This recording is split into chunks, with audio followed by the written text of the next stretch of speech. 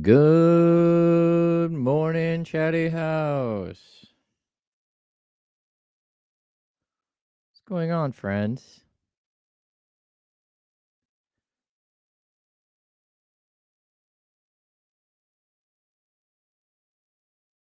Of course, you're up in here.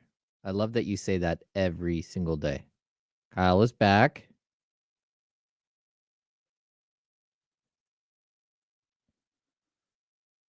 I'm dark too. I gotta go turn on my lights. Oh, yeah, there you go.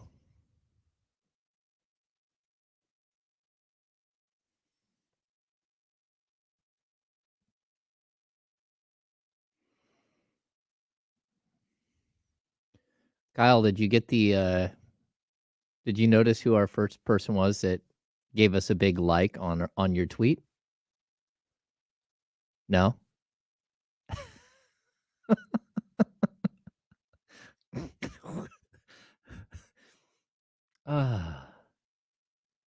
No?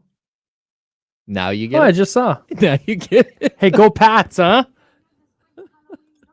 What in the world? What's up, y'all? I'm so excited with myself. I went to Key West, Florida for a week and did not get an ounce of sunburn. Oh, Yeah, man. I would have And that, struggled. I don't know if you've noticed, but I burn easy. Kyle, you're talking to... No, I'm Yeah. not looking for sympathy for sure. Okay, cool. This should be about perfect. All right, I'm gonna check out so I can focus on getting our show started.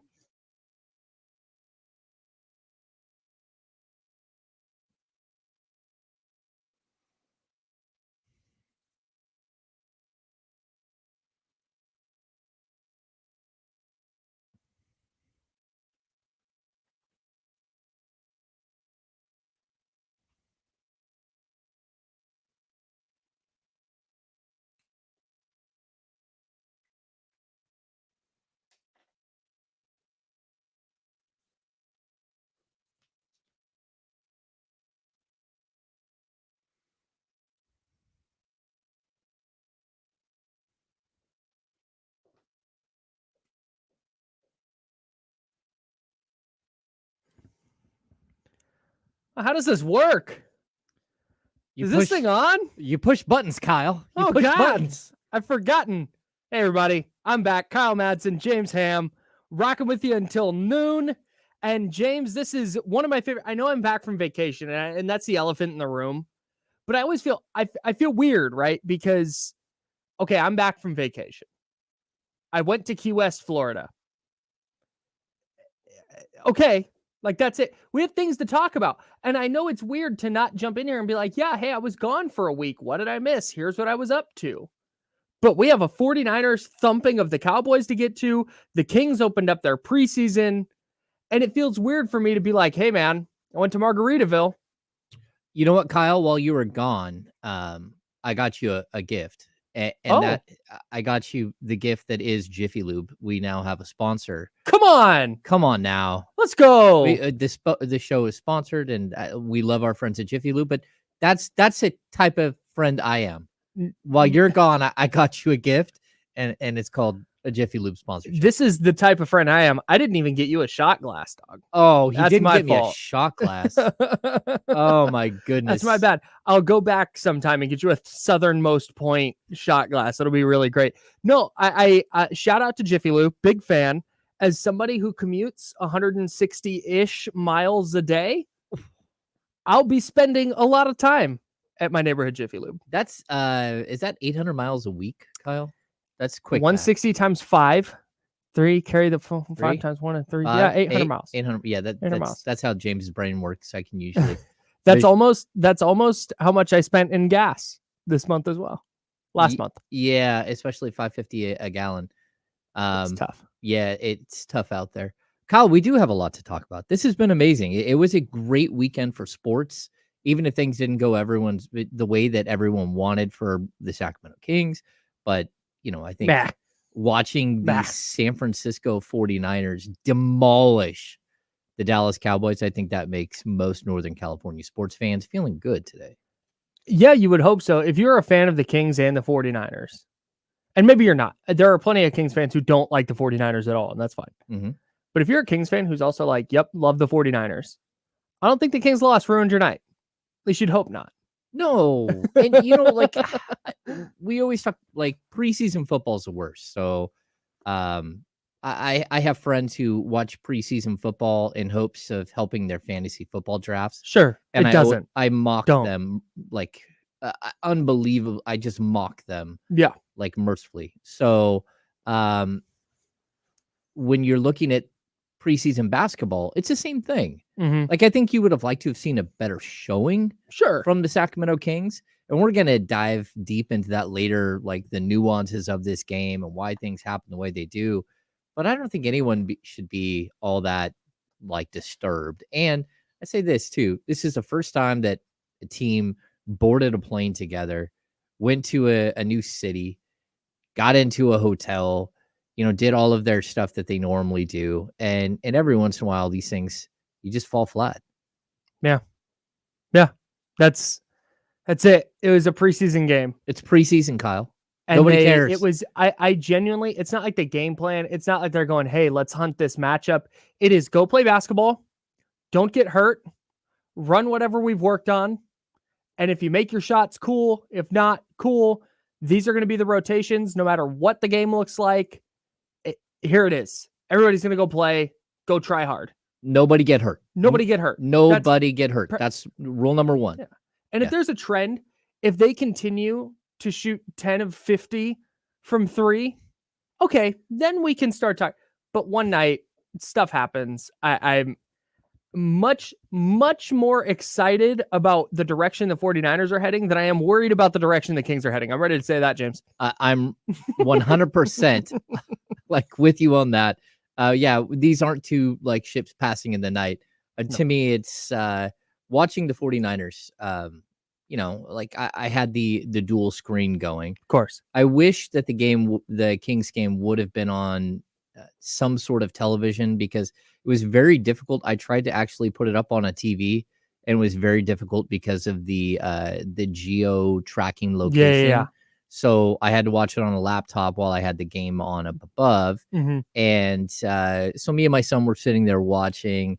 And the one thing I'll point out is there's nothing better than listening to Gary Gerald call a game. The beautiful voice of Gary Gerald calling a game. And I don't care if it's on TV or if it's on the radio, whatever it is, I need more Gary Gerald in my life. So that's one thing. And then to have sort of like the commitment level. One is a laptop commitment level, and the other is like, man, you got to have that on the big screen. Yeah. I need to see the full HD experience of someone getting, like, mollywopped.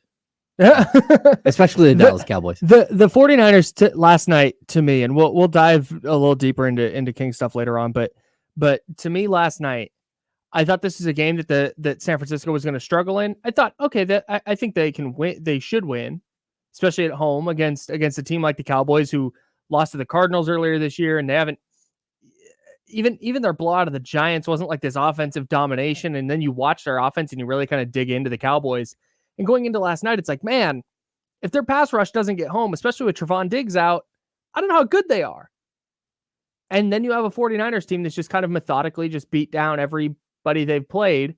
And it turns out the Cowboys, while the 49ers cemented themselves in that upper echelon elite tier, best team in the league, I'm there with them. The Cowboys very much proved last night that they are just another team. I agree 100%. And Kyle, this is something, it's interesting because, like, I remember before the season, we talked about, when would Nick Bosa show up? And I told you, I think the Niners, I looked at their schedule, they're going to go 4-0 no matter what. Mm-hmm. Like, I don't care if he's there or not. They're going to go 4-0. Sure. And then we get to this point, like, I was confident that they were going to thump the Cowboys. And I feel like, as someone who covers this team, the 49ers, like you do, you're almost required to be skeptical at all times and kind of like be a little bit like, is this real? Are they this good? Mm-hmm. Because I think you're always, as a sports fan, you're allowed to say, my team is amazing. My team is amazing. But as someone who covers a team, You're always reluctant. I remember it wasn't until February. It wasn't until after the trade deadline when the Kings start rolling over teams again, one after another, that I said, okay, this team is good. Yeah. Because I was always worried about that last 20, 25 games. Mhm. But as a football fan, like when do you start questioning it? Because at this point, man, they got 12 games left in the regular season, and to get into the playoffs, they might need five wins out of Right. 12. Right. I mean, they're already there. They win one more game, you're like, oh well, they've already locked a playoff spot. Yeah, right. They are. I. You're right. I'm just. I'm a generally negative person. Like I'm very pessimistic a lot of the time, and there are things where I will look at. Even I talk about this with the Golden State Warriors all the time. I'm like, dude, anybody can get during a game. I'm ready to launch Steph Curry into the sun. Like it gets there. So I'm generally like, that's just how I am. And so with this Niners team, though, it's becoming really, really difficult to poke holes in 5-0, to poke holes in their plus 99 point differential through 5 games, which is the number I point to because point differential isn't everything. But if you're going to go, well, they haven't played anybody. Okay, well, they've kicked the hell out of everybody they played, save for the Rams, who they beat by 7. Okay. But there was never a point in that Rams game you thought they were going to lose. And so they're just killing everybody on their schedule. And I tweeted this last night. The 49ers lead the NFL at plus 99 point differential. Number 4 is the 49ers in the second half at plus 50. Number 5 is the 49ers in the first half plus 49. Number 6 is the Chiefs. What? It's crazy you bring that up because we're talking about a team that didn't put up 70 points in a game. No. And the 49ers still have a huge advantage. Yeah, over the Dolphins aren't even top 5. Yeah, they're a plus 46. Wow. Yeah, I think it's a consistency. It's not just that they're beating teams, it's that they beat everyone. They just keep dropping 30 every single week, and it's so consistent. Like we talked about this early on, and I gave you my prediction on what I thought Brock Purdy could be. Mm-hmm. Right. And I think you were like, he's on his way. James has no idea what he's talking about at all. I did the math. No, I thought it was overly optimistic. Okay. So I did the math last night after his 250 plus yards and his 4 touchdowns. Yeah. He literally is on pace for 4,355 yards and 30.5 passing touchdowns, plus an additional couple of touchdowns rushing. Right. I remember telling you, I think he can, like, if I were putting it, I would put it at 4,300 yards and 30 touchdowns, maybe 32 touchdowns. That's literally right what where he's on he's pace at. For. Yeah. And it's wild. The thing that's amazing to me about it, and the reason you can call me a homer, call me whatever, like, fine. But like I said, if I could poke holes in this, I would, because I think that would make a better discussion between you and I. If I went, hey, I'm really worried about X, Y, and Z still, where we could talk about it. But I'm having a hard time with that. And when I do that, it's disingenuous now. It doesn't, if I try and go, well, I'm still really worried about Spencer Burford. Like, okay, sure, man. Like, I guess, but Micah Parsons did nothing last night. They have an answer for it. They have an answer for everything. They do. The Cowboys came out last night, and the Cowboys said Diana Rossini, I think it was, from The Athletic, reported the Cowboys' plan is to swarm Christian McCaffrey. Okay, fine. Then here's 3 touchdowns on your head from George Kittle.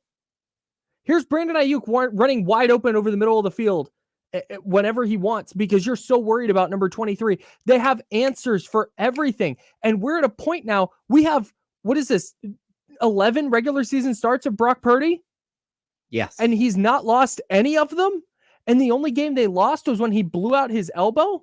And now they've put up 30 plus in 8 consecutive games, which is not regular, by the way. You remember the 2013 Denver Broncos? That was the year Peyton Manning threw for 1,000,000 yards and they scored 650 points or whatever. They were just unstoppable offensively. Their longest streak of 30 plus point games was 9. And the Brock Purdy 49ers are right there. There's nothing they're doing that I'm looking at and going, well, that's not sustainable. That person's playing over their head. They're just good, top to bottom. And if you want to take away A, here's B, C, and D. Kyle's gone mad. No, Welcome back, good, dude. I love it. No, they're just good. They're good, and I'm tired of. I'm like I said, I'm always the downer. I'm always the dude. They are really damn good. I agree 100%. You know what, Kyle? I need you to bottle this up. I need you to in the next. I'm ready, dude. 3 to 4 minutes. I need you to bottle it up, and Yeah. when we come back after the break, I need you to continue this energy. Continue it, Kyle.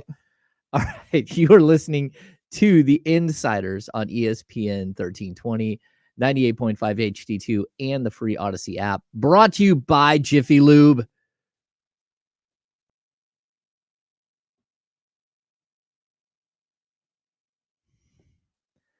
Hello, everyone.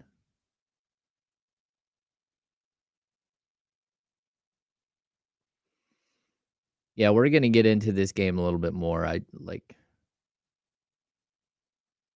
There were some things that went on in this Niner game that I just thought were nuts. Crazy, crazy, crazy. Oh, God.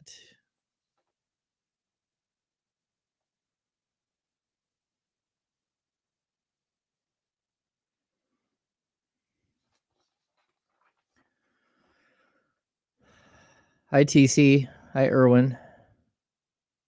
Hello, everyone. You guys have anything for me? Kyle, do we have the Raiders game tonight? Kyle doesn't have his ears on.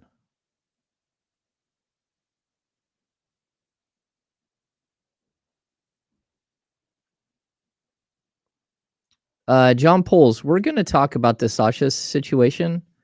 No one should be concerned about the Sasha situation, and we're going to get to that very specifically. We're going to do a lot of a lot of Kings talk, and to open up the 11 o'clock hour. So don't worry about it. I've got JaVale takes on deck. JaVale. Hey, the Kings New Jerseys look so dope. I love them. It's pretty rare that a team really nails like a rebrand or a redo of their jersey, and I think they nailed it. I might have to cop a JaVale in the black jersey. Oh, it's funny. I never even look at the jersey. It doesn't even pop into my head at all. It doesn't I never look at that.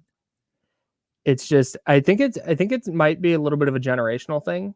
Maybe it is. Because for me growing up, that's when alternate jerseys really became a thing, and teams started going away, or leagues started going away from just road home.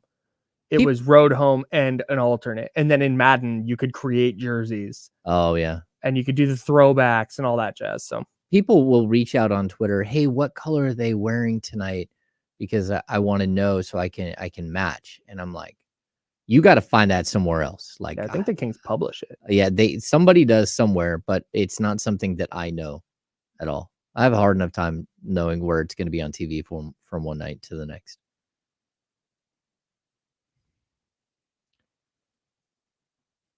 Erwin says he looks at it and he's 54. 1 minute. 1 minute. Good for him. Yeah, John Poles, a quick answer.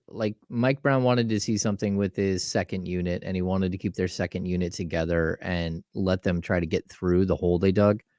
In my opinion, that's what he was doing. And at the end of the day, Sasha needs to earn it, and he also has to be fair with Sasha and not have him just jump over everybody on day one, because he showed up. That's not the way Mike Brown rolls, especially with rookies, whether they're 28-year-olds or they're 21, 22-year-olds coming out of Iowa last year. I respect that. Yeah, I do too. We'll talk more. All right, 15 seconds.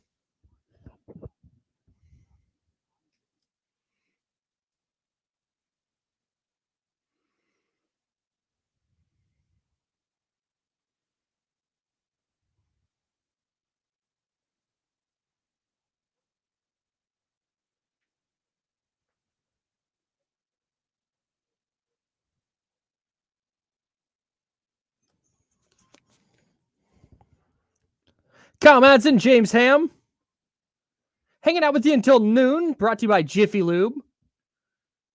Kyle brings us sick Yeah, jams. yeah, man. I'm back. Blackpink and our various K-pop rejoins are back. You know who else is back? The San Francisco 49ers, man.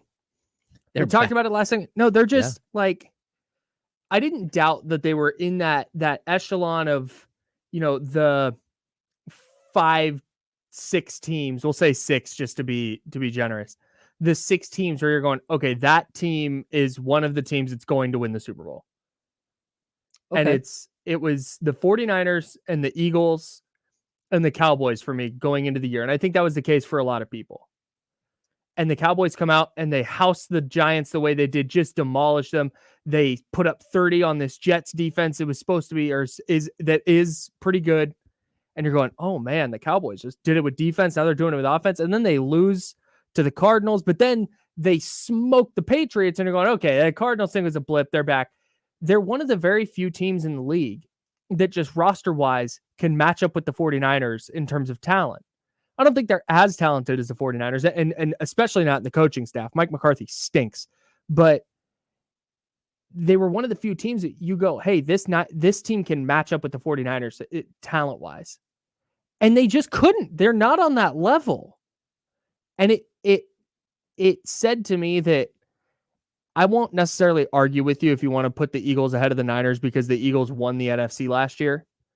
But for me, the 49ers, based on what we've seen through 5 weeks, I don't know how you don't put them as your number 1 team in the NFL or in the NFC specifically. Kyle, it's not even close. Number one, it's not even close. No. So the thing though, when I'm watching, we've been hard on Steven Ruiz from The Ringer all season long, right? It's kind of like a running gag that we're messing with him, right? Yeah. Right. It's gotten to the point of ridiculousness where he has absolutely, like, the only choice he has at this point is to either move Brock Purdy into the top 10 or just stop his list. Just stop your list. Like, I don't care anymore. You've invalidated yourself so much as a writer for the NFL by your refusal to move him up. When I look at a list and Daniel Jones is 3 spots higher than Brock Purdy. Yeah. And I'm watching like literally the human bobblehead. He just runs around with a giant head waiting to get hit by somebody. When I see that and that guy's still above Brock Purdy. So I was watching the game last night. Again, most on Sundays, me and my oldest, we watch football together all day long. When he dropped back and he threw that ball to Kittle in the back of the end zone. No, which one? The one that he just gently tossed over the top. Oh yeah, I think that was the third one. It was so suave. It was just like, oh yeah. Easy. And then there was another pass later in the game where he hit Juwan Jennings down the left side. Left side. The way he threw the ball was a young kid playing catch with his dad. Yeah. That's what he just like. He has such a command of the offense. It's crazy. And that's what, so just to the Steven Ruiz aspect of this, he said on his podcast this week that he's trying to rank the quarterbacks based on what they'd all look like in a league average offense. And he thinks that Brock Purdy is getting so much benefit from his system and whatever. If that's what you believe, fine. I don't even care anymore. Yeah. Because what's happening is Brock Purdy right now, as of the end of week 5, is the MVP of the NFL. And that is not to say that he's the best quarterback. That's not to say he's top 5. I'm not even going to argue that he's top 10. But when you look at the 49ers record and you look at his numbers and you look at the history of the voting and what that award is, that's a quarterback award now. I understand Christian McCaffrey's impact. I'm there with you. I get it. I get that he's their best offensive player. I'm not going to argue with you. But when you look at the way the voting goes for that award, and then you go look at the Dallas Cowboys last night, where they took Christian McCaffrey out of the game, and Brock Purdy's response was 4 touchdown passes, 17 of 24, 252 yards. He's the MVP based on everything we know about that award. Yeah, I also would point out that we talked going into the week, oh my gosh, what is the Cowboys defensive line going to do to Brock Purdy? Like, everyone's so worried about the pressure that they were going to put on him.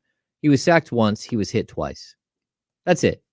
So kudos to the offensive line. Yep. Kudos to the scheme, because I keep watching, like, even Justin Fields had a couple of nice games. I keep watching him go out there and just get like smothered because they don't know how to game plan for a defensive line that's going to blitz. How about Sam Howell, the Washington quarterback? He's on pace to get sacked like 96 times.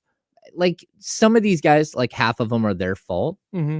But in that situation, like, what are you going to do? What you're going to do is you're going to ruin a young quarterback. That's historically speaking what happens. You ruin a young quarterback. Sure. So rarely do you see. I remember, I think Drew Bledsoe as a rookie was sacked like 49 times. Yeah, he got hit a lot. Troy Aikman too. Yeah. Well, and Troy Aikman, now we see it. Like, it's like, oh boy, you got hit a lot. Yeah. Thanks for commentating. You got hit a lot. But the way that they've been able to protect him, the way they've been able to keep the pressure off him, it really has allowed him to just blossom. And now, like, what are you going to do? You have to pick your poison. Either you're going to blitz and McCaffrey, they're going to like scheme to get McCaffrey through the front layer and then you're done.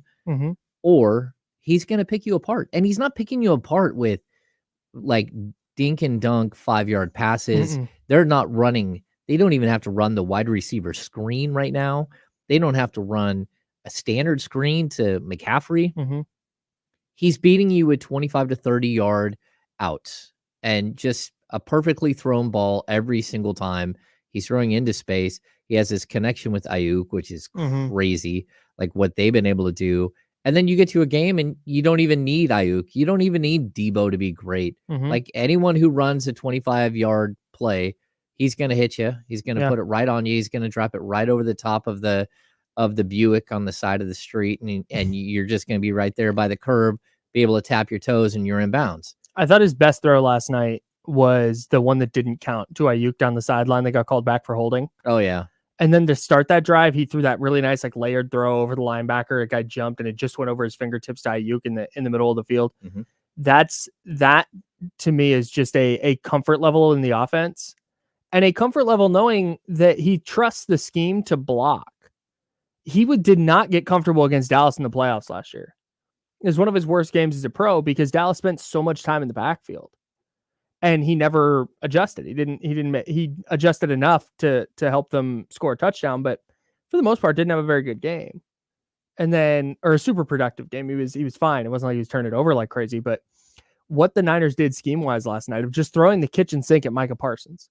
Just like, here's 2 offensive linemen. Oh, we're going to line up a tight end over there. Oh, here comes you're blocked by a tight end. Oh, but here comes Kyle Juszczyk, who's also going to get a chip in. Are you going to move to this side? We're going to just rotate the formation to make sure that you're getting 2 people. And it was just, Purdy has a full understanding of everything that's going on in the offense. That it allows him to not be the strongest arm guy, not be the fastest guy, not be, whatever issues nitpicks you have with him as a quarterback, they just don't matter because of the command he has of this offense that is A, loaded in the coaching staff, and B, loaded on the field, as we know. Yeah, I totally agree. We get to see Kittle finally sort of get off the schneid. He was a bit player in the first 4 weeks of the season. It's not like he did anything wrong, but he also didn't stand out. I think the week before he had 1 target for 1 catch, and he goes off for 3 touchdowns. How good is it to see a guy like that? And, they even, during the post-game interview, they said, like, the reporter said, you told me before the game, you don't care how many passes you get. You don't care as long as you're winning. And I think he's at an age where he can feel that way. Because whether he's a Hall of Fame tight end or not, I think is like a coin flip at this point. He might have a little bit of a difficulty getting in. But if you're on a team that, number one, goes to the NFC Championship game like 3 times, and if you can somehow win a ring, maybe we're talking about a little bit differently. But to watch him finally be a huge part of what they're doing, and especially, eating up the middle of the field, which they haven't even needed yet. No. It's just the layers of this onion that we haven't even, you haven't even had to slice through yet. It's really impressive. Yeah, and maybe they run up against a defense that can just match up on other guys, and it render, because we saw there was one drive, I think it was their 3rd drive of the game, I think, But they got behind the sticks, and Purdy had to try and fit some fastballs into the middle of the field, into kind of some tight windows, and you saw a little bit of inaccuracy.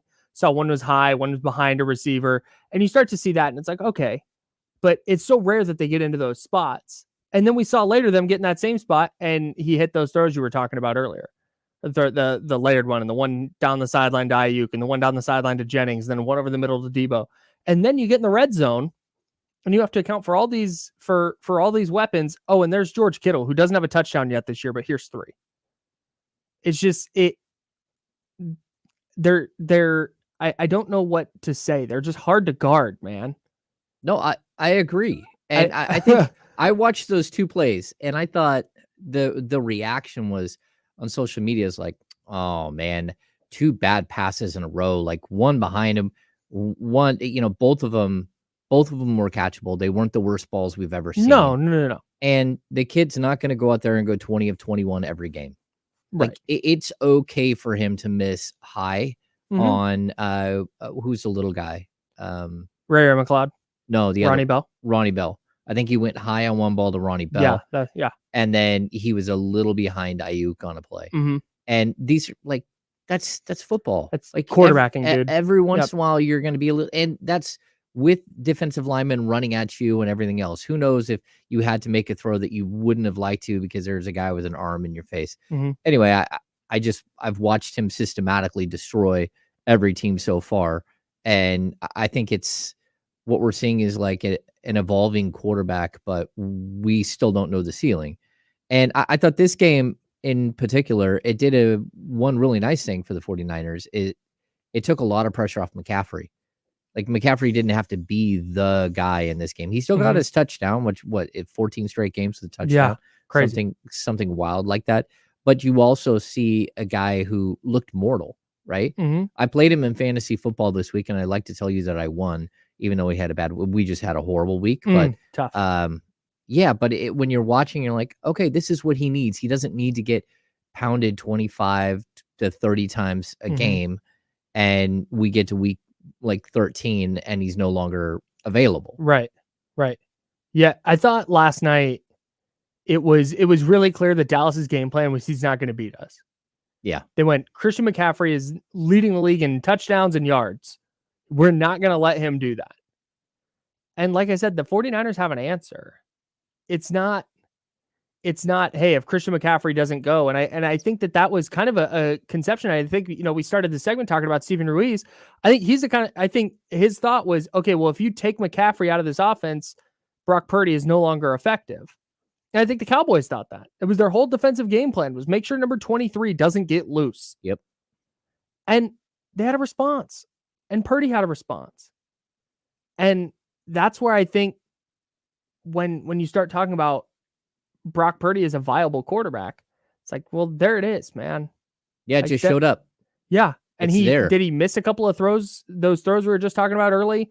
Did they punt on their 2 drives after scoring a touchdown on the opener? Yeah, sure. Like 100%. But bounces back, has a really nice second half, and they keep the foot on the gas, and they pull their starters like 2 minutes into the fourth quarter.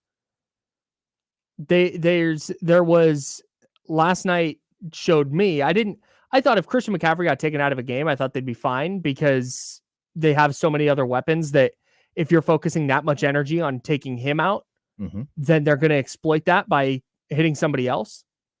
And that's exactly what it was last night. George Kittle's one-on-one with Leighton Vander Esch because they're so worried about Christian McCaffrey. The long touchdown on the trick play, the handoff, and then the reverse and the flea flicker. George Kittle's running alone because it's, oh my God, Christian McCaffrey's getting the ball. And then it's, oh my God, Deebo Samuel's getting the ball. And then you forget that George Kittle had 11 touchdowns last year. It's going to leak out behind your defense. I genuinely, and that's why I'm now so high on the 49ers and why I'm having a hard time punching holes in their start, because I don't know what you do if you're a defense, because going into yesterday, I might have said, hey, if they take Christian McCaffrey out of this game, I don't know how the 49ers put up points. If they're going to be, but hey, they pass blocked their rear ends off, and Christian McCaffrey wasn't really part of the game. I think he averaged 2.7 yards a carry and had a couple of catches, Mm-hmm. and he got his short touchdown. But hey, here's Brandon Ayuk. Here's some Deebo Samuel. Here's George Kittle. Oh, big third down. Here's Juwan Jennings. And it's just, there's nothing happened last night that I look at and go, well, that won't continue. Like I said, if that makes me a homer, then so be it. But I don't know if you're watching this objectively, and maybe you're just a hater and you're going to hate, and that's fine. But I don't know how you objectively watch the 49ers right now and go, nah, that's not the best team in the league. Yeah, everything looks sustainable. Mm-hmm. That's what I think that's where, like, you cannot shut the faucet off. And, we've seen it. Like, there are other teams that are playing really well. Like the Miami Dolphins, they have an offense that's crazy. Mm-hmm. But then we flip the switch here, and like the Niners defense just keeps showing up, and we still haven't got to see the defensive line put the pressure that you really want to see if you're going to be that upper echelon defense. But they still, in this game, they had 4 sacks, they had 9 quarterback hits, they had 3 interceptions, they forced a fumble. Nick Bosa is starting to look more like Nick Bosa. Like, this is starting to look like the defense that you thought. And then we have this linebacking core of Greenlaw and Warner. Man, Kyle, they're so dominant. Like, on the defensive side of the ball, Warner has a pick in this game, right? He had a pick because he doesn't do anything partway. He saw a receiver was about to catch a ball, and he accelerated towards that receiver so fast, even though a guy was there and was going to make the play, even though who was the Deommodore Lenoir? No, who's their other? It was the other DB that Travarius Ward. Yeah, Travarius Ward is right on him and is right there for the play, right? It doesn't matter. Fred Warner flies everywhere and hits everyone. And when he's on his way there, it's like, hey, look, the ball popped right into my hands. Those two, I think they both have sacks. They're just so dominant. Their linebacking core last night, they're the best linebacking duo in the league. And it's not really close. Yeah, I don't think it's even close. No, and there are you go look at Pro Football Focus. My buddy Doug Farrar covered the NFL for a long time, writes for Touchdown Wire. He did his preseason linebacker rankings. Fred Warner 1, Dre Greenlaw 5. They're the only team in the league with 2 in the top 10. And they have 2 in the top 5. And Greenlaw last night, as good as Warner was excellent. If Greenlaw had just played the game he had and Warner had a really average game, we'd be talking about Dre Greenlaw the way we talk about Fred Warner's game last night. Yeah. But it gets overshadowed because Fred was so good. The only thing I didn't like, this was a nitpick. I love a nitpick. I did not like what Greenlaw did in the first. Like their first drive to Pollard. I didn't like it. I thought, hey man, that should have been a penalty. That can't be who you are. That could have been, hey, it's time for you to go sit down and you don't get to play anymore. Like that, it was one of those penalties where you're like, dude, you can't pick up a guy and body slam him out of bounds. And then I thought the response was for somebody to basically fish hook McCaffrey's helmet on his first drive and almost rip his head off. That's what you don't need to be. That's not who you need to be. But all of the rest of it, like, they bring such an intensity and speed that there's nothing you can do. And so when I'm watching, again, the Dolphins on offense, the speed is so wild. And they're just so, I mean, like one guy after another that's dropping a 4.25 40 on you. It's insane. Yeah. And then I watch the Niners defense and I see these linebackers that are basically doing the same thing on the defensive side of the ball. Yeah. Really crazy. Yeah. That's a big, like, I know we talk all about their pass rush and Nick Bosa and Javon Hargrave and Eric Armstead. And when he was here, DeForest Buckner. And we would always talk about that. But their ability to control the second level the way they do, that was the thing is Dallas, we always, Dak Prescott gets talked about like this top 10 quarterback. I'm like, okay. But his average depth of target this year, so how far he's throwing the ball, where his receiver is down the field, was 6.2 yards, last in the league. Ooh. And if you're going to try and dink and dunk on this Niners defense, that's where Dre Greenlaw and Fred Warner are going to eat. Like, that's just, they are going to, with their speed and their instincts and with their trust in their defensive line in front of them, Like we saw how many hits did Dre Greenlaw lay last night? Legal hits where you're like, oh man, like geez. Yeah. Like there were 2 or 3 where he's jarring the ball loose and forcing incompletions. And then the sack on Dak Prescott. That's just athleticism that, like you said, you don't see a lot in the second level. And especially when you juxtapose that against what Dallas is doing in the second level. Like Leighton Vander Esch is a fine player, but he is not on the level of either Dre Greenlaw nor Fred Warner. No, and then Trent Williams took him and then used him as a battle ram That was wild. into Micah Parsons' ribs. I was like, holy cow, he literally just like it was like he's breaking down the door. I don't know if he did that on purpose to get into a castle, like just using a giant like the giant log to break down the door. That was wild. And I was like, oh my goodness. Hopefully he's all right.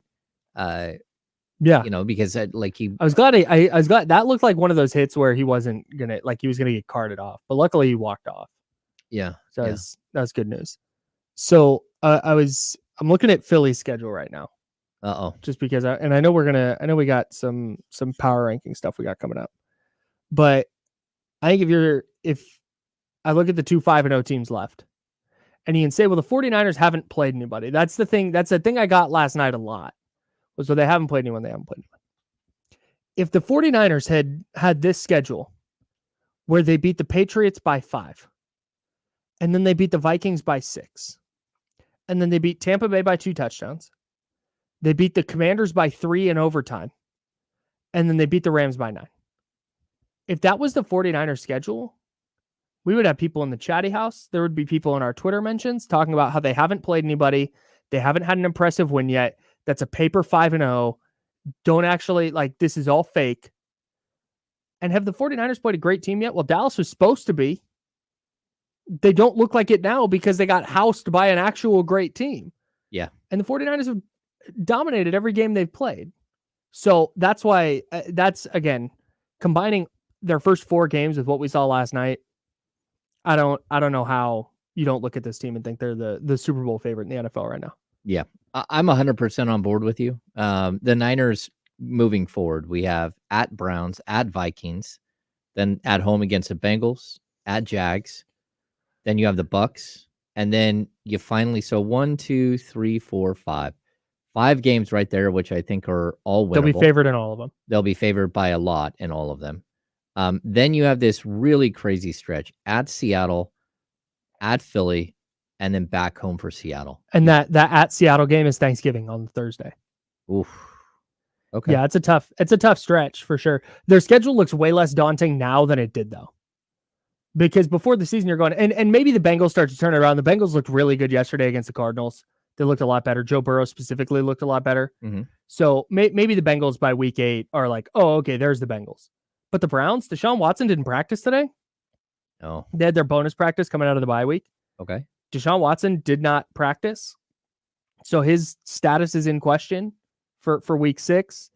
Week 7, it's Monday night against the Vikings. Are you scared of the Vikings right now? I'm not. No.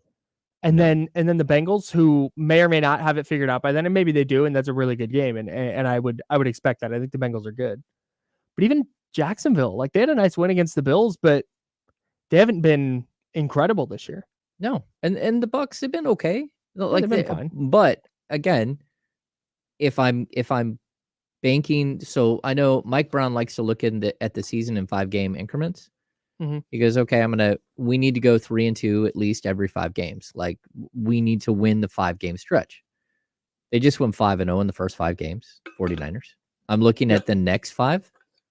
I have a hard time looking at the next 5 and not thinking that they could easily go 5-0 again in that 5 games. You're 10-0 going into the Seattle, Philly, Seattle group. I mean, I don't know. Maybe you're confident. You're too overconfident. I don't know. So I see what you're saying. You look at that schedule and you go, well, they're the better. The thing is, they're always going to be the better team, except for maybe the Philly game by week 13. A lot of games to go until then. But you go, okay, they should go 5-0. But the NFL's weird, right? If they go in, let's say Deshaun Watson plays next week, and the Niners go in and just kind of they lose to the Browns. Let's just say 20-17. The Browns have a really good defense. It's a 10 a.m. West Coast start. Niners coming off this big emotional win. That's a spot where you could go, oh, like they could drop that game they have no business dropping. Mm-hmm.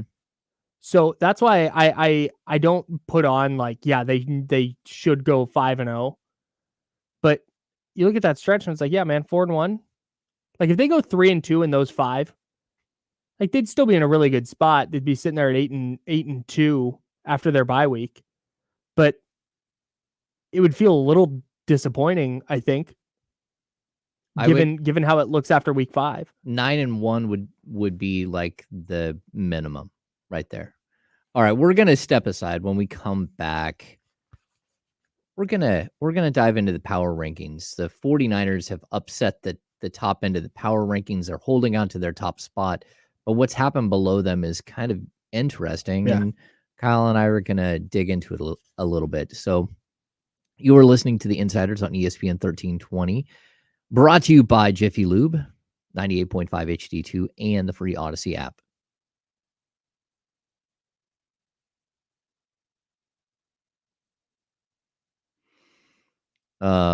Serial connection.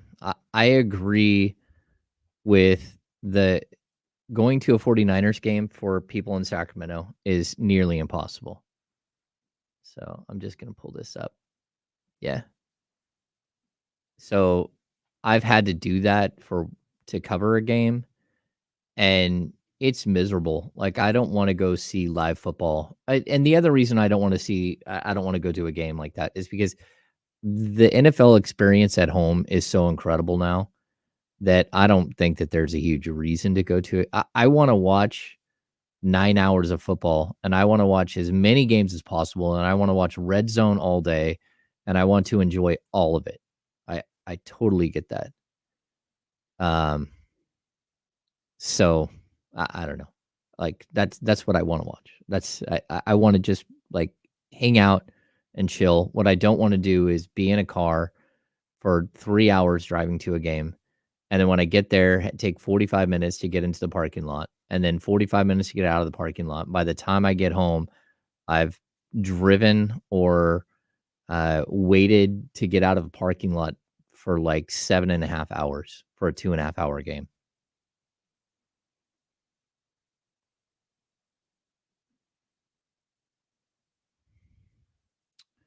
Oh, I didn't have. What was my weakest game? Let me look.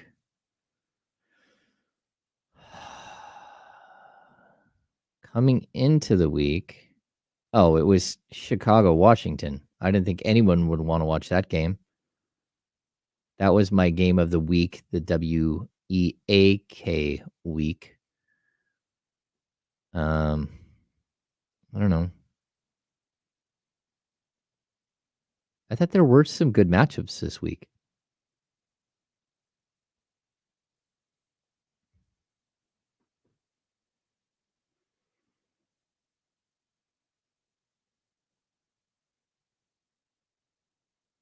One minute. Cool. Oh, nope, never mind. There's another spot in there. We got 90 seconds, not minutes. Uh-oh.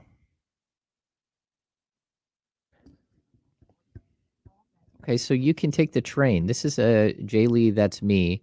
Amtrak is the answer, James. Goes from downtown to the stadium in 2.5 hours. Hey, thanks, guy. Charlie just dropped something off. Is it a present? Do I get one? Yeah, I think he's going to come in and give you one. Oh. And when he does that, and while you're distracted while he's doing that, is he coming in? No? Dang. He is. Oh, there it is. Okay. It's happening. Raider Nation Radio tonight, 4:45. Packers at Raiders, getting you ready for Monday Night Football. And then Tuesday, we have O's at Rangers. That's tomorrow at 4:30.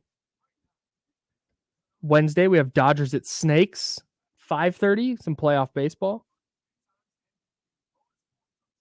Oh, and then a little look ahead. Got some London football.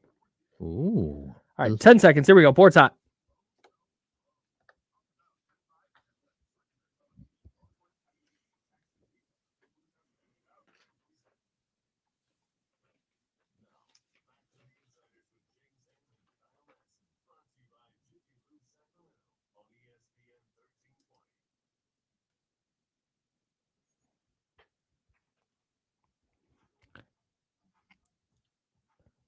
It's party time, man. Oh, yeah, Kyle.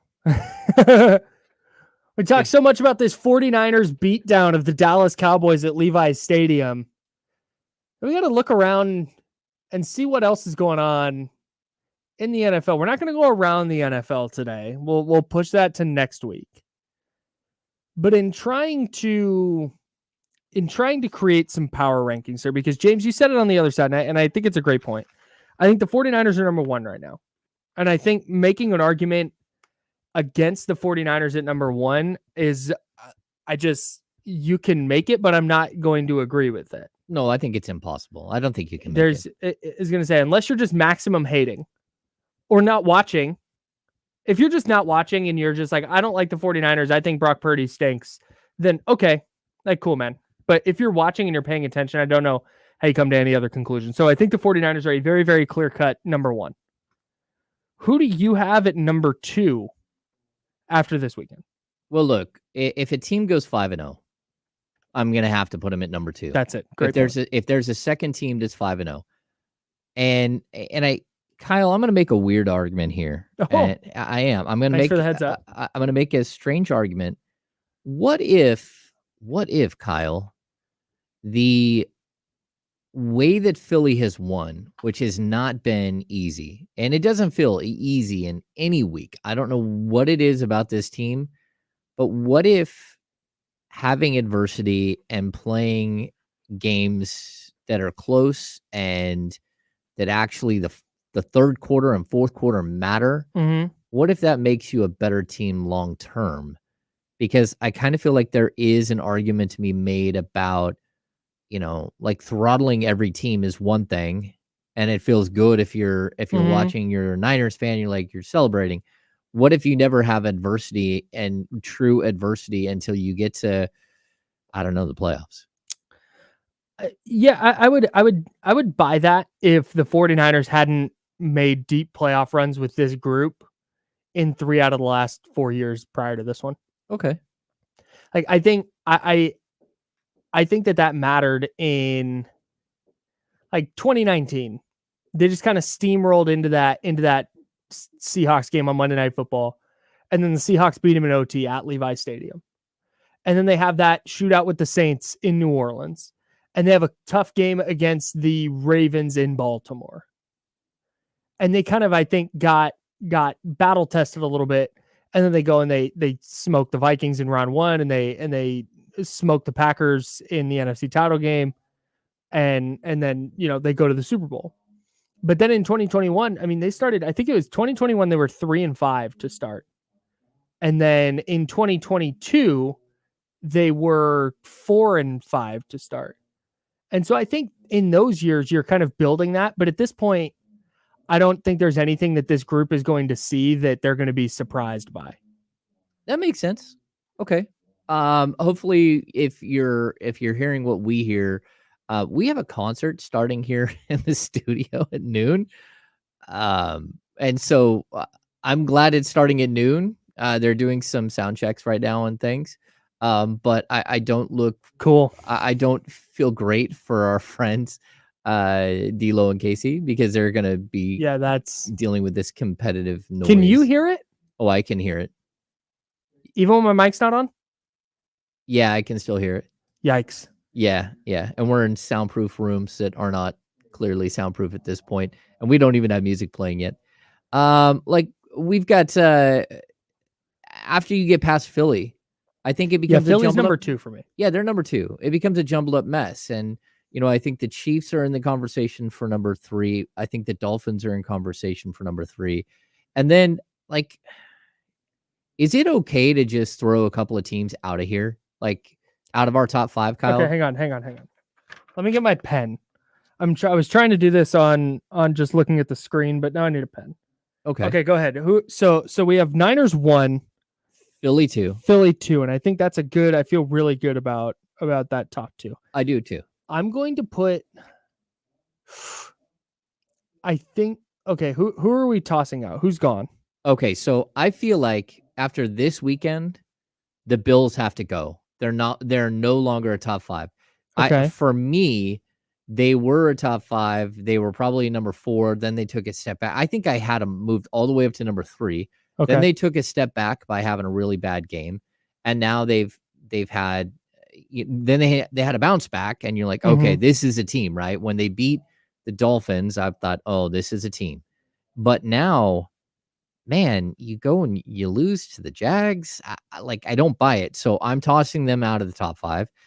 We didn't have Dallas in the top 5, but we had them like fringe. They're done. Dallas is way out of here. Yeah, they're done. I'm done. I'm done taking the Dallas Cowboys seriously as a franchise record label and as a crew. Okay. I'm done until they do something. No, they are in the, and oddly enough, I have the Detroit Lions in my top 5. We can talk about that in a second. They're in, but they have to be. I do too. They have to be. I have them in the top 5. They have to be. Oh man, so simpatico. The Cowboys don't get to play anymore. Like, you don't, until you prove that you can show up in a big spot, either against the 49ers on Sunday Night Football. You don't even have to win. But that was pathetic last night. And this is the team that knocked you out of the playoffs in consecutive years, and you can't find it in your heart to show some fight in prime time? No, that's a joke. That team's a joke. Mike McCarthy's a joke. As long as they employ him, and as long as Jerry Jones is around, and as long as they are doing whatever it is they're doing in Dallas, they win the Super Bowl, all right, you'll get a mea culpa from me. But until then, I refuse to take them seriously. I'm with you. I can't either. Like it, and I've told you guys, like, I can handle Dak Prescott as a starting quarterback. I can handle, especially if you're a fantasy football player in the last like 5 years. Dak Prescott's been a really good like stat stuffer. He has. He's not even that right now. I mean, it's atrocious. I think Brock Purdy had as many touchdowns in this game as Dak has on the season. Like, it's brutal what his stats look like. He's just not good. And I think it's because of Mike McCarthy. I think Dak is a good player. I think Mike McCarthy is a disaster and he's ruining him. Yeah, I'm with you. So I think the Dolphins are number 3.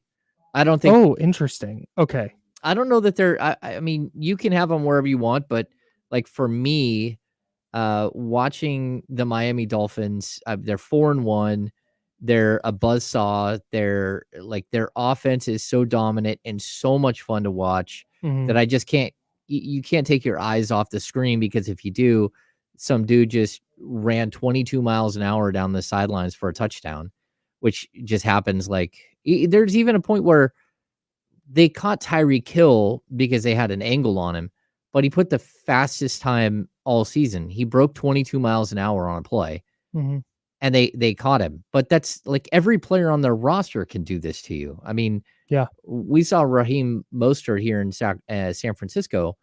Like, he can cook. That dude can cook. Raheem Mostert has 1 fewer touchdown than Christian McCaffrey.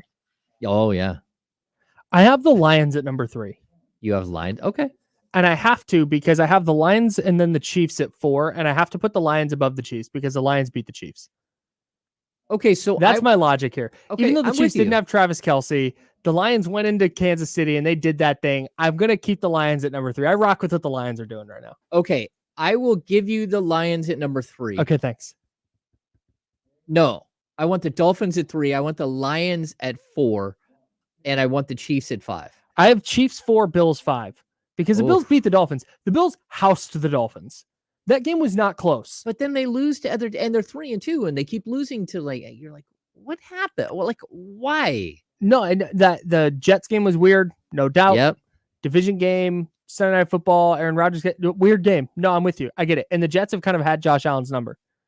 But what the Bills did to the Dolphins last week, after putting up 37 and 38 in the 2 previous weeks, I'm all in on the Bills. I can't deal with the Chiefs right now. I want to keep pushing the Chiefs further. I want them out of the top 5 because they're good, but they just offensively, they're not great.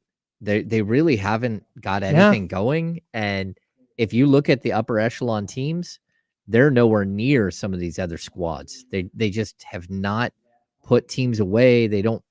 we talk about point differential. They're a plus 48 on the season, but it doesn't feel like that. A lot of that is a 31-point win over the Bears. Yeah. Okay. So the other. No, okay, you're right. Okay, go ahead. Sorry. Yeah. So I'm frustrated watching them. They don't look like a cohesive unit. Travis Kelce has a little foot injury. If he's done, I've never seen a team that if you lose your tight end, your season could be over. And that's that team. Yeah. It is. All right, we're going to step aside. When we come back, we're going to move away from football. We're going to talk Sacramento Kings. Kings fall in Vancouver to the Toronto Raptors. Did they blow it up? And we're going to have a really good discussion on why it is that no one should care that the Kings lost to the Raptors. I think they should blow it up, James. Trade everybody. Trade everybody. You are listening to The Insiders, brought to you by Jiffy Lube on ESPN 1320, 98.5 HD2, and the free Odyssey app. All right, Chatty House. We're going to talk Kings for a little while here, so don't get mad at us for not talking Kings for the first hour. I do believe that this is, yes, Taylor Swift doesn't show up to a game and Travis Kelce hurts himself. Are they really going to make D'Lo and Casey do a show during a concert? I'm really hoping that they have a another plan, like to move them to a different studio up further away. But maybe it's going to be more acoustical. I don't know. The plan is for them to be right there. Fingers crossed. It might be. Luckily, they're pros, so more acoustical. I don't know. I feel bad for Jesse because it is right there, and people are going to be able to see. I hope right there in the background. I hope Jesse enjoys Chris Daughtry, the dulcet tones. Yeah, I'm coming home.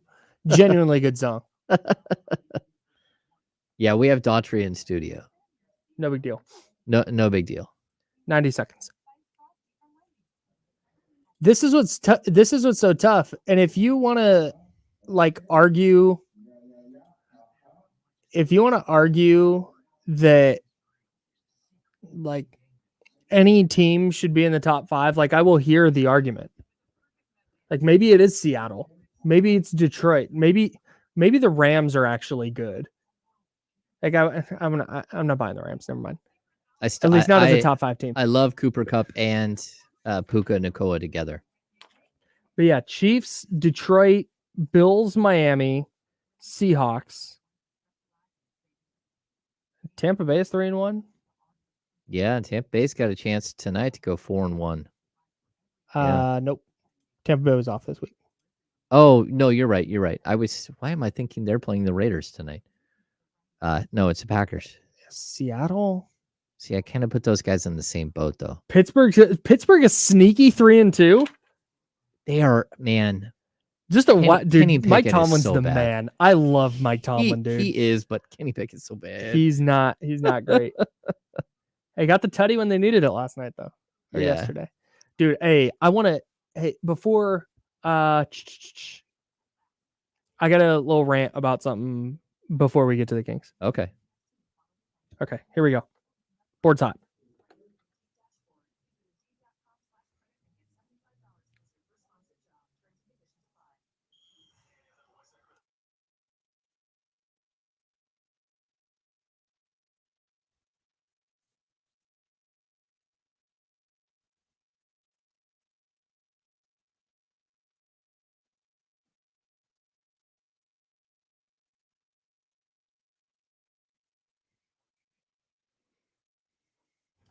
Yeah, hour number 2.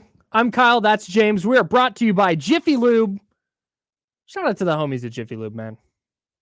Loving it. I'm gonna need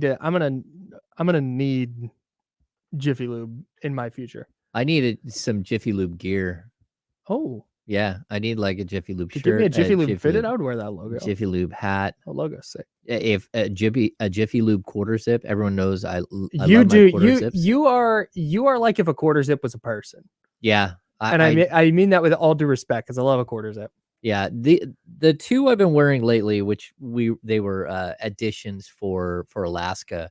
They're full Mm, zips, they're not quarter. okay. So, but But same style. yeah, oh yeah, same style. And then I'll church them up. I'll wear my dress shirts underneath during game nights and stuff. Dude, That's what I the Wyoming football coach one year. I used to work for a video streaming company, and they gave us the TVs in our network operations center. We had 4 big TVs and every sports package you could think of. So we just watched sports all the time. The Wyoming football coach came running out one year in a white shirt, because Wyoming's brown and yellow, white shirt, brown tie with a brown quarter zip with just the Wyoming cowboy logo, like the bucking bronco and the cowboy on it, on the chest. And I was sold on the quarter zip over the dress shirt with a tie. Unbelievable look. Elite all the time. elite all the time. Yeah. This I'm is here for it. this is how I roll. This is how I roll during the season. I don't wear suits and ties anymore. Unless it's a big game, I'll wear a suit and tie. Sure. Real quick, I want to get into the Kings stuff. They lost their preseason opener last night against Toronto up there in Vancouver. But watching sports in the East Coast time zone is ass. Oh my God. Thursday night football. I'm watching the Commanders and the Bears slap fight at 11 p.m. And I go, man, 11 p.m. And then I look and there's half a quarter to go. And then yesterday I'm getting ready and we're getting ready to leave and we're doing stuff. And I look at my phone. It's 3:45 p.m. 3:45 p.m.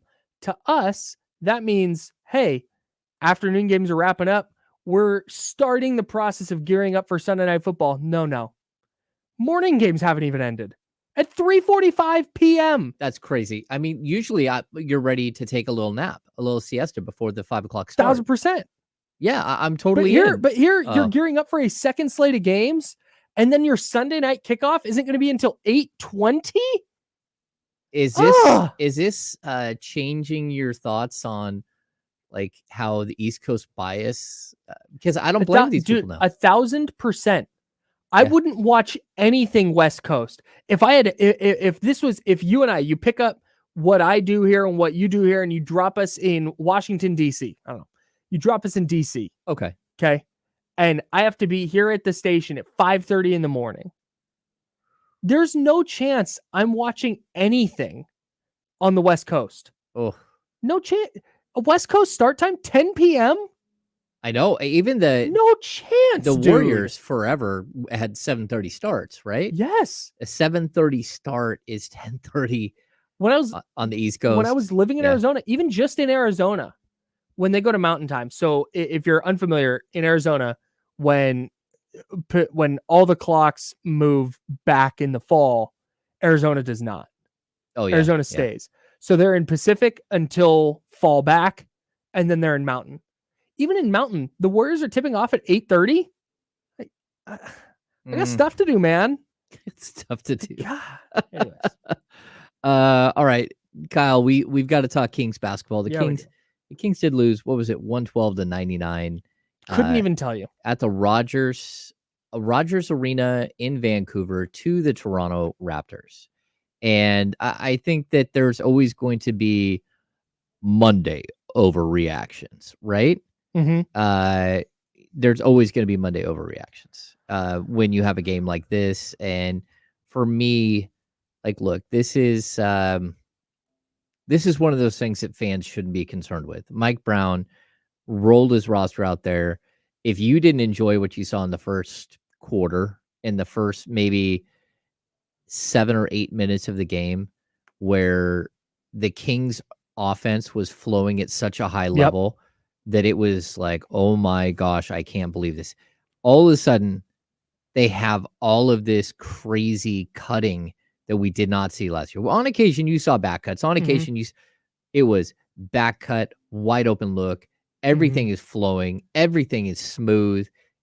Like Harrison Barnes walking to the basket because no one can stay with him because of what's going on everywhere else.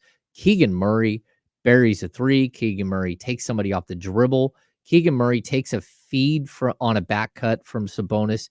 Two-hand hammer. Did it twice. Aggressive, physical. Everything's flowing. De'Aaron Fox isn't hitting his shots, but no one's really concerned about that because it's preseason. And you're like, oh, this thing is moving. Right. Like, that's what you should be excited about. Mm-hmm.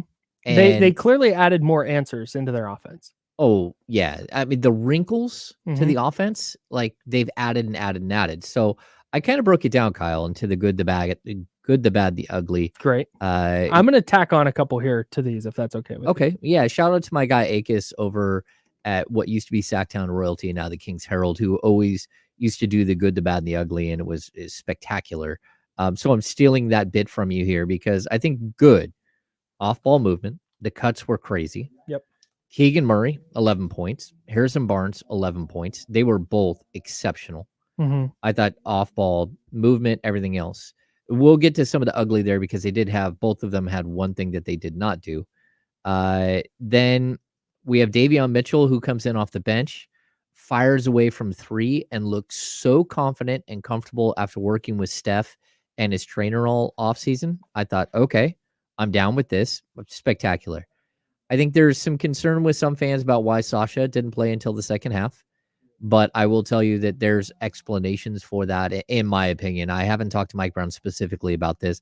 I was actually going to ask him about this at practice on Saturday, and then I didn't get a final question in. And there's a weird reason for that as well. But Sasha, 12 points. Like, he literally, like he old manned you to 12 points. He hit a wide open. Well, he hit a 3. I love the release too. It's so fast. It's just and then hands Like, down. Doesn't hold it up. No, it like I told you early on, like his shooting, approach looks a lot like Klay Thompson. The ball hits his hand, it's out of his hand, it's on its way. But then the back cuts, like it really does feel like you got old schooled. Mhm. Like every time you turn around, this guy who's not quicker than anyone, who can't jump higher than anyone, he's at the rim by himself going boom. This one's for people watching on YouTube, youtube.com/ESPN1320. Subscribe if you're not. But the amount of times Raptors defenders were doing this move, Yes, where they're left, like looking left and then right and then left again, trying to figure out what just happened, was shocking. Like, he's gonna back cut. yeah. Like, have an eye on that.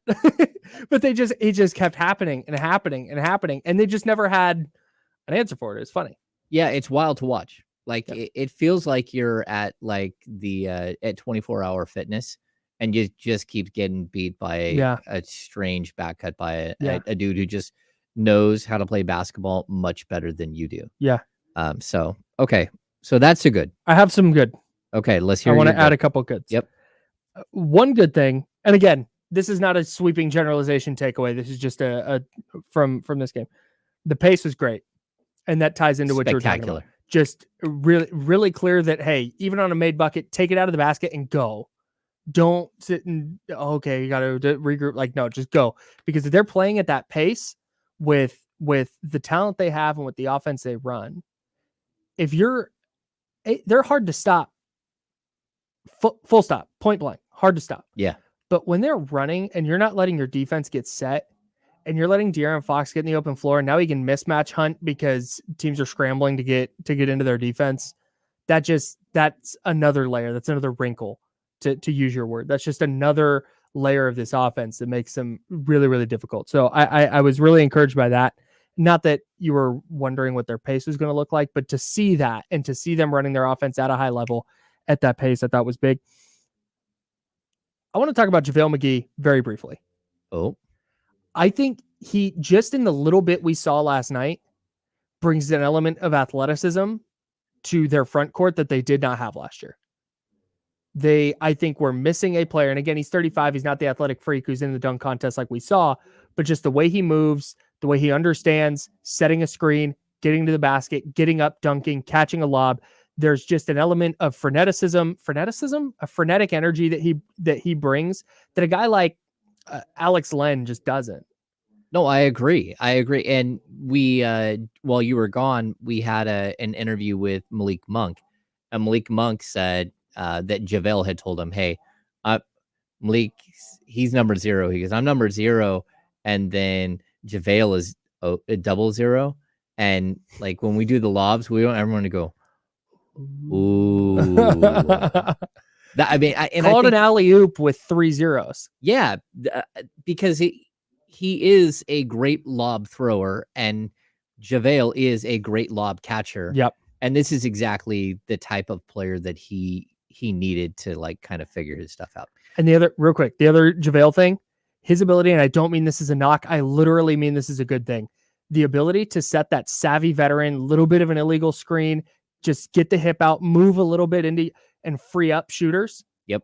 That matters, dude. And he is so good at it. He is talking on defense. He's kind of leading the second unit in that defensive identity.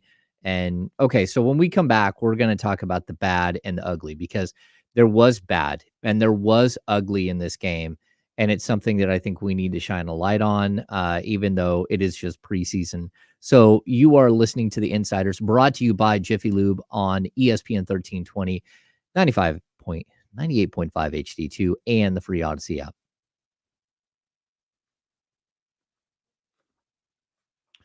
I'm going to bring this up, Brian. Yeah, it's not Akis. I know it's Aiki, but no one knows him as that, and I wanted to make sure that people wouldn't be like, what is the name he just said? Like if you've been a Sacktown royalty guy or a King's Herald guy, you read his name, it looks like Akis, but he's Greek. And we've been friends for, I don't know, 12 or 13 years. He's a good dude. So that's why I used the pronunciation that most people who read or follow that site would understand.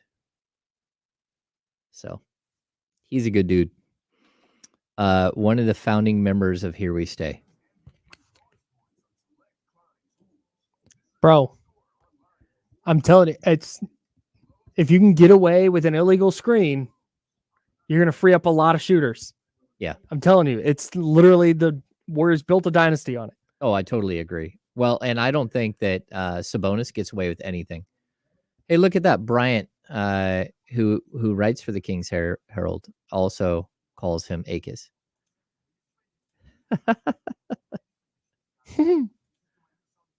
Yeah. Kings legend Gary Trent, also Kings legend Garrett Temple. He did not play well. But John Poles, I'd bring up that Gary Trent was in the game way longer than anyone should have been in the game for a starter, or a starting level player. I don't know if he is a starter on that team, but yeah. But he opted into the 19 million. So yeah. Oh, Frank Floyd, Akis owes you Ziller bucks. Yeah.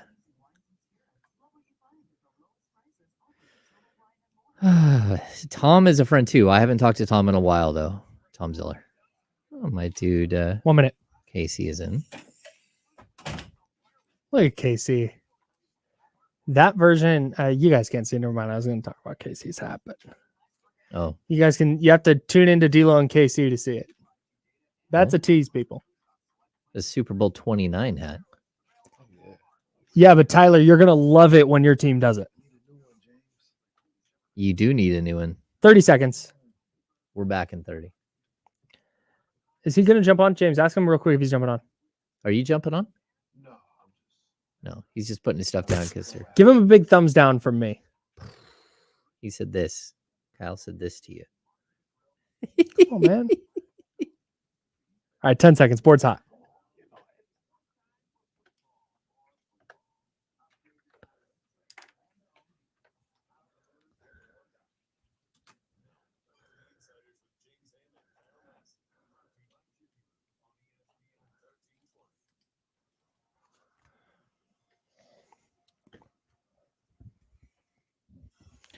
Yeah, that's right.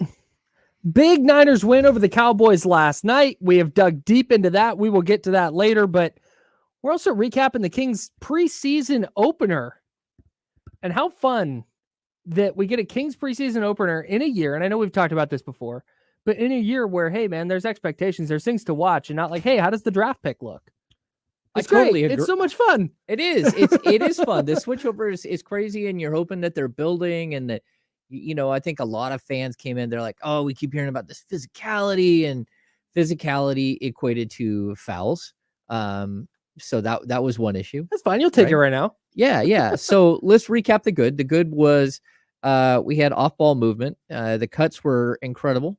We had Keegan Murray showing us Keegan 2.0 and who he might be able to be this coming season. We had Harrison Barnes. And the Harrison Barnes thing, it's a big deal because if you remember last season to start the year, the Kings start 0-4, and Harrison Barnes for the first 2 or 3 weeks of the season did not look like Harrison Barnes at all. He was a player that that you didn't think was going to come back during the offseason. He almost got traded to the Phoenix Suns at one point, and then didn't. And then all of a sudden he's back, and everyone's like, oh, okay, well, this is a swan song. Well, Harrison Barnes in game 1 of preseason looked like Harrison Barnes in midseason form. He was super athletic, super aggressive. I thought he played really, really well. That's a very good thing for the Sacramento Kings. I'll keep saying this. If Harrison Barnes is your third best player, that might not be a perfect scenario, but he's still good enough to be a third best player. Yeah. And if he can be your fourth best player, you're a really good team. If he can be your fifth best player, you're an excellent team. Yeah. I think he's an way overqualified fifth best guy. Yeah. But I think you feel really good about the Kings if he is just firmly their fourth guy. Yeah, their fourth or their fifth. That's totally fine. Yeah. And I keep putting him in this group of players. Your third best player, it's Keegan, it's Harrison. It has to be Keegan, dude. Well, yeah, you hope so. But you have Kevin Huerter and you have Malik Monk. You have these 4 guys that are kind of floating around that third best player. One of them needs to ascend to be that third best player, so they all kind of fall into some sort of imaginary pecking order, which doesn't mean anything other than for us to discuss. I don't know, we got stuff to get to here. I just think long term, it needs to not be like Keegan Murray. If they're going to ascend to this height of like, hey, here's a perennial title contender, it has to be him. I agree. It can't be, oh, hey, some nights it's like, sure, there's going to be nights where other guys go off, but it needs to be, hey, he is the third guy, no questions asked. Well, and if he can't be, then you're going to have to go find one. Yes. That's the totally key. Agree. That's where we're at. Outside of that, we had Sasha Vezenkov coming off the bench. And a lot of fans are confused by why Sasha is coming off the bench. He scores 12 points. I'll have to get more of a definitive answer from Mike Brown about this, but look, last season, people might forget that KZ Okpala started the first 3 games of the season for the Sacramento Kings. That third game, he played 4 minutes. What Mike Brown was doing was, number one, Keegan had a little bit of a bump or a bruise right at the end of training camp, but he was also saying, like, look, you have to earn it. We don't just have somebody walk in the door and take somebody's job. We've had people who have been here all year long, who have been here 2 years, who have worked really hard. Trey Lyles has worked really hard. Kessler Edwards has worked really hard. There are people here that have put in the time and the energy, and we're not just going to hand a job to somebody who flew over from Europe and, signed a contract and who's never played in the league, and all of a sudden he's ascending. So I think there's a little bit of that.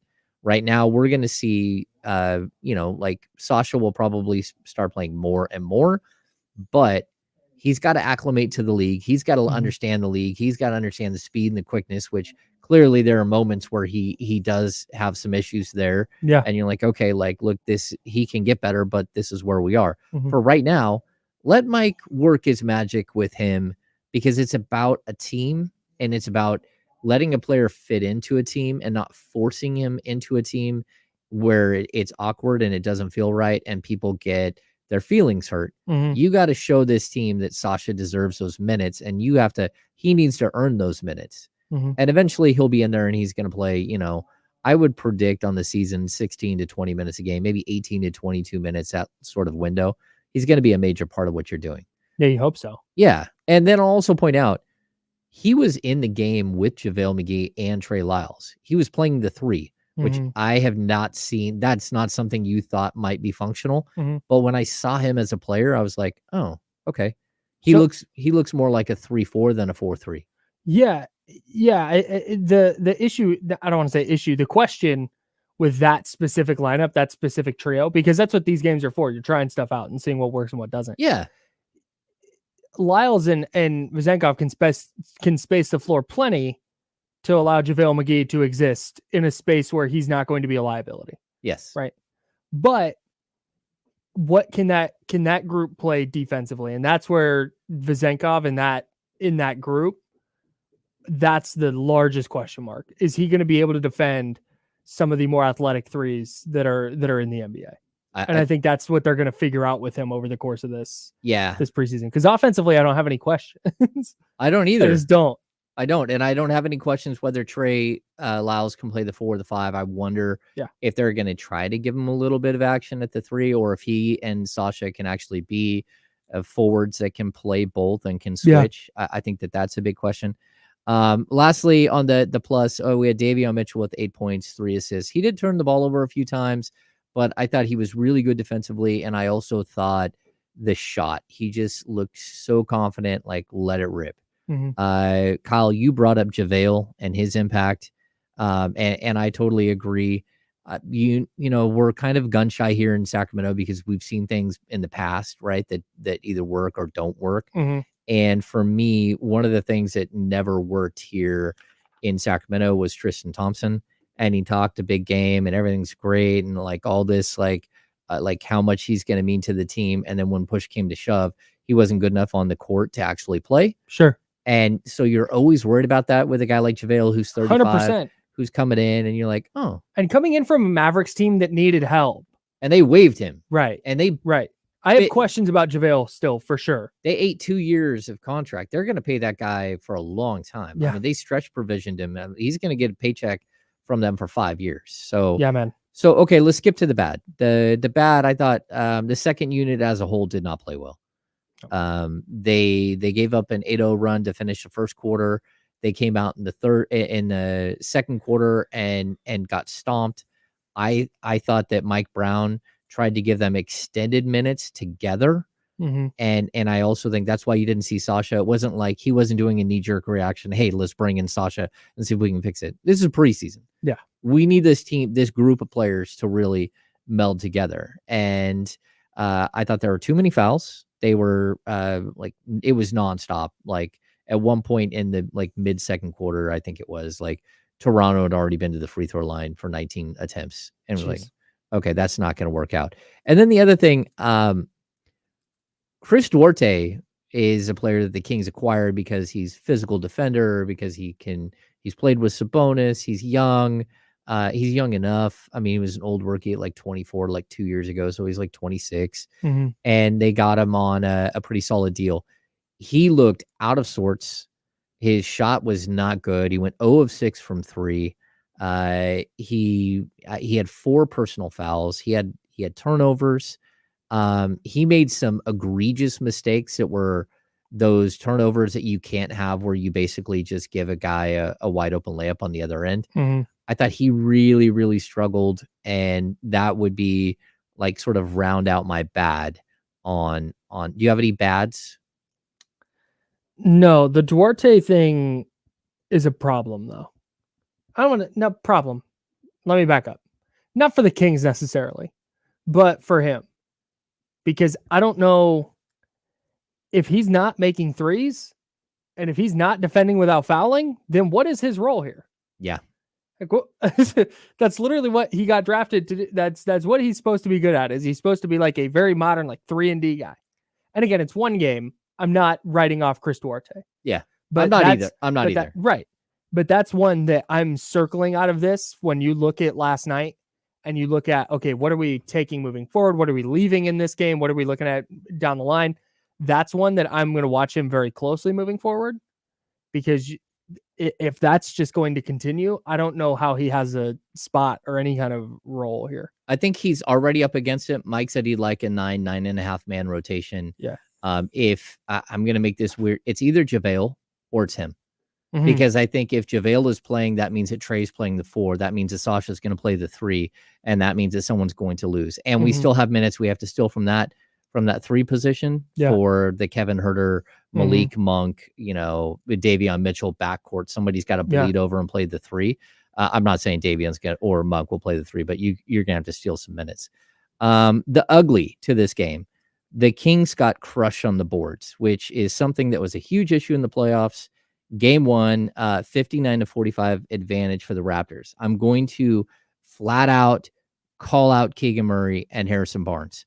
Neither of them had a rebound. That's okay. Tough. That's not okay, and it can't be part of who you are. And what we saw from Harrison Barnes in the last half of the season, where he averaged 3.5 rebounds a game for like the last 30 games, that's not good enough. He needs to be a better rebounder. And Keegan Murray, when they asked him during Summer League to go out and rebound, and then he didn't, that was an issue. 3-point shooting, 10-45. That's not going to do it. And then the defense was bad. They still need to make more adjustments. Yeah. Kyle, we got to step away. We got to take a break. When we come back, we'll discuss it a little bit more. We're also reset the 49ers. Is Brock Purdy an MVP candidate? Oh. You are listening to The Insiders on ESPN 1320, brought to you by Jiffy Lube. We'll see you after the break.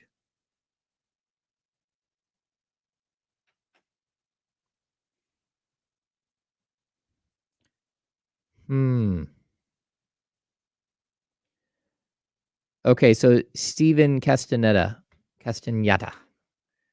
The stretch provision works in... It's possible, you can buy a dude out and just pay him, but also, so if a guy's on a 2-year contract, the stretch provision is twice the length of the contract plus 1 year. So if a guy has a 2-year deal, you can stretch his money out over 5 years. Now, some teams, I believe, just give a lump sum buyout and just send them on their way. Other teams, I believe you can actually break the money up over the course of that time. Either way, it counts against the cap all 5 years. So as opposed to paying, again, I think they owed him something like 12 or 14 million bucks. So they're going to pay him like 3 or 4 million bucks a year for 5 years. So it's a pretty interesting way that they do it, but yeah. And if he does get paid, it would probably be monthly like every other NBA player. So NBA players have choice too. They can do like 4 lump sums or 3 lump sums, or they can do monthly or whatever. There's all kinds of things, ways that you can get paid.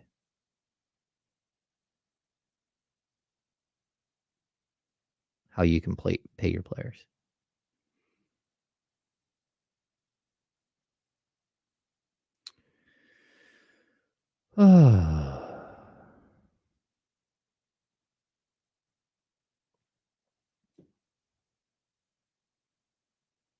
Kyle, you doing okay in there? The show is going by too fast. We haven't been together for a while, so the show is going by like it's been a blur.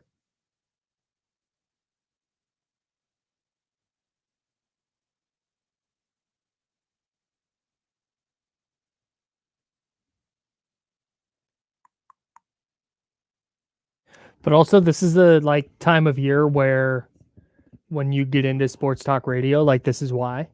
Yeah. Because we are like 3 weeks away. Kings home opener in less than 3 weeks. It's wild. They've got another game on Wednesday. Yeah. It's just there's regular season basketball is coming up, and we're in the thick of the NFL season now. You got baseball playoffs going on. That and Chatty House and our partnership with Jiffy Lube is going to be amazing during the regular season. I'm so hyped, dude. We've got some cool stuff that we're partnering with them on. Some giveaway stuff after every single game that is going to be super cool. Yeah. So very excited. I'm going to try something on the fly here. Just don't tell Charlie.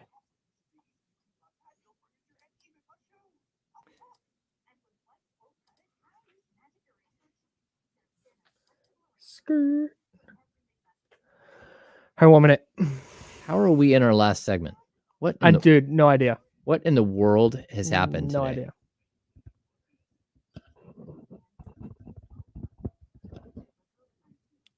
Bam, bam, bam, bam, bam, bam.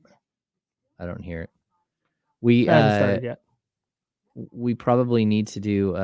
Well, I'm gonna throw Monday overreactions in this. Okay. Like once we talk a little bit 49ers, we'll talk Kings 49ers, and then we'll do a Monday overreaction for both. Okay, sweet. Love a Kings overreaction. I'm ready to take the organization to task for that performance in Vancouver.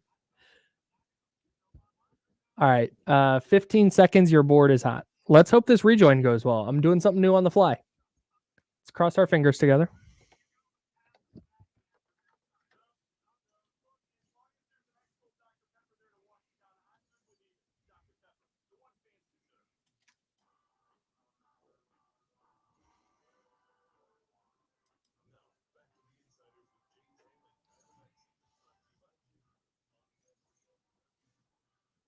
I think it went all right.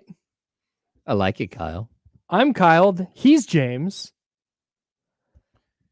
Yeah, God, this is a great time of year, man. I was saying this during the break, but when you get into sports radio, like this is the time of year that this is the time of year that you look forward to. The reason you do it.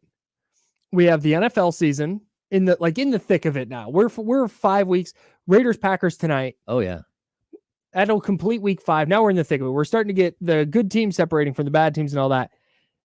NBA preseason basketball means that the regular season's right around the corner. If you're into hockey, we got NHL preseason happening right now. That season's just around the corner. You have baseball playoffs going on. This is the best time on the sports calendar, man. And that's why the show has gone so fast.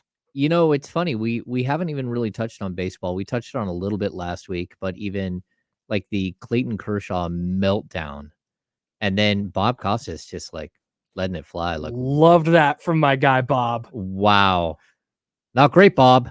That was hot. Yeah, like and that was an all-time Kershaw implosion too. He has 6 runs in a third-inning inning. You got 1 out. Yeah, but you know how many times has he been bad in the playoffs? But that's it. Okay, so that's the thing is, like a lot. He's had a lot of bad moments where hey, he's been pretty good, but because he's been mostly good, but just not Kershaw in the playoffs. And then he gives up that big home run, or he falls apart, in the 5th inning, or whatever it is. But this one was just a new level, man. Yeah, and out. You got 1 out. It was he gave up 5 runs and 5 hits before a single out.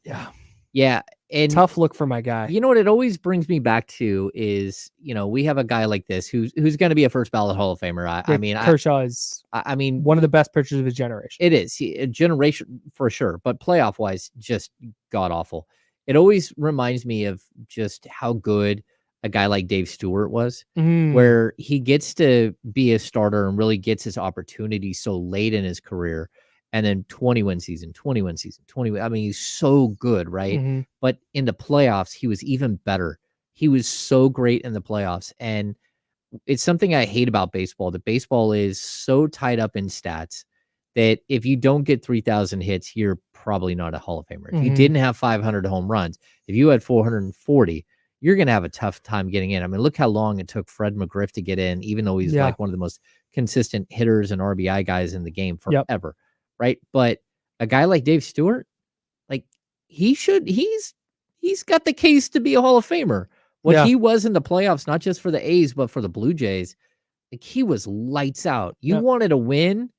You took the ball, you put it in his hand. You said, go get me a win. And he got you. Smoke. He threw the day I was born. He pitched a 10-inning complete game against the Red Sox. The day you were born. The day I was born. 8/15/90. Wow. Complete game against the Red Sox. Mark McGwire hit a walk-off grand slam in the 10th. Wow. And Stu threw all 10 innings. I remember that game without any question. Oh, yeah? I remember that game. Stop. No, I remember that game. A 10-inning shutout. Oh, yeah. And McGwire wasn't a shutout. Okay. No, but I remember him going 10. because pitchers don't go 10. Sure. Yeah. Yeah. Man, No, and sitting in the studio and hanging out with him, he's the that was best. yeah, he's the He's great. nicest dude. Yeah. All right. One of those guys where the voice doesn't match like what you would think. The Because you dude. see the stare, like that was his famous thing on the mound, right? Oh, It's a yeah. stare, and it's like that is an intimidating dude. And then just a really soft voice, this super kind guy. Like, oh wow, all right, this is great. Thanks, Stu.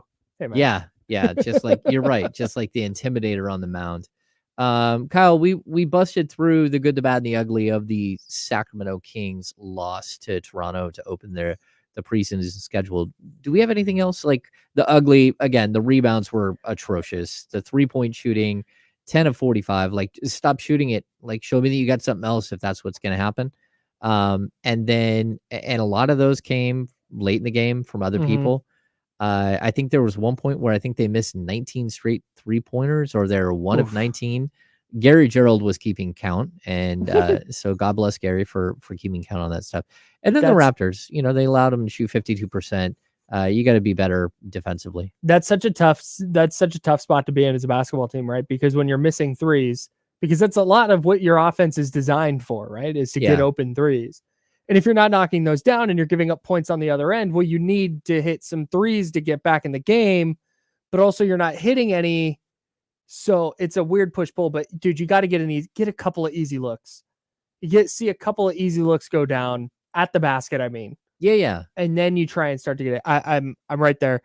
I felt there were a couple instances where, and again, this comes from watching Mike Brown and Golden State. It felt there was some overpassing, like just where it's like, dude, you have an open 12-footer, take it. You don't need to try and kick it one extra pass inside. Okay. Like when you've got an open look, take it. But again, it wasn't something that I'm sitting here going, hey, this is going to be a huge problem. It's just, I think it's something that can happen when you have a motion-based offense and you have unselfish players who are trying to make the right play, where you get, hey, Kevin Huerter's wide open at the elbow. Okay, maybe you don't want a mid-range jumper, but if it's wide open, he's going to knock that down 85% of the time. That's a good shot. But, he elevates and, wait, maybe there's a lane for a layup on a backdoor cut, so he's going to try and throw that pass. But again, like I said, it was not an epidemic in this game. Yeah. Well, and I'd also point out, too, if you're going to miss this many 3-pointers, you missed 35 3-point shots. I need more than like 8 offensive rebounds. 1,000%. Like that's a problem, because those are a lot of those. That's just effort. They became long rebounds. That's effort. That shows that you didn't put enough emphasis on actually hitting the glass. So hopefully they figured it out. I know Toronto is good in transition, so maybe that's part of it, that they were trying to get back and they weren't all that focused. But and that rebound total looks a lot different too if you're actually hitting your shots. If you're not shooting like 38-39% from the field and like 25% from 3. Sure. So there are ways it could look better. Kyle, let's talk about the 49ers a little bit. Okay. I'm watching Brock Purdy, and you said it early in the show, and I'm going to reiterate what you said. I think he's all of a sudden in the MVP conversation. If he's not, it's not just that he's in the conversation. I think he's leading it. Okay.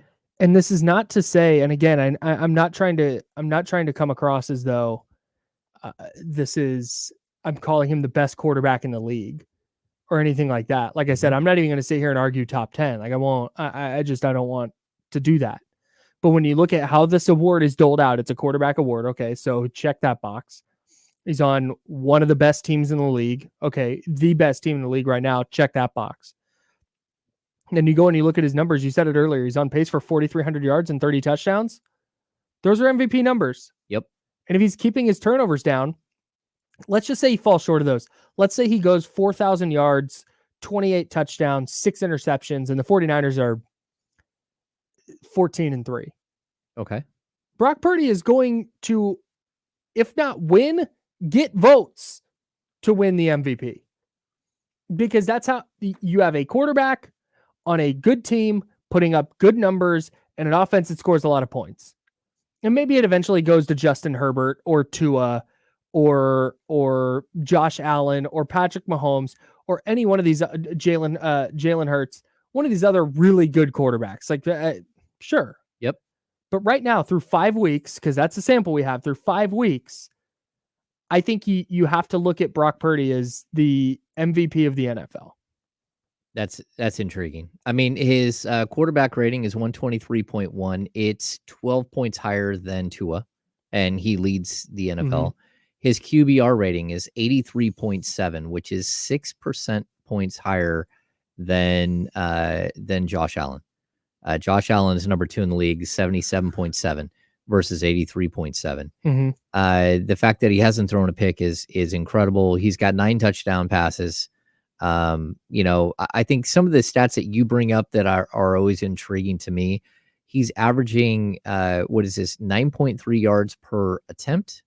Is that what that is? Or is it per completion? That's per attempt. Per attempt. So he's second only to Tua. Ridiculous. This is ridiculous. See, John, this is the dude, John Poles. This dude's hating to hate, bro. John, if I went down, we did this earlier, James. If I went down Philadelphia's schedule, and I told you the Niners did this. Hey, the Niners beat the Patriots, who suck, beat them by 5. The Vikings, who suck, beat them by 6. Okay, Tampa Bay, you beat them by 2 touchdowns. But the Commanders, who stink, went to overtime. You beat them by 3 in overtime. And then you have the Rams. Okay, you beat them by 9. That's great. If that was the 49ers, John Poles, hater, would be sitting here going 5-0. That's cheap. That's fake. Get out of here with Philly. Philly is very good. I get it. I'm not. They are right there with the 49ers. But when you look at the resumes through 5 weeks, the 49ers have more impressive wins. They have better. They have a better point differential. They have the Cowboys win is better than any win Philly has on their schedule. A lot better.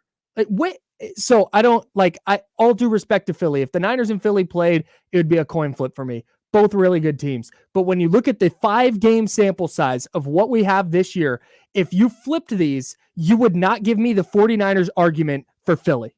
You would not. No. You're a hater that's hating to hate. And I respect it, but don't try and come out here like I haven't thought about this.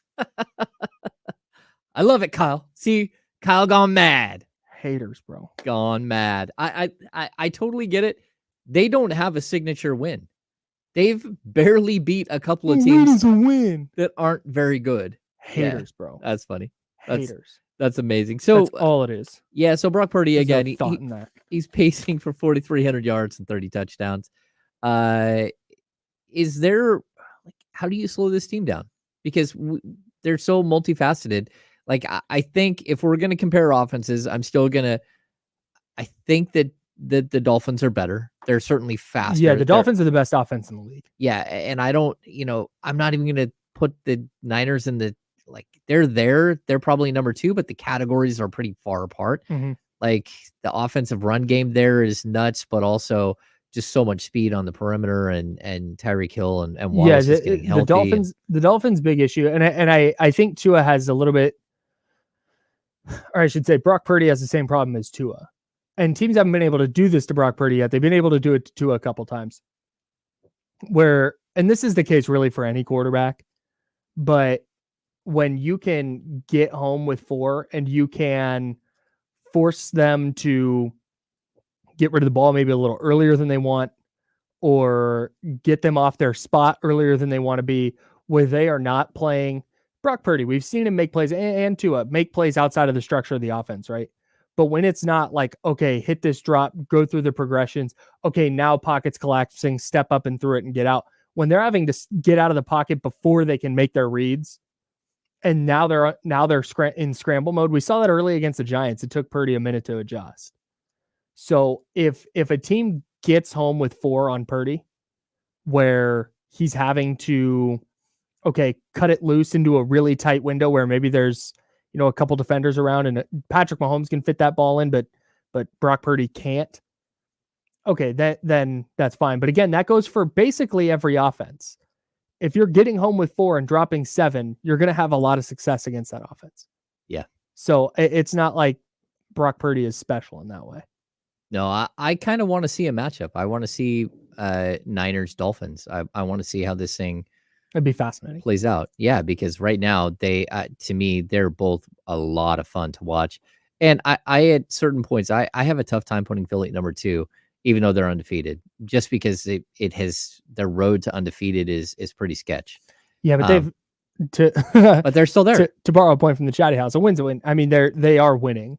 And we talked about this a couple weeks ago. The thing with Philly, and again, I'm talking about this through the scope of through week 5, what we have seen from week 1 to week 5. I think Philly with 2 new coordinators on each side of the ball, I think they're a team that is going to look dramatically better in week 15 than they do in week 5. I totally agree. And they're not even playing well, and they've already got 5 wins. Like that's still impressive. It's just the Niners have a plus 99 point differential and are just kind of housing everybody, just running over everybody. Yeah. I kind of want to see. I want to see Philly against Dallas. Yeah. So I think Philly's going to smoke Dallas. Okay. It's very possible. I don't believe in Dallas at all, dude. and maybe the NFC East, maybe the whole rivalry thing plays a role. I know division games are always weird, but just in a vacuum, Philly is way better than Dallas. Well, yeah, but they're also like the Commanders might be better than Dallas. Yeah, the Commanders aren't great. They're not great. Yeah, they have all kinds of problems. Although they're starting to figure out a little bit. I think Howell's starting to figure it out a little bit. Yeah, so we've got that, and then I also, I think the Giants are one of the worst teams in football. So the Giants are so bad, dude. So that division is rough. It's very rough. Yeah. So there's 2 teams. There's 2 teams in the NFL right now, or in the NFC. I mean, that I think the Eagles and the Niners. I think they can win the Super Bowl. Okay. In the AFC, you can talk me into Chiefs, Bills, Dolphins. You could talk me into, if you told me Joe Burrow got healthy, you could talk me into the Bengals 100%. Okay. Yeah. Like no question. I'm with you. Hang on, I'm missing one. I thought there was one more team. Baltimore. You could talk me into Baltimore. Yesterday wasn't great. Yesterday was bad. No doubt. Yesterday was really bad. That's a tough loss to take. But again, that's a Mike Tomlin team. That's AFC North.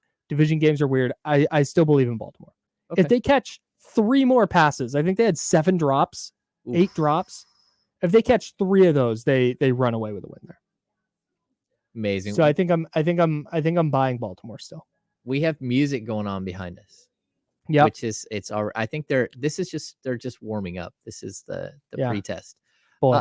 Yeah. It's gonna be a lively afternoon here in studio. Hey, let's get to this. We like to do Monday overreactions. Yeah. Do you have any for the 49ers? What do you got for me? I think that's just it. Is Brock Purdy is the MVP of the league through 5 weeks. Okay. And I don't disagree. I think there are other guys that you can put up there, because I thought McCaffrey was probably first or second in MVP coming into this week. Mm-hmm. And he had kind of a little bit of an off week, right? But he still had a touchdown. But overall, I think Tua's in the conversation. I think Tyreek Hill might be in the conversation, but you're right. Most of the time, this is a quarterback thing. Yeah. Okay. McCaffrey would have to go for he would have to rush for something near 2,000 yards and push LaDainian Tomlinson's touchdown record. Okay. To get in the MVP. And I don't think he will. What's that number now? 31. 31 touchdowns. Oh my gosh. Yeah. That 2006 season was so sick. Yeah. He did win a lot of people fantasy football money. Oh yeah. So I don't think McCaffrey's going to do that. A, because I just don't think he necessarily can. And B, I don't think the Niners want to put that kind of workload on him. No, and I also, especially down the stretch, your offense doesn't have to be that. It can have Kittle go for 3 touchdowns. It Right. can have Debo go for 2 or 3 touchdowns. Ayuk can have a week where he scores 2 or 3 touchdowns. And then you can have a week where randoms score touchdowns. You know, so I think there's definitely a lot of ways to do this. Kings Monday overreactions. I would just say the first overreaction that people are having is that for some reason Mike Brown hates Sasha Vezenkov. I'm in full-blown panic mode about it, James. And he's third string. You're a third stringer. No, that's just not the case. I saw everything I needed to see from Sasha last night. He was fun, man. Right. Can you make a 3? Step 1, check that box. Yes. Do you have the basketball IQ to execute a back cut and then catch the pass and make a layup? Yes. Okay, great. There's other benchmarks and other boxes to check. There were even some rebounds. The first game.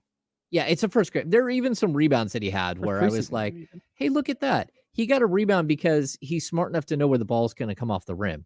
And he just ran to that spot and there it was. Mhm. Like that's where you start to get a guy who you're like, okay, he knows the game. He's the next Dennis Rodman.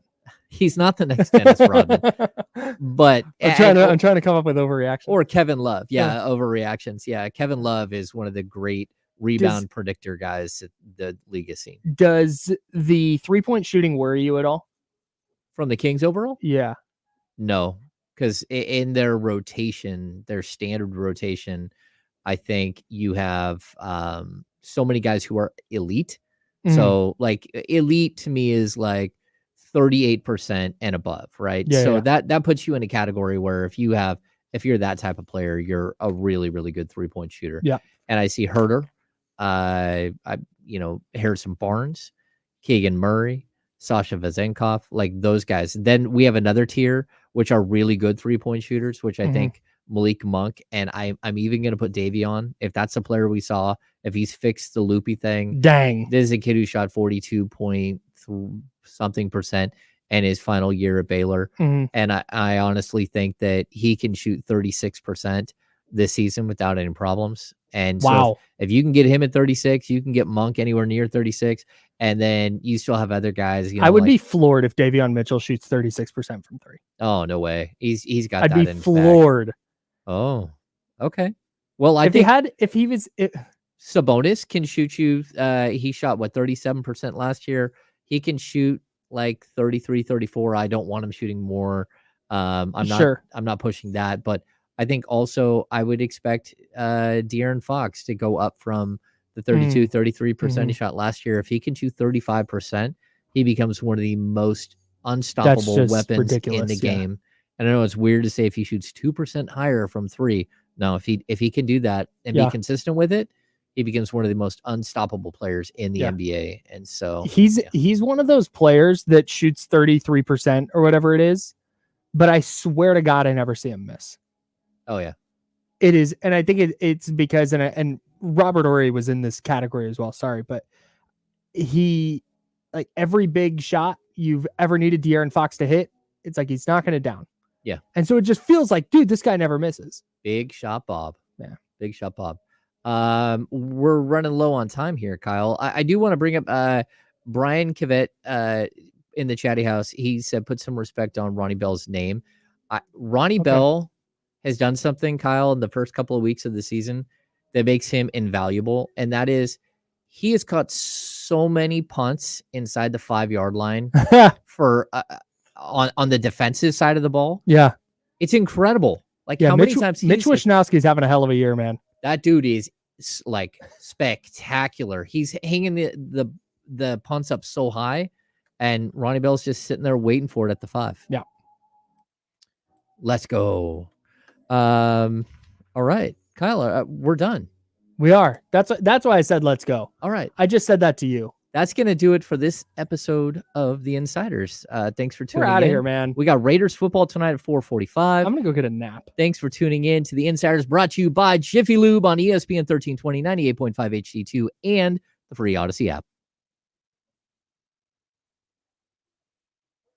I thought we were 58. Good work, Chatty House. Thanks, Chatty House. Oh, no. Okay, I'm good. He's singing Small Separate Ways by Journey? All right, I'm down with this. I might have to go. All right, later, guys. Yeah, see ya.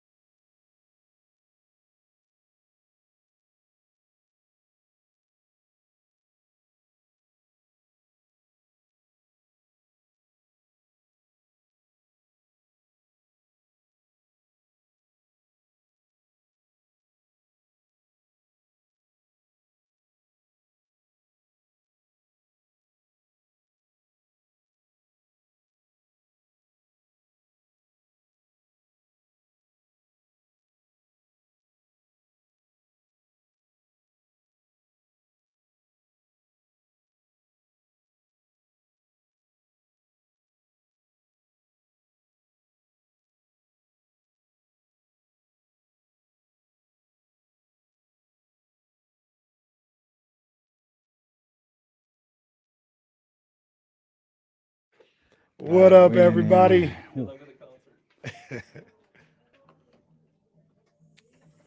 Let me make sure you hang around a little bit. You can't hear me, can you?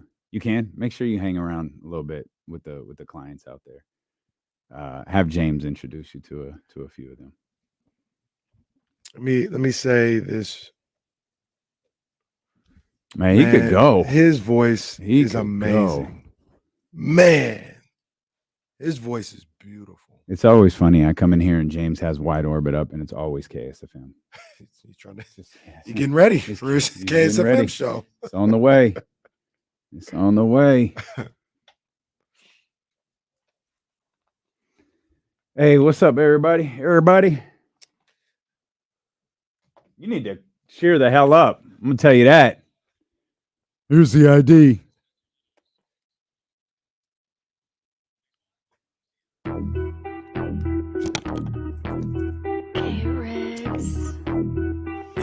Yeah. We got them screaming D-Lo, KC, D-Lo, KC, D-Lo, KC, D-Lo. We got them screaming D-Lo, KC, D-Lo, KC, D-Lo, D-Lo. We your number one spot. We your number one spot for some sports, huh? Got the city going crazy when we work, huh? We top two, but we ain't two, we in first, huh? And when you need the real, we is who you search, huh? D-Lo, KC, D-Lo, KC, D-Lo, KC, D-Lo. We your number one spot. Come on, man. What you thought, huh? What you thought that was, huh? Come on in here, man. We turning up, baby. Stop playing with me. What's up? Come on, man. Stop playing with my boys, man. Y'all better get up in here. Y'all better get on our level or go somewhere else. Hey, stop playing with my man 13. We in here, baby. Welcome to the Monday, October 9th edition of D-Lo and KC. I am Damian Borling. The ultimate needle mover. In God mode himself. He's Kenny Caraway. Yes, sir. Acknowledge me. Y'all need to turn up with us one time, man. We in here. It's Monday. Let's go, Yo, baby. it's Monday for everybody. We Yeah, getting man. through this joint the way we know how. We gonna turn up. Everybody all buttoned up. They got concerts going on out here. Yo, we in here today. We in here today. Hey, man, the concert, we talked about Daughtry. Sounds beautiful. What's better? Daughtry or Brock Purdy throwing 17 yards down the middle of the field? I don't think there's anything more beautiful than Brock Purdy throwing 17 yards down the middle of the field. Brock Purdy beat the Dallas Cowboys ass yesterday. And if you're not on board with Brock Purdy, whether you local, whether you national, whether you whatever you are, you missed. You missed. Your credentials are revoked and you are officially trash. That's what you are. You trash. If you work for the Ringer, if you work for the Athletic, if you're not on board with what that man's doing. Now listen to me. I got to get my stuff off right now. Pause. I need to get hyped because y'all know I ain't even a fan. I'm just a neutral observer watching football. That man whooped their ass last night. Oh, he beat their ass. Hey, we got a lot to talk about. I know we turned up considering the Kings got their butt kicked in a preseason game. We're going to talk about it because if a tree falls in the woods and there's nobody around to see, it doesn't really make a sound. Well, yeah, it was kind of jarring to see the low number of people who were watching on the stream. Well, don't get me started on that. Don't get me started on that. It's a yearly occurrence for Kings fans to be pissed off about the preseason, me being one of them. I toughed it out. It was not a fun experience. They've got to do better with this. Love hearing the G-Man on the call. They got to do better with this. Yeah. But, man, I loved what I saw from Keegan, from Davion, and Sasha Vezenkov's NBA debut might have been the funniest thing I've ever seen. They didn't play that man till the third quarter. He walked in, scored 12, and cut. I tweeted out earlier in the day, I said, yo, Sasha's going to get a ton of minutes in these preseason. Yeah, it didn't happen. Not in game one. No, that didn't happen. So we've got so much to talk about. We're going to talk plenty about the Sacramento Kings. We're going to talk about Keegan Davion. We're going to talk about the goods and the bads of yesterday's preseason game. But we're going to start with the San Francisco 49ers. Oh, man.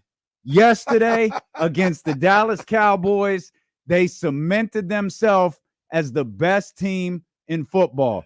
Yesterday, the Dallas Cowboys cemented themselves as the Dallas Cowboys. No matter how much talent is on that team, Mike McCarthy was in his own head. Jerry Jones was in his own head. Dak Prescott was in his own head. He talked about that was the most humbling loss of his career. Bruh, y'all brought that on yourselves. You are so in your head about the San Francisco 49ers. You went out there on national television and got embarrassed. We told you on Friday, y'all were doing way too much. Week 5, go play football, but y'all couldn't get over it. Now y'all at that moping and whining at the press conference about, oh, we just been humble. We got beat. We got roughed up in every facet of the game. Yeah, you did, because you were focused on the wrong things. Here's the thing, Damian. I'm going to turn down now. I'm going to turn down so you can turn up, because we both can't be turned up. The area can't handle that. So I'm going to turn down and let you rock. Oh, man. Here's the thing about that. The Cowboys, they could have been focused. They could have been quiet. Could have been. They could have been locked in. Could have been. And it probably still wouldn't matter. Probably wouldn't. It wouldn't matter. It's the best team in football right now. I'll do you one better. Slightly better. Yeah. They're the best team in football, and I don't think it's particularly close. No. I think Philadelphia is second. But I was watching that Rams game closely, like, man, my partner might have been onto something here. Eagles pulled it out. Eagles remain undefeated. Yeah, they win games. That's all that matters. And I still have this idea that maybe they're on cruise control a little bit. But the 49ers aren't. And they're full steam ahead. And they look incredible. Here's what I'll say about that, because a lot of people, like when I come in, bombastic about the 49ers, and even when it happens to the Kings, they're like, take your 49ers colored glasses off, Homer Caraway, all this other stuff. No. I just know what the hell I'm talking about. I don't know. Homer Caraway is a really funny name, though. I mean, they can call it that, but I ain't been wrong yet when it comes to these nine. I told you guys a number of different times. Remember, it all started when they were like 3-5 2 years ago. I said, I think it's a playoff team. Oh, they laughed me out. I said, well, they're not playing that way right now. They just have to take care of business, do this, this, and this, and they can turn everything around. It's exactly what happened. Yep. Next year, I think they can get to the NFC Championship. I think this Brock Purdy guy's interesting. He's interesting. I want to see what he can do. Yeah. They did what they did. I said this year, it's the best team in the NFL, period. This is the best opportunity the 49ers have had in almost 30 years to win a Super Bowl.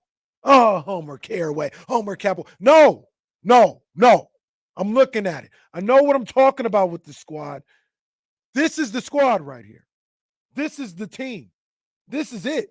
They got an opportunity. Now, it's the NFL. It's football. It's a one-game situation. Your quarterback can go out in the third offensive possession of the game, and everything changes all over again. I understand that. But if they stay healthy and if they stay focused, which I don't think there's a problem at all, this team, staying focused is not a concern at all. That's what they do, is stay focused. This is as focused as this version of this team, I think, has ever been, and it was never more evident than in that post-game interview with Kittle, Brock, and I think it was Fred Warner that was up there. And they asked Brock Purdy, some question, and he gave, the humblest of humble answers. And she said, I shouldn't have asked Mr. Humble. And George Kittle said right away, you would have gotten the same answer from all of us.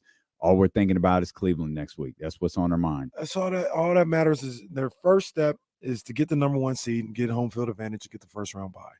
That's their first step. They don't get that by beating the Cowboys. They don't get that by beating the Browns. It's just a step in the progression of trying to reach their goal. But like we talked about a number of different times, this team will be judged only on whether or not they win the Super Bowl. And they're on course. Look, Kyle Madsen was talking about it on the Insiders when, he talked about Dallas was saying, oh, we're going to swarm McCaffrey and all this other stuff.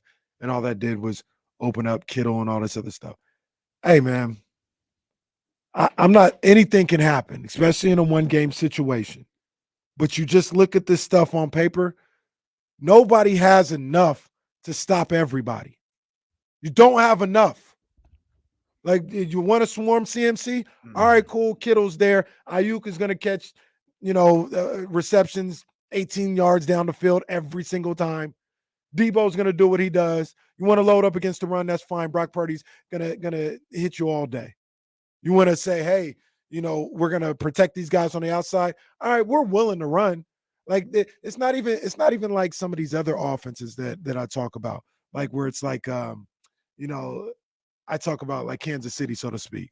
Like they'll run, but they want to pass. Mm-hmm. Like they'll do it just to set up the pass. They want to get the ball down the field. The Niners will be like, you taking away the pass? You have a 6-man box or something like that? All right, we'll run 35 times and be happy. You can't cover all these guys. You just can't.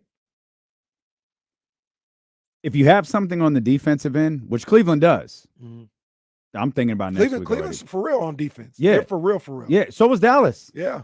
Yeah, Dallas was for real on defense. What was the score last night? 42,000 to 10. Close. It was somewhere around there. But that was the top defense in the league. I think very, very highly of Cleveland and their defense. Their offense is tough. And Deshaun today at practice. I'm not sure that even matters at this point. But I think it matters a little bit. I mean, DTR, I like him, but he was overwhelmed by the Ravens 2 weeks ago. Yeah, he. So what are you gonna do with these guys? Yeah, but that's the other thing. Like Deshaun had just shown signs of like, oh, okay, there's a little something there after 8 games of not over the last 2 seasons. But the point being is you've got to have some semblance of both. You got to have something. You can't be, and I believe Cleveland is loaded on the defensive end and have little on the offensive end. You can't survive that way because of the way that this San Francisco 49ers team is made up. This team is made up with stars on both sides of the ball. It's not an offensive production where we're talking about Brock Purdy and Deebo Samuel and Christian McCaffrey. You could do all that for sure. And Brandon Ayuk, George Kittle, you could do that. But you would be doing yourself a disservice by not talking about Fred Warner, Eric Armstead, Nick Bosa, and that crew over there. Shout out to Isaiah Oliver too, who I thought kind of busted. Partial shout out to Isaiah Oliver. No, he gets a shout out. Well, he did get burnt on the only a little bit, a little bit, but do better. But I think he did really well yesterday. No, he's been better since the season started. He had people really worried during the preseason, but he's been a lot better as the season has started. Made some plays. Yeah, I thought he was solid yesterday with that one notable exception. And look, and the TD happened. Dak slams the ground, pumps his fist, yelling like he was about to turn up after that. You know what was the funniest part about last night's game? The absolute funniest part about last night's game was it was 21-10, by the way, when that happened. The funniest part of last night's game is it was over at the start of the fourth. Like the announcers were killing. The announcers had to kill the entire fourth quarter. They're like telling stories of Brock or Kittle or the 49ers and Super Bowl chances. They had to trick off 15 minutes of game action because that game was over. We got Sam Darnold minutes last night. Oh, yeah. Sam Darnold and Cooper. Cooper. So Cooper out there. Cooper Rush out there. That should have been on the ad for Cooper Rush versus Sam Darnold. Carrie Underwood. Put those two faces next to him. Waiting all day for Sunday night. Yeah. Sam Darnold. What an ass whooping. Sam, that's indeed what an what ass it was. whooping. That was an absolute pure ass whooping. And you know what? I might even stall Dallas out just a little bit because I don't know who's gonna do much different. You ain't gotta stall Dallas out. We're gonna keep that energy when it comes to Dallas Cowboys. I only say this. I don't know who's gonna do much different. Well, it don't matter. It don't matter. Dallas fell on their face last night. We're gonna talk about it. We can always talk about that. And the phone lines are open. Yeah. If anyone wants to call. What did he say? I was like a hummingbird? 9. I believe that's what he said. I ain't saying nobody's names. I'm just saying the phone lines are open. If anyone wants to call, 916-909-1320. Where TC at? TC, he was critical of Kyle Shanahan and Brock Purdy. Well, he got the hell out of Brock Purdy's way. That's what happened. We'll come back. We'll talk more about this game. We'll also dive into the Kings last night, who, well, they got their ass kicked too. But we'll talk about it. Steelo and KC, brought to you by Sky River Casino here on Sacramento Sports Leader, ESPN 1320. I'm in a fantasy league with the family, and I think I'm up by like, I don't know, 0.20 points or something like that against the guy that I'm going up against. We both have Raiders on the team.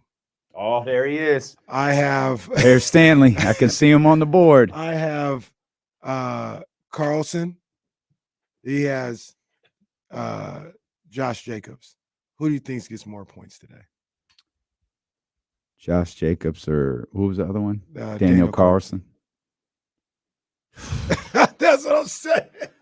Oh, yikes. It might be Carlson. That don't even mean Yikes. It a might Raiders be. loss, but it might be It Carlson. might be. Yeah, it might be. I might mess around and win this with the kicker on the same team.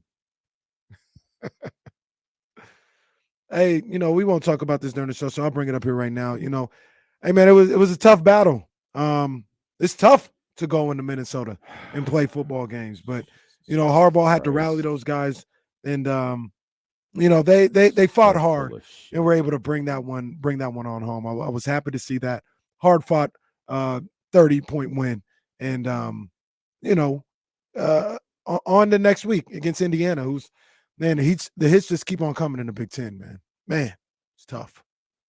You sound ridiculous. All respect. It's tough. Indiana coming to the big house. Don't sleep on them. I had a bad beat on Saturday with my Maryland Ohio State situation.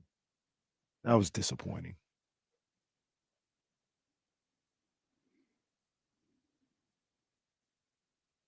Oh my gosh. Gun Pete. Bruh. I ain't never seen nothing like that in my life. That was one of the worst things I've ever seen in my life, bro.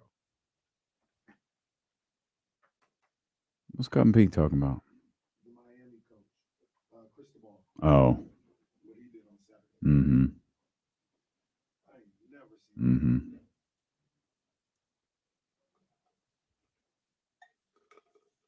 Big old Nelson.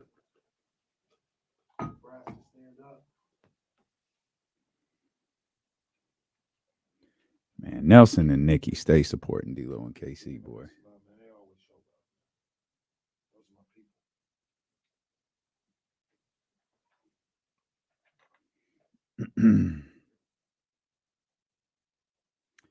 Dr. David, I watched like a little bit. I watched a little of Charlotte. I watched a little of the tag. Not really. I don't that pay-per-view didn't hook me. A premium live event. I did watch a little. I did watch to see Cody and Jay win the titles, though. Y'all don't go nowhere. Stanley here. Stanley ready to talk. Oh, I sound sad too.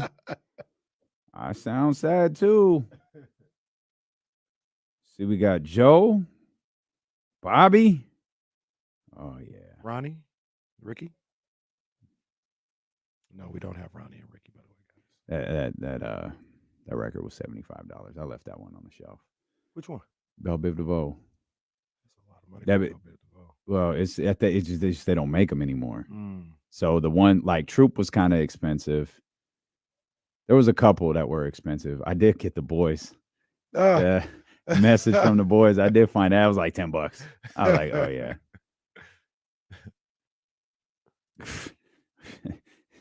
Yeah. You know what else grows? Fungus. Fungus grows.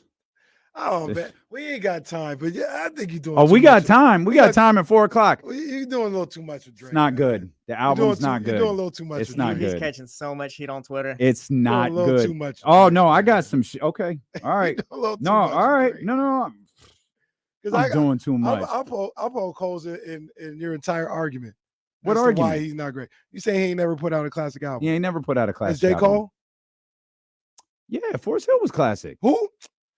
Forest Hill more of a and I think it is, but Forest Hill more of a classic than Take Care and the one after that, the I'm drawing a Hughes, blank on the name. So Far Gone. Not yeah. So no, is it So Far Gone? The one where he's Yeah, in the paint. sky. The paint. Yeah. Isn't that So Far Gone? No, that's not So Far Gone. That's the mixtape. That's a classic as well. I'm thinking of, why can't I think of the damn album right now? Oh, Nothing Was the Same. That's what I'm thinking of. Yes.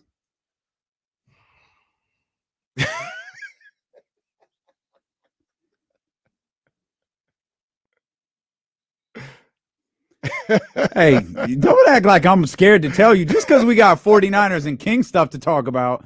Like I'm gonna back away from my opinion on Drake's album. I'll say this: I'm Team Joe Budden. The best thing for your argument is to say I'm just not feeling it. That's what I've But always to say said he don't that. have classic albums. You He can't say doesn't that. have a classic album. That's like me saying He Taylor doesn't- Swift don't have no classic albums. I'm just No, not that's not. feeling It's her. not the same thing. I'm not feeling her. That's not the same thing though, because 'Cause you she don't does. listen to Taylor Swift though. But she does have classic albums. But you don't listen to Taylor Swift. I listen to Drake. Drake has classic Yeah, albums. we're not doing this. We're not doing this. Now I want look. You're the only one that says he doesn't have a classic album. He doesn't. What album is classic? Hey, everybody says Take Care. Take Care is not classic. That is not but a classic Forest Hill album. Drive is. No, well, it's more so than Take Care. Take Care is dude does a tremendous job of making records people love. And y'all want to fire these takes off now? I'll fire it off now. I was gonna wait till 4, but if you want to fire it off right now, I will. The reason he wrote an essay to Joe Budden is because he's insecure. He's insecure because he knows he put out a bad album. He didn't write one word about what Drake said about his album. He didn't respond to one thing Drake said about his album. He just got in his feelings about how Joe is a failed rapper and his bank account is bigger than Joe's and all that. He didn't respond to a single thing Joe Budden said about his record. That was whack. Everything Joe said is 100% true. We even like the same records. 3, 4, 5, 6. The album is flying, and then it dies. That was a whack response. It was, and the reason he responded that way is because he's catching heat and he's insecure about this project. That's why. When you you listen to 3 records on there, Drake got bars. He is nasty, nasty. But he can't put out a record where he does that because it doesn't appeal to the ladies. And like Joe was saying, it doesn't appeal to the 25-year-olds. So he goes out there and he puts out the little Skee-Lo record and the little, sing-song R&B record that he does. The other thing about that, though, is he's staying true to who he's been. This is what Drake has done since we met him. So if Drake, no doubt. If Drake came out and just had bars like King's Disease 3, people would clown him on that. Like, that's cap. That's cap. Dude just dropped that like an electric. He just dropped like a house album the other day. They did that to Nas. When Nas came out with I Am, that's not you, bro. You trying to be like Puffy. If he came out with just bars the whole time, that's not you. You trying to be like Cole. They would trash it. Like, I'm not saying that he should, but let's not act like that wouldn't be the case. Jay did it and they didn't trash him. The only person who trashed Jay was Jay. When? In my what was it? In My Lifetime, the one with Sunshine and all of them tracks. They say that's his worst album. I don't agree, but that was his worst album. Come on, man. People always gonna say something.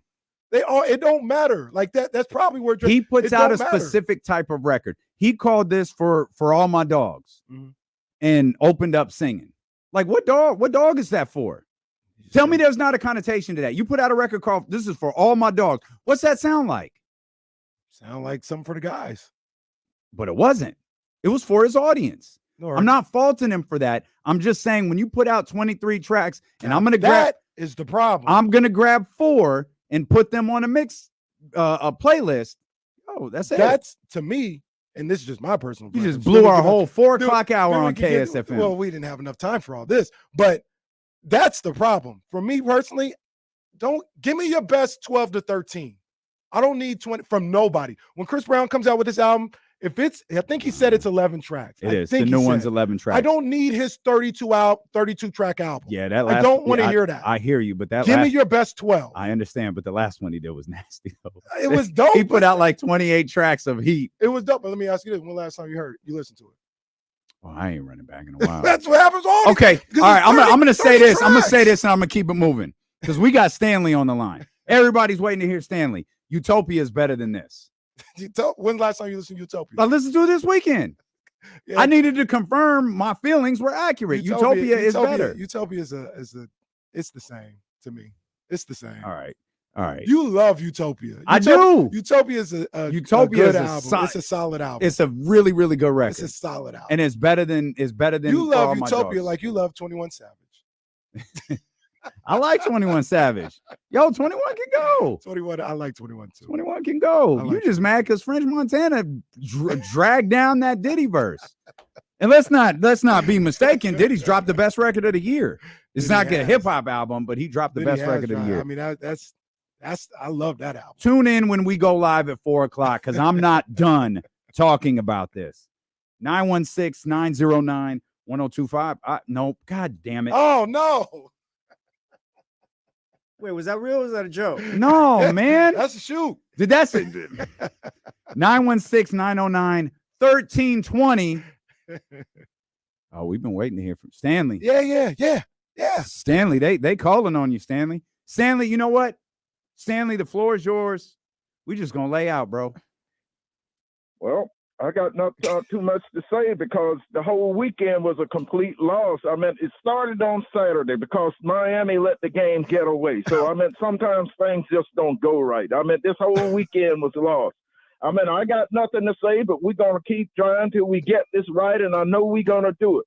And the last thing I'm going to say, at 4:00 this evening, I want you all to go back and play something that I can listen to, some Oran Juice Jones, some Vanilla Ice, or MC Hammer. That's what I want you all to do, because I'm sick and tired of the 49ers, and we're going to get you. We're going to get you. You're not. I mean, You're not, Stanley. We got rolled. Stanley, look, man, you're a legend out here. Yep. I love my boy Stanley. Yep. I tried to warn you. I said, Stanley, don't do that. I wanted to hear from you, but don't do this, because for the last couple of years, it was just a bad game because I knew it was over. I'm gonna tell you when I knew it was over. Started the second half, we went down and got a field goal instead of a touchdown, and I said right then, you got to put the wood to these. I can't use that word on there. You got to put the wood to them, and we didn't do it, and so then it just multiplied, and I mean that's just Stanley, the way things go sometimes. Sometimes you got to put the wood to somebody. Well, that's not what I can do, but you know, so you can put the wood to somebody. That's not what I'm doing in a football game. I know that much. But Stanley brought up a good point. Mike McCarthy. I think it was like 4th and 4 on like the 38. Yeah. And he went for the field goal. I tweeted it out. I said, yo, McCarthy's bugging. Yeah. Thank you. Yeah. Thank you. You weren't going to beat the 49ers with field goals. See, and that's going to be one of Stanley's biggest problems. It's going to be one of Cowboys fans. Drew Down, Rob Dub. As long as Mike McCarthy's your coach, I'm gonna say this as delicately as I can, and I'll whisper it in case Bruce is listening. As long as he's your coach, y'all don't have no balls. None. That team has collectively, not individually, collectively, I feel like that team has no heart.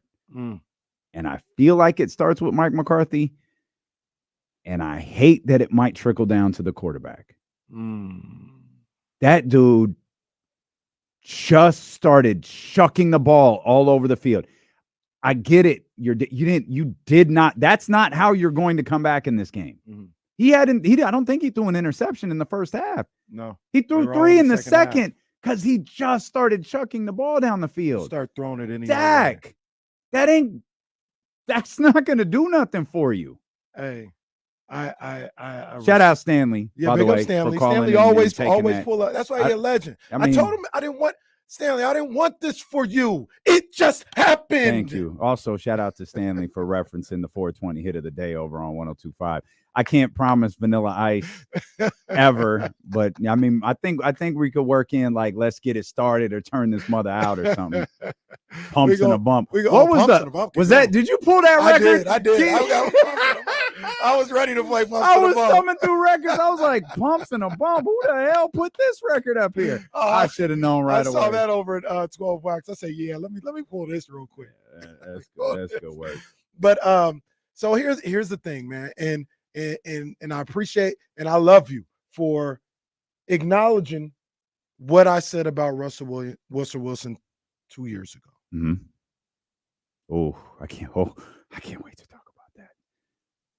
I need that same acknowledgement for what I said about number 4. Yeah, he talented quarterback, but he was never him. No, that's not fair, man. He was never him. That's not fair. He was really good. We've been over the numbers. He was really good the year before. The numbers were there. He was really good the year he came back. I don't know what's happened since then. This is me, and you see it in situations like last night. The numbers are always going to be there, but in a pinch, I could be wrong, but he not gonna do it. Yeah, them numbers weren't there last night. He not gonna do it. And I don't think that's fair. Lights, I don't think that's fair. He that's not fair. Gonna do it. I remember. I'll tell you the moment I felt he was that way phenomenal about in that Packers game. He was after stinking it up. Now it was his first playoff game, so you give him some slack on that one. But he was no good in that first half. He had to scrap to get back, and he did that. He did, but he was no good in that first half of that first playoff game. I'll tell you when I knew Dak just wasn't it. They had a game. I think we had Joe, Bobby, hang tight. We're getting to yeah. it. I got you guys. I'm gonna get through this real quick. They had a game. I think we had the show going on. And I think the Cowboys start off like 3-0 or something like that. And they played in Seattle. And obviously, for lack of a better term, I was rooting for the Cowboys to win because that would help the 49ers in the division. I said, yo, beat Seattle. I need this one. And Dak threw for like 380 or something like that. And they were down on that last drive. And he took like 6 minutes to get down the field, just dinking and dunking. I said, bro, like you got to make a move. And then eventually on fourth, they went four and out on one of the not 4 and out, but like 4 straight downs of him passing and incomplete. Game was over. I was like, you look at the numbers, he threw for like 380 something, 3 touchdowns. It looks great, but in a pinch, he ain't gonna bring you home. Wait, what game was this? This was like it was a regular season game. Okay. I think it was the year he broke his ankle. Because you said Seattle. I was like, yeah, he beat Seattle, but that was a playoff game. Yeah. So I got at you. Home. Okay, at home. I got you. I think it was the same year he broke his leg. No, because I think he broke his leg early. Well, it was like week 6 or 7. He was cooking that year though. Oh. He was cooking. Yeah, I think they were cooking and losing, wasn't he? No, they were winning. I think they started. I remember this game. They started off, I think, because this was the first loss of the season. They might have started out like 3-0 or something like that. Went to Seattle. He threw for like 3 touchdowns. Oh, look, he's doing it again. And when it really mattered, he couldn't move the ball. And I said, this is that. This is that. I think they were 2 and 3. You're right. He was hurt in week 5, or it was probably week 6. For some reason, I think I'm having Trey Lance vibes. Trey Lance was like week 2. That's what I thought. Well, the crowd was certainly chanting for him last night. That was interesting. Let's get who's up next? Joe, 916-909-1320. What's up, Joe? What's up, guys? What up, baby? Hey, yeah. Hey, we don't got to talk about, the Cowboys because shout out Dennis Green. They are who we thought they are. They, 14 pass completions in a game that you never led. 8 rushing attempts for Tony Pollard, who's supposed to be the guy. Like, that doesn't – I don't want to talk about the Cowboys. Let's talk about Brock Purdy. Is he the next GOAT? They look a lot like the 2000 New England Patriots when they drafted Tom Brady. I'm just saying, I'm a Rams fan, but give Brock Purdy some love. The dude can ball. Absolutely. He absolutely can ball. We don't have to have the GOAT conversation, but Brock Purdy – at worst, Brock Purdy is the 8th best quarterback in the league right now. At the absolute worst, he is the 8th best quarterback in the league. Cheryl and El Grove, and shout out to Anthony Cindy. They came over to watch the game yesterday. Did you see the tweet I had of the comment Cheryl and El Grove? No. We're watching the game like late in the third quarter, and I think Collinsworth or somebody was like, yeah, Steve Young and Joe Montana and all this other stuff. Cheryl Del Grove goes, I don't even think Montana was this good.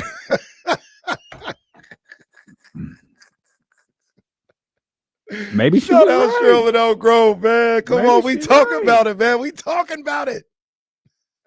Brock is phenomenal. He is really, really good. Let's have some fun. Really good. We're gonna have some fun with Cheryl and Elk Grove's remark right there. Who we just talked to? Who we just talked to? Joe. Let's get Bobby. Bobby. 916-909-1320. What's up, Bobby? What's up, guys? What's How you up, doing, big baby? dog? Good, man. It was just a funny night. As we all know, I don't think anyone was expecting that. I mean, but I was hoping for more from Stanley, but that's all good too. But I mean, Stanley was hurt. Stanley was hurt. Well, I told Stanley this is what he was going to sound like on Monday. Talk a little more, because that's the Cowboys saying they're really good at talking when there's not a lot to talk about. Like it's, and it's like, as long as they have McCarthy, as long as they have Dak, and as long as they have Jerry, they're probably not going to be relevant in the playoffs. And guys, to get back on Dak though, you hit it, Kenny. He's not good in big moments. He's not good when he's got to throw, and he hasn't been really elite since Zeke was elite. So like that tells you a lot about him. He needs that crutch running game because he's not a polished passer. He's not accurate. He's not accurate downfield. He's dinker and dunker, and it showed last night. And I felt bad for him because he had the deer in headlights, like he said, all night. But he did 3 picks in the second half. He wasn't going anywhere. How has there ever been a quarterback running back combo that was all pro like this one that just has fallen off the way that they have? Like Zeke gone, his team is just getting humiliated on a week-to-week basis, which is incredible to think about. And Dak is on still what I believe is one of the better teams in the league. Just right now, the issue on the Dallas Cowboys is the offense. I'm going to stop short of saying the issue of the Dallas Cowboys is Dak Prescott. It's the offense. Tony Pollard is a problem. But some of that stuff should have been predictable. Dak is not even remotely close to where he was 4 years ago. Even the year after the injury, he ain't there. And that quarterback running back duo has just fallen off. It's crazy because I can say this. I'm a truth teller as I see it. I was worried when Dak played the way he played and Zeke came in doing what he was doing, eating with the spoon and all this other stuff. I said, damn, these boys, man, they might get there. They might get there. And then that offensive line, that was a monster. It's like they might do it. And it seemed like they were going to be that way for a decade, and was only like 2 years. Mm-hmm. Yeah. And like you said, it fell off a cliff out of nowhere. And I'm not exactly sure why it did. Zeke, did Zeke have a holdout? Yep. He was in Cabo. Oh, no, I don't think he had a hold. Zeke had a holdout and a suspension. He had them both. Yeah. And he was at Cabo. He was in Cabo. Wasn't he in New Orleans or something like that? Well, he got in trouble in New Orleans. That's where he got in trouble. Yeah, he got in trouble in New Orleans. Yeah. I'm trying to think of one on the fly of one that's fell off. As stark has been as stark as that one, and I can't. I thought they had everything lined up. I thought they were ready to go. When those two jumped on the scene, and now it's not happening. Well, one of the things Joe said was the Cowboys were who we thought they were. Yeah. I'll push back a little bit on this one. I love my 49ers, very confident in my 49ers. In no way in hell did I think they were putting 42 up on this defense. Mm-hmm. I respect that Dallas Cowboys defense and what they're able to do, and Micah Parsons and Lawrence, and able to get to the quarterback. Purdy's jersey was dirtier before the game than it was after the game. He didn't get touched. That offensive line kept him upright like I said they needed to, and he had time to throw. He had confidence in that pocket. He delivered all game long. Micah Parsons, we talk about Mike on here, how much we really like that dude, and he's that dude. Absolutely nothing on Sunday night. No. Nothing. DeMarcus Lawrence, Can't do that. nothing. Yeah, can't do that. I didn't think the Niners would do that offensively. Let's get our man Mitch in here, 916-909-1320. Well, Mitch better have my money. Mitch, what's happening? How's it going? The check's in the mail. Thank you, I brother. use Fuel later. Yes, Instead of thank you. FedEx, it's too fast. Hope you guys had a good weekend. I'm sure Casey must have had a great weekend. Well, I mean, I'm not gonna count my chickens before they hatch. I was telling Jesse, it was a busy Saturday, and I was doing some stuff during the day, but I was like, oh, I got an opportunity to watch some playoff baseball. Let's see what the Diamondbacks and Dodgers doing. It's only 6:45. This game is early. I get to catch it, turn it on. 9-0 in the third. It had to be an imposter. and my USC, that was Caleb's worst game. He's just got the Heisman. He's better than 2/3 of NFL quarterbacks. My LA teams almost lost to Arizona teams. That just shows you the Pac-12 is pretty good. Or Pac-2, excuse me. They got some good quarterbacks in the Pac-12. They do. A lot That of them. USC game was a great game. I watched that on Sunday. That was a good game. Yeah. Okay. Great game by 49ers. Mitch, you want to you want to talk about your Niners, man? Yeah, I think they're deep. They were deep at quarterback. They're deep at wide receiver, but they're really deep at running back. Elijah Mitchell. I screwed that name up again. It's all right. It's Elijah. Elijah. You got Jordan Mason. Yep. They can rest Chris. I forgot his Christian last name. McCaffrey. That's all right. We got you. We got you. We got you, Mitch. It's all right. Did Elijah Mitchell play yesterday? I'm not sure that he did. He was out. He was inactive. Okay. Elijah. That's all right. That's all right. That's all right. Stop it. Names are hard.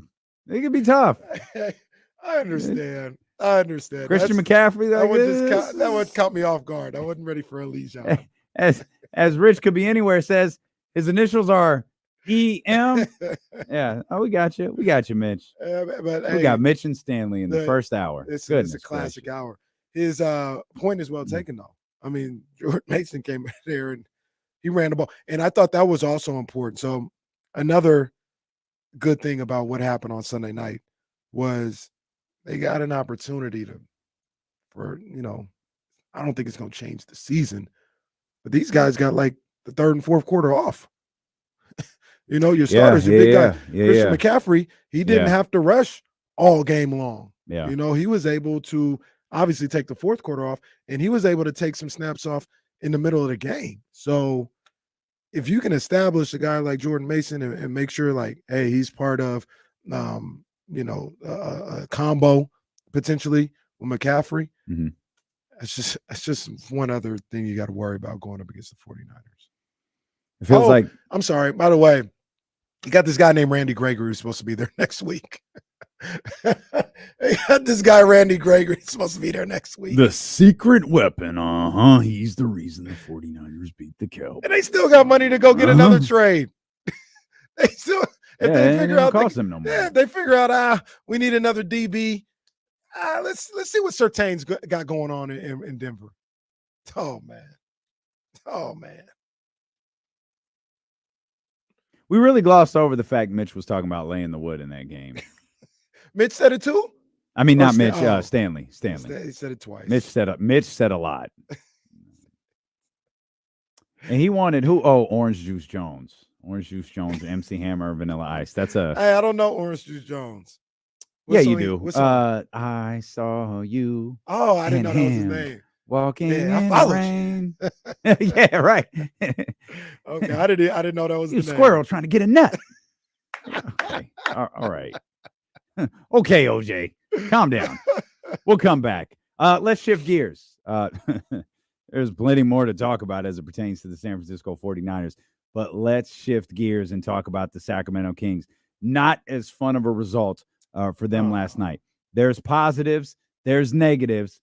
We'll talk about them both. Steeler and KC, brought to you by Sky River Casino here on Sacramento Sports Leader, ESPN 1320. He said some Orange Juice Jones. I saw you walking in the rain. Does he have any other songs? Not that I'm aware of. Oh no. Rich could be anywhere, bruh. Get well soon, man. Damn. Well, see, that's okay. Okay, yes.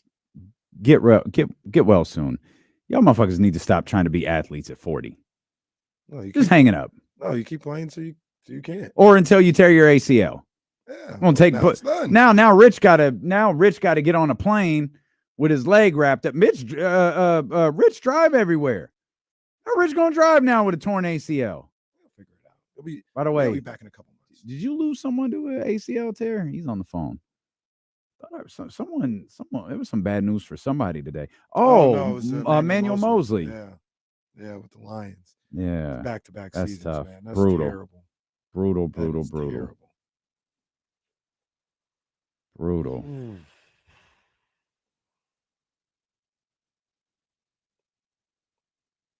So I know Jesse said you couldn't hear anything. You think we're gonna hear anything? The way Daughtry started belting it out. There's no way we can't hear Daughtry. Yeah. Nah, I mean, they getting ready. Like maybe to the turn up. mute, the instruments, like yeah. When he started belting it out, I said, "Oh yeah, there's no way." Yeah, they getting ready. They're gonna turn up out there. We're getting a copyright because of Daughtry today. We might have to have Daughtry sign something before he leaves. Say we won't get in trouble on YouTube. Have you ever used Uber Eats before? Yes. So one of my credit cards one of the benefits of the card is like you get a $15 credit for Uber Eats. I'm like, yo, that's fire. I don't use it very often. Yeah. So if I use it once a month, that'd be dope. I was like messing around on the app one day and looked, and they upped the price like $3 per item. Them food delivery services are a scam. And they get people like Kyle Madsen when he's high. Kyle Madsen just have an edible and decides he wants some French fries and will pay $27 for some French fries. Scam how? They up the price. Like in addition to the delivery fee, in addition to the fee for the actual service, they raise the price of the food item. So if you go to your Wendy's and it's you want a Frosty off the dollar menu on an app, especially Uber Eats, it's like $3. Is that how bad do you not want to get in your car and go get this? At that point, you're paying like the order I calculated from Burger Lounge. It wound up being $26 more. No, I don't want you to deliver the food to me that bad. So, I can tell you don't eat fast food because you think there's still a dollar menu. Okay, well, there's that. Yeah, no, that is the crazy part about that. Like, I can go to a restaurant and get something for the same amount as a fast food place. Fast food is out of control price wise. I'll pay for convenience all day. You pay a lot for convenience. I don't know that it's like that with every app, by the way, but Uber Eats was crazy. It hits. That's the first time I was like, holy crap. But there's also other factors. You know, maybe you've been champagning and campaigning. Well, no, and that's what I said. Like, well, I said edibles rather than, alcohol, but yeah, no, like that's the responsible thing to do. Like, I get that. Did you end up getting it? No. I was not that hungry. I wanted to use my $15 credit for the month. I don't ever forget it. Really have a problem going to go get something. Like it could be 11:30 at night. I'll go get some Jack in the Box. Right. I don't care getting out. That ain't bother me. So I'm the wrong person for Uber Eats. The family has used it before though. I think Reese uses it, doesn't he? When everybody's away, just order some DoorDash, some Uber Eats, some Grubhub, one of each. Reese, it'd be like Macaulay Culkin in Home Alone. Leave it on the doorstep. I have to point out Jacob because he's literally the biggest jackass in the chatty house. D'Lo doesn't know if you pay for the Dash Pass, it waives the fees. Yes, dummy. But if I was talking about DoorDash, that would make sense. That's not Uber Eats. Sit down and go defend Sean Payton somewhere because your boy is even worse than he was on Friday. We'll get to that later. Shout out Nathaniel Hackett. Nathaniel Hackett was a bad head coach, but shout out Nathaniel Hackett and the New York Jets and Bob Saleh for getting that victory. Wow. If it was any in other spite of situation, Zach Wilson trying to get rid of that win. If Sean Payton was Nathaniel Hackett, he'd be fired. Yep. Facts. Someone put out a tweet about what it cost for the Broncos to acquire Sean Payton and Russell Wilson, and it was amazing. Absolutely amazing. Like, oh, it's incredible. I have to find that tweet. It's a perfect tweet. And he was brilliant in that he attached the video of the two. Those two clearly are not on the same page. No, not at all. And Russ walking by him and Sean Payton trying to get his attention, and Russell Wilson wanted no part of it. Yeah, Sean Payton, he overrated, bro. Grossly He's overrated. We'll get to that. Here's a little coffee boyism. Sean Payton is everything everybody thought Kyle Shanahan was when they would disrespect Kyle Shanahan. Okay. Sean Payton is really that. I mean, there's no nepotism there, but like he's the real overrated coach. He is. Kyle is the real deal. Sean is overrated. Yeah, let's just stay away from coffee boyisms. Has anyone had a stranger offseason than Kai Jones?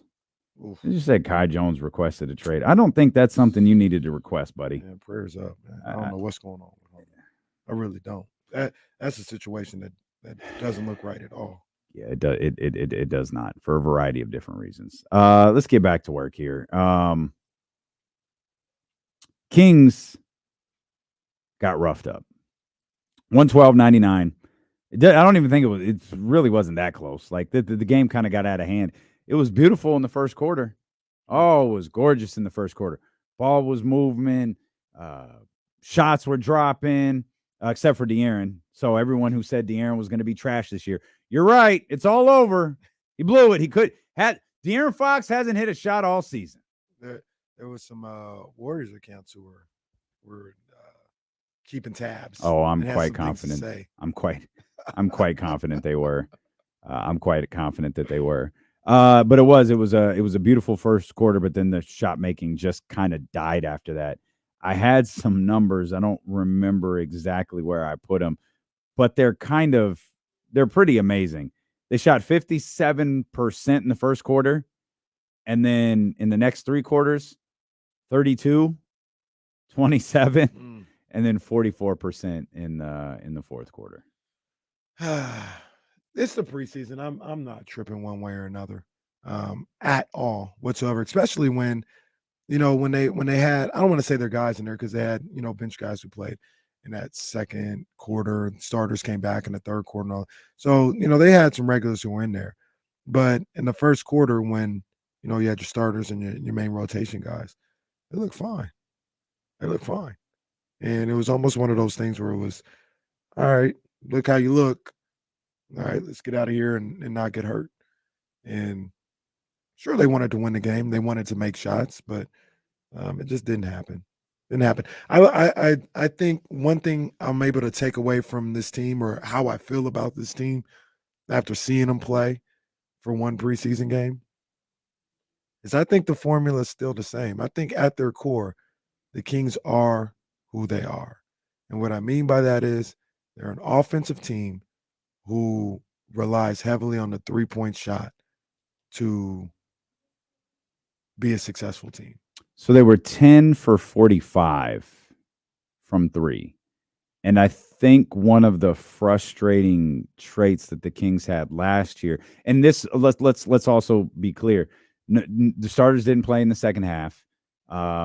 Game kind of really quickly fell apart in the second quarter, but there was always and a lot of times it was Harrison Barnes, and I think Kamara brought this up on a recent call where the Kings might shoot a three, it's off. They're like you, they're gonna find it, right? They're gonna find that shot, but there's no one there no one last night said, let's try something else. The ball was moving. A lot of the shots that they missed, they were open, but no one said, yo, let's just get the ball in the basket. let's drive, let's do something. Let's just get the ball in the basket and see if we can build something for there. Maybe get a stop there, get moving on the other end. It just, hey, let's come down, let's run the offense, let's find the three. And that's what it felt like over and over and over and over again. And as, 2 misses turned to 3, turned to 4, it just started to like accumulate. And it's not like the Raptors were hitting shots at an amazing clip. Mhm. It's just the Kings were missing so many that even shooting 50% on the other end Mhm. stretched the game out and put it away. I think it was tied after one. I think it was 35-35. Kings played really well in that first quarter. Yeah, and then it just went a different direction the second quarter, but really the rest of the game. So what do you think about what I said about those guys? I don't like it's so I don't it's a little too simplistic, and I think they're a little better than this, but I think at the end of the day, I think we're still going to be looking at that 12 to 15 made threes stat each game to determine whether or not they won the game or not. Oh, I don't question that at all. But I also, like, last night was one of those games where if they hit 2 more threes, like, it doesn't matter. True. Right? There was no flow True. in that game. And as long as I think that stat holds. I mean, it's not the hottest take in the world to say if a team hits, what's the number 15 threes, that they win. Yeah. I don't think that's the most stunning stat. I think the thing for the Kings is they can regularly hit that. That's what became stunning last year, is they so regularly eclipsed the 15 3-point marker, and it amounted to a ton of victories. Yeah. But what I worry about with them is those cold streaks where if they're not hitting threes in the flow, then you can hit a bunch later and it won't matter, right? You need something to create a rhythm in the game. And sometimes the rhythm is just missed shots. That's the flow of the game. They're just missed shots. They're advancing, missed shots, advancing. Like there's no offensive rhythm. Yeah. And sometimes you want someone to establish that offensive rhythm. Who do you think that would? So this was always the real quick, concern. Jesse, can you help me out in here? Sorry, I completely dropped the ball on that. Sorry. This was the concern that I had with, because what you said is not wrong, like as far as like strategy and what you would want to do as a basketball team. But this was like one of the things that I would have said, well, who's that going to be? Like, who's going to get to the cup? That's not really Kevin Huerter's game. That's not Keegan Murray's game last year. Maybe this year he has that in his game. Harrison, maybe, I don't know. Malik could do it. Fox could do it. I always thought it was really Malik and Fox were the only ones. Even Sabonis getting the ball to him, maybe, but that, like, his game isn't necessarily get the ball at the elbow and go to work for 4 straight possessions. Well, we'll get back to the Keegan aspect of it when we get to the positives of this game. But last year, Harrison did it a lot. Yeah. And it wasn't with the idea of being like, no one's looking at Harrison like, oh, he's offensively dominant.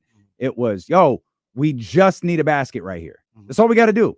We either need a basket or I'm getting to the foul line. One of those two things is happening right now. And HB did a great job at times of that last year. The good thing is streaks like we saw last night, they didn't happen a ton. Right. You're listening to D-Lo and KC on KIFM, West Sacramento, KRXQ HD2 Sacramento, ESPN 1320. Always live on the free Odyssey app as we welcome in the big homie from CBS 13 with her Raider ready for gear that Monday night. on. That Monday night. Gracious. The Amari Cooper. Wow, it looked like Roll Tide, baby. So is that like you see? I love, like, women can do this, and it's just fly. So that's just a regular football jersey, and you just cut up the middle of it. Yeah, and I'm gonna give credit where credit's due. So I think that I told you guys about Alex Earl. Have I at all? Have you guys heard of her? No. She's like TikTok famous, but she is dating somebody in the NFL, and like she's like, I'm trying to figure out how to like make the jerseys cute, because they're just like not cute on girls. If you wear them like normal, they're just like bulky, just not cute. Some girls do like crop tops. But I saw her and she's like, I just cut it down the middle. Look how cute it is. And it was really cute. It's a good look. So I did it. I had my husband cut it for me today. He tried to get me to wear like a Raiders hat. I was like, I look like a boy. He tried to get me to wear the what is it with like the snake skin, the What? with snakeskin on the rim. deal? Yeah, I seen that. what is it called? I forgot the type of. Oh gosh, the I'm hat. gonna think of it in a second. But I was gonna wear it backwards, but I was like, I kind of look like a boy in it. Is your husband a Raiders fan or a Cowboys? He's a Yeah, Cowboys Oh, tell myself what's So up, wait. man. Tell Hey, us what's up. I was dog. last night at the house. Well, Tell I was us at what's work. up. I was at work. Thank God. Like I was so happy because I already knew what was gonna happen. Like, the Cowboys defense has been great, but I know like Dak is just so suspect, and they get away from the run game and they just figure out how to mess things up. And so when I knew I had to stay late because of that game, because we had to go live, we had Sports Sunday and we had to go live because of how late the game was. I was like, I'm so glad that I'm not going to be home tonight. So I'm, just preparing for radio today and I'm listening to post game sound from last night, just kind of re-listening to it. Cause I don't really get a chance to listen day of because I'm running around doing a million things, as you guys know. And he's just like commenting, like talking mess the whole time, like listening when the players are talking. It was so funny. I was like, bro, I can easily say my team's bad or this team's better. I can say the Chiefs are way better, even though I hate the Chiefs, but I can say it. Like he cannot say it. And it just like bothers me that that's one thing that bothers me about him when it comes to like sports and him loving his team so much that like he's so blind. Well, I mean, look, maybe they win next week. Yeah. That's all I got for you. That's all I got. It wasn't going to happen yesterday. I told you it wasn't going to happen yesterday. Everybody who thought it wasn't going to happen yesterday. Maybe you win next week. I don't know. That's all I got for you. It was Ward, and when he said, as soon as we came down and scored on that first drive, he's like, I knew it was a wrap. And I felt the same way. I was like, it's over. Christian McCaffrey scored again. George Kittle scored 3 touchdowns. We'll get back to the San Francisco 49ers as we roll along. We're talking Kings basketball. Sarah Hodges, CBS 13, hanging out with us as she does every Monday. Now, besides it was just preseason. Yeah. What about the Kings game last night? Yeah. What caught your attention there? We haven't really talked about the good, by the way. We haven't talked about there's a lot of good, especially when you're we're always really quick to be dismissive of preseason, good or bad, and that's perfectly fine. With each game, though, we try to find things that stand out, like what we were watching Davion all off season, what it looked like. We were watching Keegan Murray all off season, what it looked like. We haven't had a chance to talk about any of that yet. I promise we will. Kenny was just talking about, obviously, the Kings hit a brutal cold streak in the second quarter, shooting 27%. Yeah. But that was something familiar that we saw, though we didn't see it a ton last year, where they would rely so heavily on the three-pointer that no one would try to break it up. No one would try to get to the basket, try to get to the foul line, with the exception being like Harrison Barnes. Yeah. They would just kind of stay in the flow of the offense. We talk about Dak trying to force things last night, trying to make that big play and just making mistakes. Well, the Kings trying to get back into things with the three-point shot, and they shooting 27% in the second quarter. They just couldn't. Yeah. And only marginally better in the third. Yeah. I would say, so you're asking me for goods?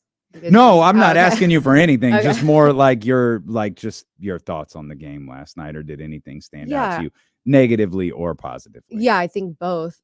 One, before they had taken off on Saturday, I went to practice and asked, because Mike, when he was an assistant, he used to grade his players like after a game, like A, B, C, and D, like defensively, how they played. And I just asked him, because the huge topic is physicality.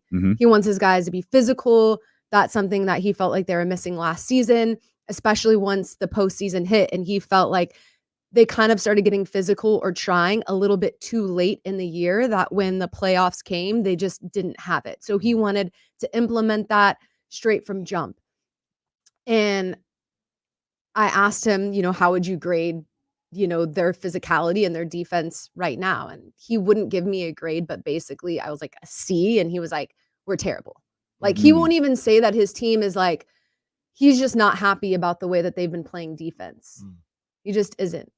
I think we saw they were out rebounded, I think by 12, I want to say. So we saw a little bit of like his concerns kind of, trickle into that first preseason game. I think Sasha was a positive. He looked a little bit slow. I don't know. Am I the only one who felt that way? Like just how fast Mike wants his guys to play. Like I'm interested to see how that's going to look with him. He just looks.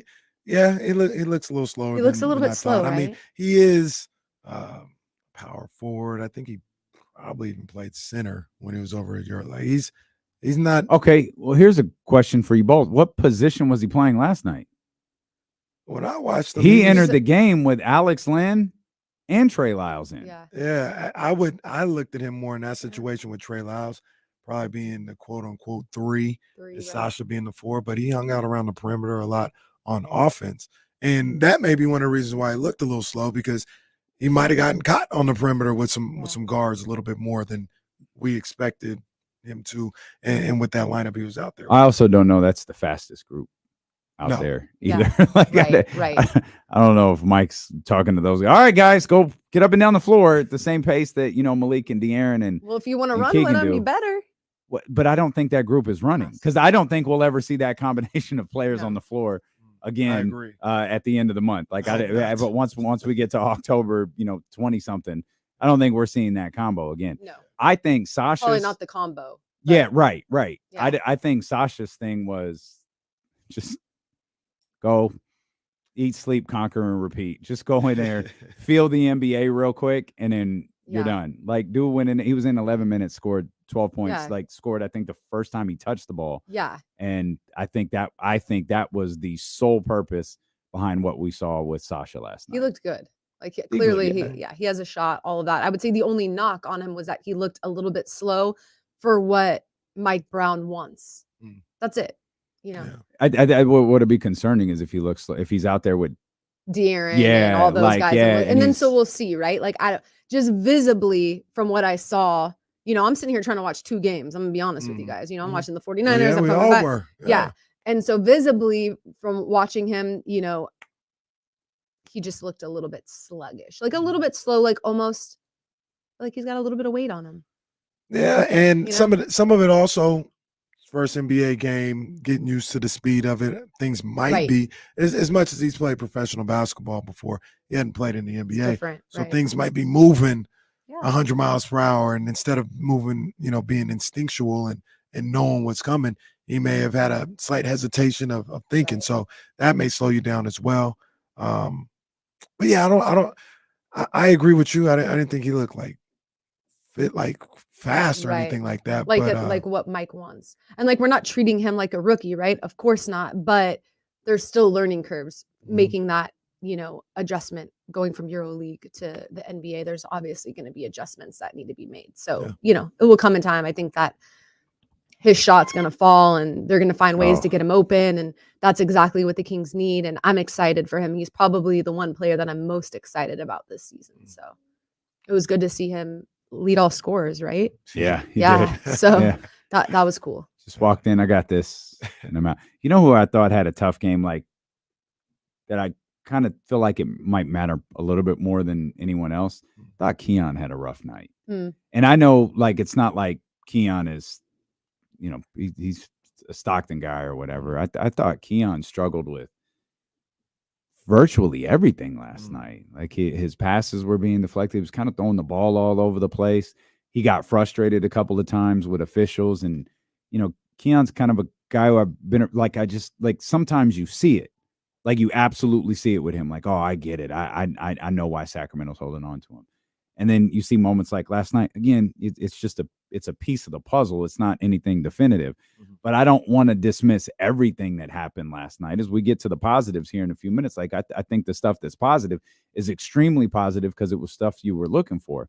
I was hoping to see a little bit more from Keon because he's always been a really intriguing player to me.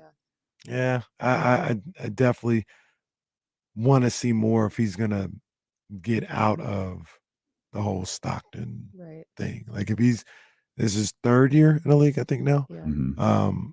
If you're gonna, make some waves as to possibly getting on the big club, you got to show stuff. You got to show a little something. And he didn't have the best night. It's one game, but it's one of those things. Time's running out. Yeah, I was gonna say Exactly. it's one game, but in his position, you need all of them. I mean, this is literally an opportunity, right? You talk about, being prepared when the opportunity comes, and when you're not prepared, unfortunately, back to Stockton you go. Mhm. You know, it's just I mean, that's the way it gonna goes. that was gonna be his home, like no matter what. My Right. concern is where they're like, well, maybe Stockton isn't the place anymore. Like, I mean, it might be a Cater situation. that's the exact example I was gonna use. Is they felt like they had seen enough from Cater. Now, of course, in the case of Cater, they for what they want immediately, they upgraded the position with JaVale McGee. That Keon is not quite. That's not the same thing, right? Like it's two different. It's two different components. But like Neemias was kind of popped in my head the same way. Like I'm not afraid to move on. Mm-hmm. Malik lob. Oh, JaVale and Malik. How like That's I gonna mean, be so fun. Oh, that ooh. Ooh. Ooh. Yeah, that was like you talk about positives that Right. oh, everybody wanted that. And I just thought, I'm like, okay, when the regular season starts, I'm like, this is just going to be so insane that Malik, because you know how Malik plays. Oh yeah. Mhm. You know, Yeah. so it's going to be so much fun to watch. This Kings team is going to be so good this season. I am so excited. Yeah, I am too. I mean, I look at this team and it's a team that has a ceiling of being able to reach, I think, a conference finals, but I think they have a floor of being a top 16. And that's exciting, right? Like Heck this is yeah. how I feel. You know, it's not a foregone conclusion, but when the worst that you could be is a playoff team, Mhm. it's exciting. That's something that we haven't had around here for a long time, obviously, but it's a testament to Monty McNair, Coach Mike Brown, and these guys and what they've been able to put together, where I think that is their floor. That's the worst they could go, is a top 16. Let me ask you this. What would be a disappointing season in your eyes? Both of you guys. Probably off the top of my head, first thing that came to my mind is like play-in. Like that'd be a little disappointing. You know, we're talking 40 wins, maybe, I guess. Well, I don't know if you've heard. I know you got married, had the honeymoon and stuff, so you might have missed it. I don't know that the West is loaded. Well, Oh, yeah. yeah. I don't know that you've. Yeah, West and is loaded. everyone's going to be healthy from Zion to AD to like no one is getting injured except on Sacramento. Well, there's Sacramento's the only team that possibly can't be healthy. Sorry, I So- didn't read the fine print. No, it's all right. Yeah. It's all right. I got no. Nor should you have. You should. He had his enjoy your- blinders on. He ain't trying to see. No, that's fine. And zero in, enjoy the honeymoon. But yeah, you missed it. The West Pelicans, is loaded. you know, the Pelicans, yeah, they're just, you can absolutely rely on them. And if you're going to watch out for somebody, watch out for the Spurs, because apparently that's a big talking point today, which is like, Jesus Christ, that's what we're doing. You know, Really? Wembanyama might play 65 games. Like, I think that might be the max he'll play might be 68. I remember reading about this. Okay, what would you remember why? Because his team and the Spurs. His team, like Victor Wembanyama's team, not the Spurs. This like is how they've Team handled him. Wemby. His whole life. Yeah, but you handled him to get to this moment. I know, but I know. That's dumb. But their thought is that's dumb. This isn't going to be. Dumb. This isn't an 82 game a season type guy. This isn't even a 75 game a season. That's type dumb. Guy. That's stupid. And I put it at 65 because I think they said they'll do what What's they the need number? to do to get him a rookie of the year or be eligible for it. But he's not a guy that's going to play every night. That's dumb. Yeah. I hate that. What? Like, I'm not critical. Whatever, dude. I feel like we've talked a ton about load managing and player participation policy and all of that dumb stuff. By all accounts, Victor Wembanyama is extremely healthy. What is the purpose in this? I guess I wouldn't do it, but I'm saying I guess their thought is to keep him healthy. Yeah, but you just can't All right. predict what's going to happen. Yeah. Any given. Y'all did all of that to get to this moment. Yeah, no. And all right, hey, do you? And Y'all do your thing. I just feel like, I don't know. It's just like such a culture thing too. Just like babying these guys. Like, stop. Let's talk more positives from the Sacramento Kings. Malik and JaVale was one. Mhm. Oh, but there's a couple of others. Keegan and Davion Mitchell. Davion, We yeah. got to talk about Davion Mitchell. We'll come back. Steeler and KC with Sarah Hodges here on this Monday edition of Sacramento Sports Leader, ESPN 1320. Perfect. Sarah Hodges, what up, home? What's up, guys? I missed you guys so much. Everything's been good, yeah. I'm excited to watch my team play tonight, hoping that Get a win. yeah, why not, right? Get a win. We'll see. I don't know what's gonna happen, but I hope so. We can shoot.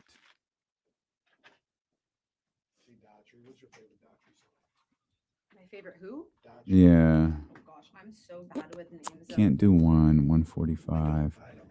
I know he can sing though. Yeah, we could do 145 and get out at 2. Yeah, let's do that because I don't want to lose them because the Raiders play tonight. Oh, and Devontae is supposed to play, so there we go.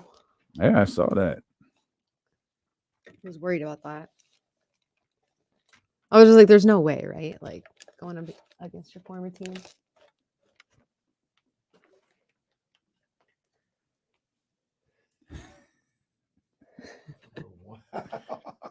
Cowboys? Cowboys?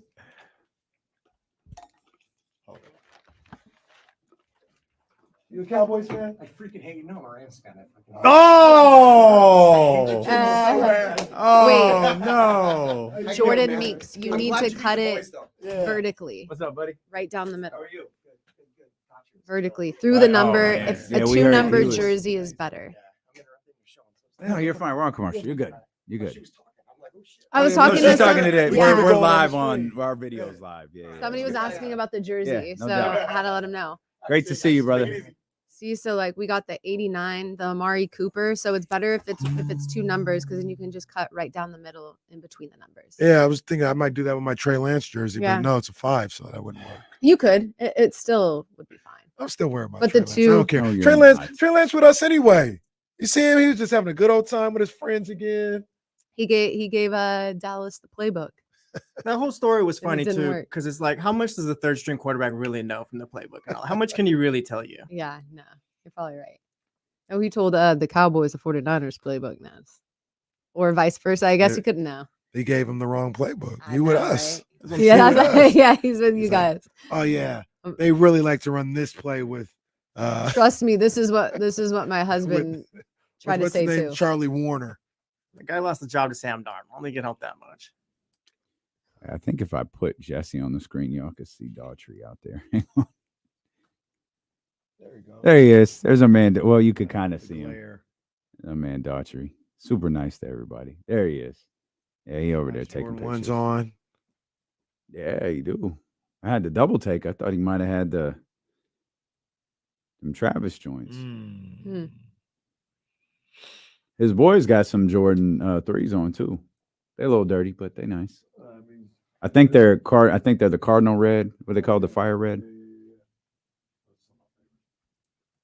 You guys, where should I go watch the game tonight? Like what places play the games, like the audio? I don't know. You know what? I haven't been there, so I can't really co-sign. First of all, you should go to 32 Bruce Street. Okay, that's where you need to go. That's the place to be. But if you don't have time to get all the way to Elk Grove, Oh yeah, no. Tom's looked like it was popping. That's last the night. one in Doko. Doko. Okay. Tom's looked like it was popping last night. One of the homies was out there. That was good. And they play the audio, it's like kinda they play the chill. game. I ain't been there. You know, like 32 some 32 places Bruce Street don't, and I'm does, like, though. why am I here? Like, I don't want to just watch the game. I need to hear that. Shit. 32 Brews, dude. They play the sound. Okay. I'm gonna call Tom's and make sure. This is the Jimmy G game where Where he he balls balls out. out. Man, Eric, God bless you, brother. Let's Give pray. give me some of that you're smoking. Man. Shaddy House, some of y'all in a state of denial right now. Mm. We welcome you back here. Hey, real They quick. ain't got over 20 yet. They sure haven't. It's the Raiders and the Jets tonight. Oh, by the way. Or the Raiders and the Packers tonight. Hey, shout out to everybody who came through Solomon Vinyl on Friday night. Yeah, man. Shout out Manny and Elle for coming through. Yeah. And Ramsey and Katrina and Nicole and everybody who came out, man. And the dope ones came through. Young Zell was in the house with his Oh, lovely yeah. bride. Absolutely. Yo, Young Zell's album is fire. I haven't heard all the tracks. I heard some of Like, if I you mean, haven't had a chance, I like his music, so I may be biased. but I listen like to it in the spaceship. Like that Joker hits. Yeah, Like he did a I like great Young job. Zell's music, man. I like his flow. So, I Zell- think it's dope, but that's me. Zell could be next. Like we do this I right. Think I think he can. Like Zell has everything to be that to be a star. That album hits. I talked about. I was like, man, my hear you from 3 to 7 p.m. on one of these stations. Out here, Yeah. Telling you. Yeah, for real. Shout out Coach Molly who came through too. Yeah, Coach Molly We was in had the a house. blast spinning records and telling stories, and we had fun. We're going to be doing a lot more with Solomon Vinyl. I don't know what that looks like, but I know we'll be doing a lot with them, and it's based off of the success of that event on Friday. So we really appreciate you guys for coming through and spending some time with us. And shout out to the 102.5 listeners who came through and didn't introduce themselves. Started getting like DMs. Yo, I had a blast. I was like, bro, who you? Like, why didn't you come say hi? Like, what?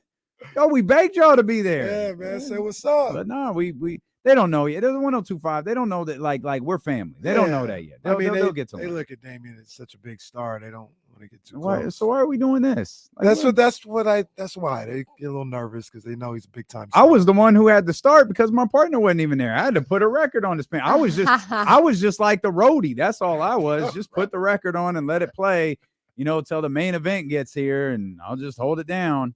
Oh man. Where were you at? Well, 5 was a little busy on Friday night. Oh, look at this. Yo, this guy, dude. I swear to God. It was a little busy. I swear What happened? this dude can get downtown in 10 minutes, except when I need him to get downtown in 10 minutes. Then I-5 gets busy. All of a sudden, I swear to God, bro. Like, I don't know what you do without me. All I do is take 5. I can get anywhere in 10 minutes, Yeah, guys. anywhere. No, typically Anywhere. can. Wasn't that way on Friday? Like, I guess I'll just put Off the Wall on and let it play. I don't know. We had a good time. We missed you, Sarah. We wish you could have been there. I know. We know you was working though. Yeah. Let's talk about some of the positives. You, Sarah, touched on what I think will by far have Kings fans most excited, and that's Keegan Murray. A nice little extension from the California Classic where he was aggressive. He created off the dribble and some components that maybe we didn't see in Keegan Murray's game last year. I think we saw yesterday. Aggressiveness. The way he just, he had a little bit of bunnies in him. He got up there a little bit. I like the shots looking good. That's spending an off season with De'Aaron. Right. Hey, you dunk. Right. Dunk strike's over, kid. You dunking. Dunk strike is over. I like this little 2-hand jam off the feet from Harrison Barnes. That was like it was because usually when he dunks, he just gets it in there or whatever. Very polite. He dunks very politely. His dunks are like his personality. Very humble and quiet. Yeah, but no, I think I agree. I think he's ready to have a really good second season. Do you think that we're expecting too much out of him? Like as a group, like as a fan base, like we're looking for, like, can Keegan be better this year and average 0.5 more points per game? Yeah, no, I don't think that you guys are expecting too much because I think that he has it in him. I do. I think that his teammates know that he has it in him. I think coach knows that he has it in him, and you have to set those expectations. Like, why wouldn't you? Why wouldn't you think that he could be better than what he was last season? Well, they can and he can for sure, but like I haven't really asked the question, and maybe I should, but like people expecting Keegan to make a leap. Well, what does that look like? Yeah. What does that look like statistically? Because it's not like he was averaging 5 points a game last year and he can make a leap and go from 5 to 12 and you're like, oh, he stepped up. Like he averaged almost 13 points per game last year. I think it was 12.9. So are people expecting 13 to 17, 13 to 18, or is it okay if he's 13 to 14.5? I think it's okay if other areas, he's growing in other areas. Like, he steps up defensively, maybe his assists are higher. Like if other categories are getting better, then that's okay. But if they aren't, then no, because you want to see more. Yeah. Right. Well, one thing I think Mike will demand is his rebounding numbers. Yes. Got to be better than And last that was year. always a challenge last year. I mean, he was always challenging him last year. And I think if any coach can kind of break a guy out of their shell, it's Mike. And I think he's doing that with Keegan. Like, as a coach, every player is different, right? You have to coach them different. You have to love on them different. And so I think Mike is really good at that. And he understands his assignment with each and every player. Yeah. And I think something else that I've noticed in training camp is just them holding each other accountable a lot more than they did in other seasons. And De'Aaron Fox was just talking about that. How he's like the chemistry, the fact that we've been together now. He's like, we're just holding each other accountable. If somebody makes a dumb mistake, we're going to call them out and be like, yo, what were you doing here? Whereas before they didn't feel comfortable doing that because they didn't really know each other like that. Yeah. And you can tell when somebody holds you accountable, they respect you and they feel respected. Yeah. Because they feel like that's the type of relationship we have, right? Yeah, absolutely. I mean, I say these things all the time with some of these NBA guys, with kids that I coach. Which is what Damien's trying to do by telling you there's no traffic on the 5.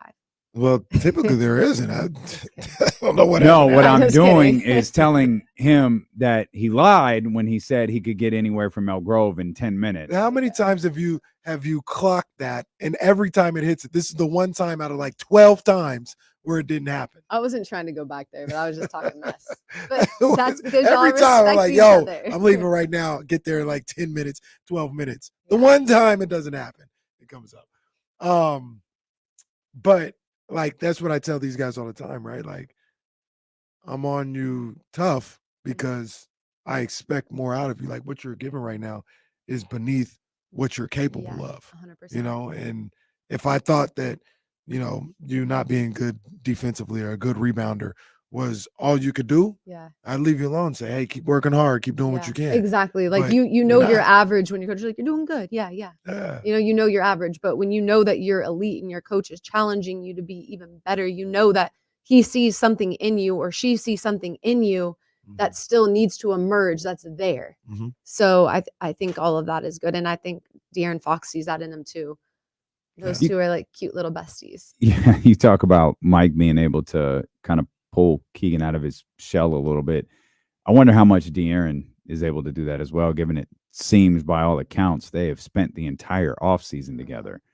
And, De'Aaron obviously having a certain type of personality, but taking his role on this team very, very seriously, knowing what Mike himself and Domas need from Keegan Murray, spending an entire offseason trying to pull that out of him. No, you're right. I think that a lot of that is De'Aaron Fox and maybe not all Mike Brown pulling him out of his shell.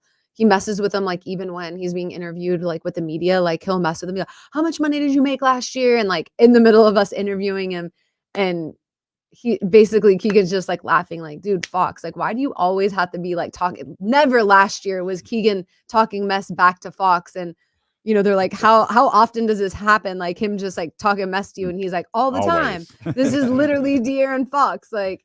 And so it's kind of cool to see their personalities and that relationship grow. And it's definitely going to make him better because, just in general, when you have good relationships with the people that you're spending all this time with, obviously that's going to translate on the floor. So I'm excited for this season because I think that it will. Jacob, he says, I think Keegan will get 16 points per game. Mm. J-Man 916 in the chat says Keegan will average 15.8 points per game. That is ultra specific. 5.6 rebounds, and slightly better efficiency from 2 and from 3. I'd take that right there. I mean, obviously I'd take 16 a game as well, but if you want 15.8, 5.6 rebounds, that's what I'm looking for. Better rebounding numbers, basically 15 and 5 a night from Keegan Murray. Yeah. I think that would be a solid step up. And I asked that because people are like, oh, Keegan about to take off, and he just might. But like, what does that really look like? When you say take off, what you're trying to say he's going to average 19, 20 points a game? Like, I don't think that's realistic. 27. And I think just showing up that? when the team needs him is what is going to stick out even more than maybe like a crazy, stat sheet.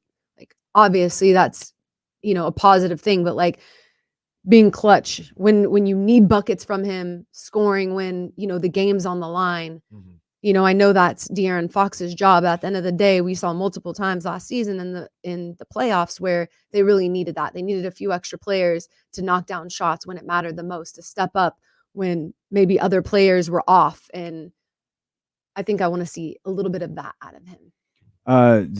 Jacob had a little bit more. He said he seems more aggressive and comfortable. Speaking of Keegan Murray, he seems more aggressive and comfortable in year 2 of the offense.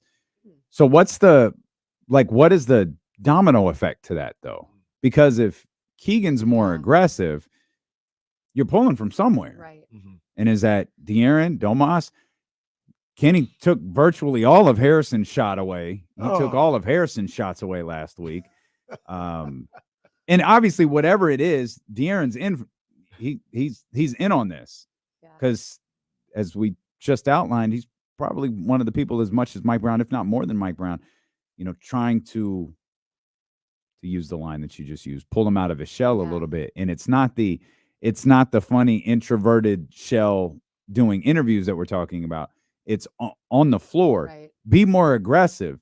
Don't be scared, to shoot a shot. Don't be scared to go off the dribble. Don't feel like you're taking something away from something else or from someone else. Our collective goal here is to get a victory. You can help us do that by being more aggressive, which is what we saw at the California Classic. It was highlighted at the California Classic, which is, I absolutely believe, as James Ham told us numerous times, that's the sole reason Keegan played, was to go out there, be option one, and be aggressive.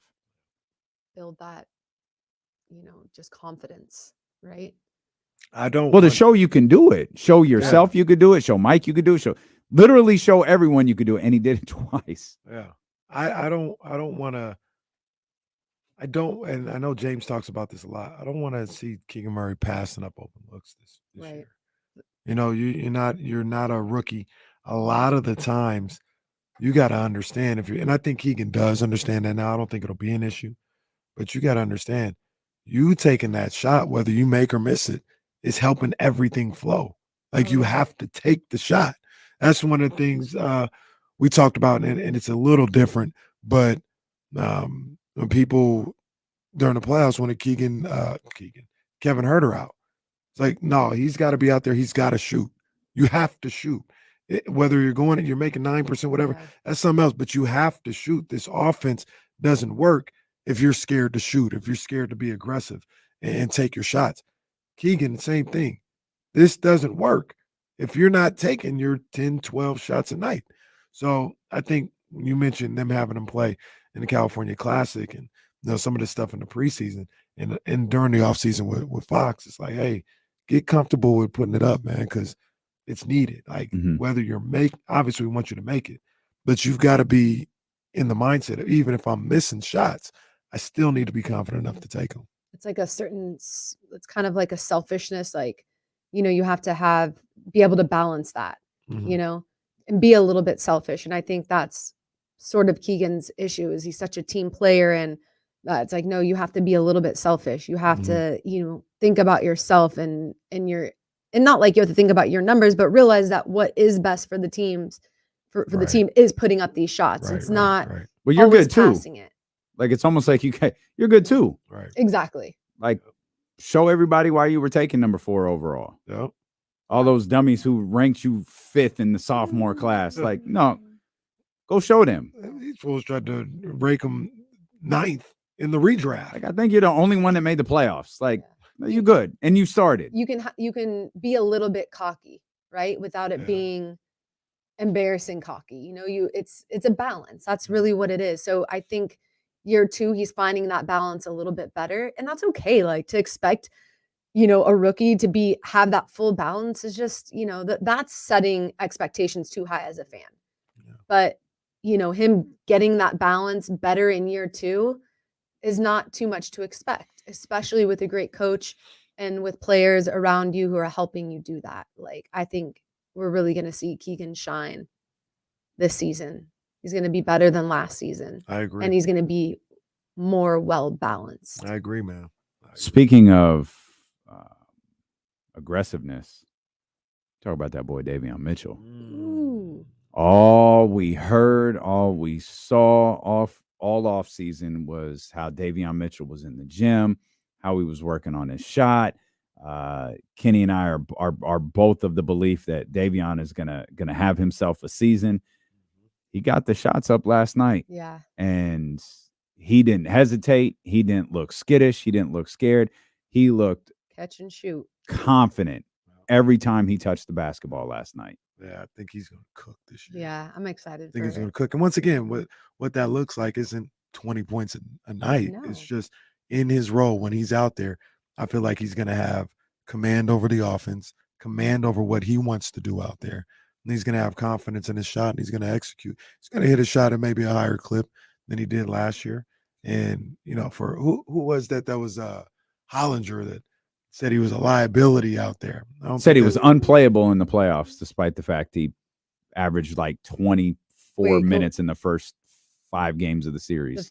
Despite the fact that Steph Curry couldn't do a dang thing when he was guarding him. Unplayable. Right. Just ridiculous. What the heck? So, yeah, I loved what I saw from him last night, for sure. Davion's going to be great. He has that work ethic. Besides like working on a shot, I know that we wanted to see that improve, but he's only gotten better each season. Yeah. So he knew what was needed of him this season. He knew what was needed of him. And it appears he's taken every step to be able to provide that for Sacramento. Keegan, Davion, 2 huge positives in last night's preseason loss. And then the other one is the one we talked about earlier. Like, you have to feel some sort of level of confidence with Sasha Vezenkov. Oh, for sure. I'm so excited for him. Just walked out there like, I got it. And just scored 12 quick points and cut. Easy. A bucket getter. See y'all Wednesday. You did miss that layup, right or wrong? That was like, it was fine. Nobody's perfect. Nobody's perfect. But it was a great guy. He's a Cowboys fan. Nobody's perfect. True. It was. I would have liked to see him, make that just because it seemed like a gimme to me, but maybe not. Okay. I mean, Domas misses those pretty regularly. I'm not going to. And that pisses me off. The idea was. And that pisses me off. Like, you should not be missing layups. Like, yeah, and that's something Domas got to fix too. Yeah. That's something Domas got to fix too. Domas needs to be more aggressive at the rim like that. By the way, can we shout out the best shooter in the starting lineup? It's freaking Harrison Barnes. Shout out to Harrison. Even in preseason, we won't give the man the acknowledgement he deserves. I try to tell people he was the best. On Harrison he was Barnes. the best shooter in the starting lineup. He's used to it. Not to mention. We got to be better, people. We have collectively got to be better. We talked about it's my fault. It's my fault. We talked about Keon Ellis before we talked about Harrison Barnes. We just expect Harrison to be solid. He stays solid. He just is. Man was 5 of 8. Most reliable on that team. I'm telling you. I'm telling you. Was there anything last night that gave you pause, that you're like, oh, I had these feelings about the Kings, but I saw this in the preseason, this one preseason game, and man, it kind of, now it's in my head. I'm thinking about, well, they need to be better at this, and if they're not, maybe they struggle. I think just rebounding. That's the one thing that sticks out to me, more than the rest. I think it's the preseason, so I know that we have to talk about it and it's a topic of conversation, but, these guys are getting warmed up, getting used to live action. We know that they can play, but the rebounding, I would say, because that's just effort, Yeah.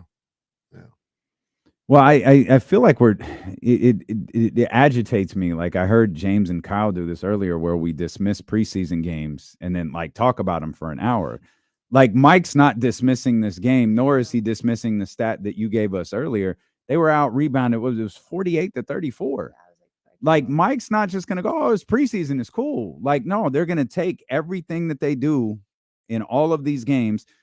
And as we talk about all the time, and better than we do, in all of these practices, and they're going to put it together to form whatever this 2023-2024 campaign is going to look like. We can downplay this as, it's just preseason. It's just preseason. We can do that if we want to, but I guarantee you Mike's not. No, especially with numbers like that. That rebounding is bothering him. Absolutely. For sure. It is, but I'll say this, and I think Mike is looking at it this way too. Will the rebounding numbers be that way if everybody's playing their correct minutes? I don't think he cares. I don't think it matters, because I think with rebounding, you could do that to me. You could do that with shots. You could do that with your 3-point stat. I don't think you could do that with rebounding. Because it's mainly go get the ball. Is like, yeah, it is. But Trey Lyles isn't as good a rebounder as Sabonis.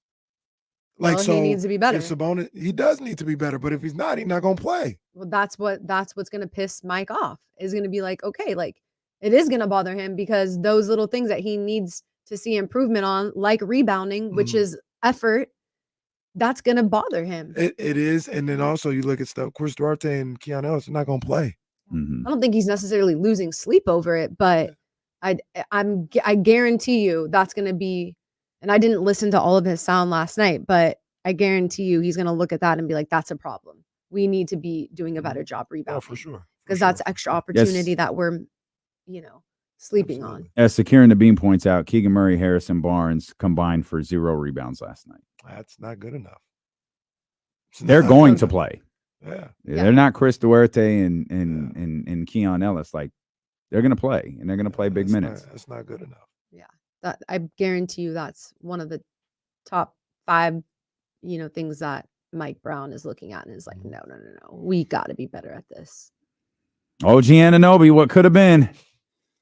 6 of 7 from the field, 2 steals, 14 points.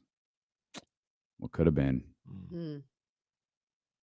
All right, you two are talkative. Let's go to commercial. So here's what I would say. All right. So here's what I would say about that as well is the same way, like what Kyle Guy went for 27 in the preseason game. Right. Yeah. Are you tripping off that? No. I'm sorry. The legend Kyle Guy? Kyle Guy. Shout out to Kyle Guy's I forgot the name. It was a Twitter handle. They followed me. They showed me love. Was it Kyle Guy's guy? It was something like that, right? Something to that effect. Like, Kyle's guys. It was a great account. Yeah. And they were showing love. I like Kyle Guy, but it's one of those things where I never really know what to do with the preseason, right? Because like there are things that yes, you can take away from it, but it is. We've seen so many times. None of it relate to what happens once the season tips off. Do you think that good and in bad preseason that the starters are giving everything they have? Like last night, you think the starting 5 gave everything they had and played like it was a regular season game? Or do you think it's sort of like a feel like, okay, this is preseason, I'm not going to go? I thought they went through the motions.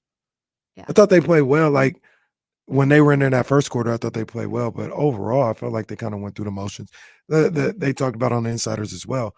Like, just don't get hurt out there. Yeah. I just don't think the effort is tip top. To be fair, I don't think the Raptors starters played with that emotion. Scotty Barnes is playing pretty hard. But outside of that, I mean, I think just in general in the NBA, these guys are kind of getting a feel for each other if they got some new guys on the squad and just trying to go through the motions a little bit. Like, I wonder if coach is like, no, you need to be going 100%, or he's like, hey, it's a preseason. I'll be. I saw this say, I don't know what I would do with the preseason if I was a coach. I have no idea. Yeah, like, do I want them to push themselves or anything? But I also don't think you can go out there and half-ass it because that's where you get hurt. Yeah, like you have to go out there and play with some semblance of. I wouldn't want the preseason to happen. Like it is. That's facts, right? That's the simplest way of putting it. Like, just not show up for any game. Just fine us. I don't want to do this. Just fine us for all of them. And we would have nothing to talk about. Or actually, we would be talking about that, huh? No, we would just talk more about the 49ers beating the ass of the Dallas Cowboys. We could do that Old-fashioned We can keep that going. Now that's easy. We talk about that for 4 hours. We've got to let you go. Are your boys getting a dub tonight? Oh Your Raiders. Gosh, I thought you were letting me go. I was like, I could stay for 20 more minutes. That's what I thought you meant. But I hope so. I wouldn't be surprised if they lost, but I wouldn't be surprised if they won either. It's just hard with this team because there's so many things to be fixed. If you have like one problem, you're like, oh, this is the one problem. Like our offensive line is questionable, but our defense, is steady and we have playmakers and our quarterback knows how to get rid of the ball really quickly to these, I think, what did Jimmy G say yesterday? Like, oh, we have a lot of great guys who can make plays. We just got to get them the ball. And you got to get them the ball. Well, we can't get them the ball. You have to get them the ball. That's what you do. There's so like Nate Hobbs isn't playing tonight. Like there's just, and he's probably one of our best defensive players. So I It's think just Aaron Jones is out tonight. Did I see that right, Jesse? Yeah, Aaron Jones is out tonight for Has the he Packers. not played since week 1? Oh, I don't know. Hurt again. I think he came I back think he once got and hurt then again. Yeah. Yeah, I think he got hurt Damn. again. We'll talk more about that game as it progresses. We need to take a trip around the NFL. Probably laugh at the Cowboys a little bit more. Denver, your time is coming. Sarah Hodges, CBS 13. Appreciate you so much for coming to hang out with us, appreciate especially y'all so much. having a late night on Sunday night yeah. and a late night, I assume, on Friday night too. Oh yeah. Probably knowing you, a late night on Saturday. I thought, well, okay. That was self-induced. Yeah, that was that's self-induced. That was self-induced, but I actually was. It was just very light. It was nothing. The squad is back. Okay. Out of injury reserve, the squad is back. Just light. Just kept it. Squad ain't never gone nowhere. Stilo and KC brought to you by Sky River Casino here on Sacramento Sports Leader ESPN 1320. Woo woo. Jimmy G is starting. Oh, Packers had good call, Eric M. Well, I'm glad he's back. Like I don't want I don't want any harm to him. Of course not. You're still only 1-3. It's not like you're 1-9. It feels like they're 1-15. So it just I don't see. Yeah. It's just there's nothing that I see out of them that gives me hope that we're gonna be good. Nothing. The one win that we got, game 1 against Denver, that was the worst win I think I've ever seen in my life. So it's not even like that gave me hope. I was like, everybody was excited about that one, and I'm like, why? You know what it shows us? That Denver's that bad, and so are we. Well, at least you're not Denver's the Panthers. really ass. Denver's just. I don't know if the Panthers are going to win, but they don't even have their first round. Their number 1 pick. Oh yeah, the Panthers haven't won this game. No, the Bears got to win on Thursday and still have the number 1 pick in the draft. The Bears, we joke about them. They're going to have 2 top 5 picks. Yeah, no, I ain't joking about them. Like that's a shoot. Crazy. The Panthers are tripping. Let me know if you guys want to come. Maybe we'll go to that spot. Let me see. Lexi just texted me. My husband's going to come too, so it's not going to be like. I'll bring my condolences if I stop by. The Joko one. She said she called and they do play the sound. Which I got to. You got to hear your boy. Hear it. You got to hear your boy. Jimmy Garoppolo, pick 6. Oh my. Joe Buck. Coach JT. I think you guys might be able to get this one, man. The Packers looking a little funny in the light. You might be able to. No, I know. I wouldn't be surprised if we win, and I wouldn't be surprised if we lose. It's just kind of like that now. Packers got their ass whooped There's the other games night. I would be surprised that we win, but Yeah, this one Detroit. Oh, they did get roughed up by Detroit. Yeah, they did Detroit's get roughed good. up. Yeah, they should have lost to Atlanta too, though. But they didn't. Yeah. Atlanta, they got a little. We should have beat the Chargers, but we didn't. So you stunned on them. No, I need to change my. I just didn't have time to change my purse. Oh, somebody getting their ass beat today? I know. Is that what's going on? Oh my! You see Wow. see what's going on? Yeah. Somebody getting their ass beat Black today. AFOs. Stay Ass the front whooping. way. I got these just specifically for this day. By the way, they are supreme too. They It's are, not just Of course. I mean, of course not. Packers fans want to get froggy. See you soon. Bye. Bye. Oh yeah, they Thank said you. I never opened the door for you. Oh, don't worry about it. It's heavy, but it's all good. Thanks, guys.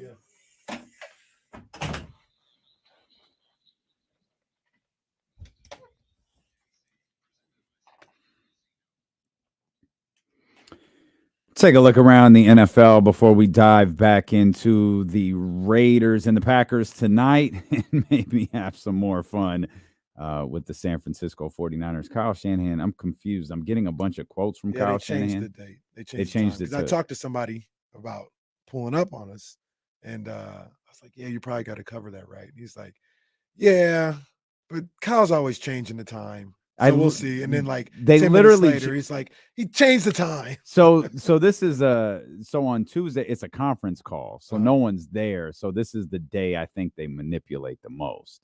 Is hey, Kyle's gonna get on the phone like now, jump on with us. Versus you can only do so much if you're expecting a bunch of people at the practice facility.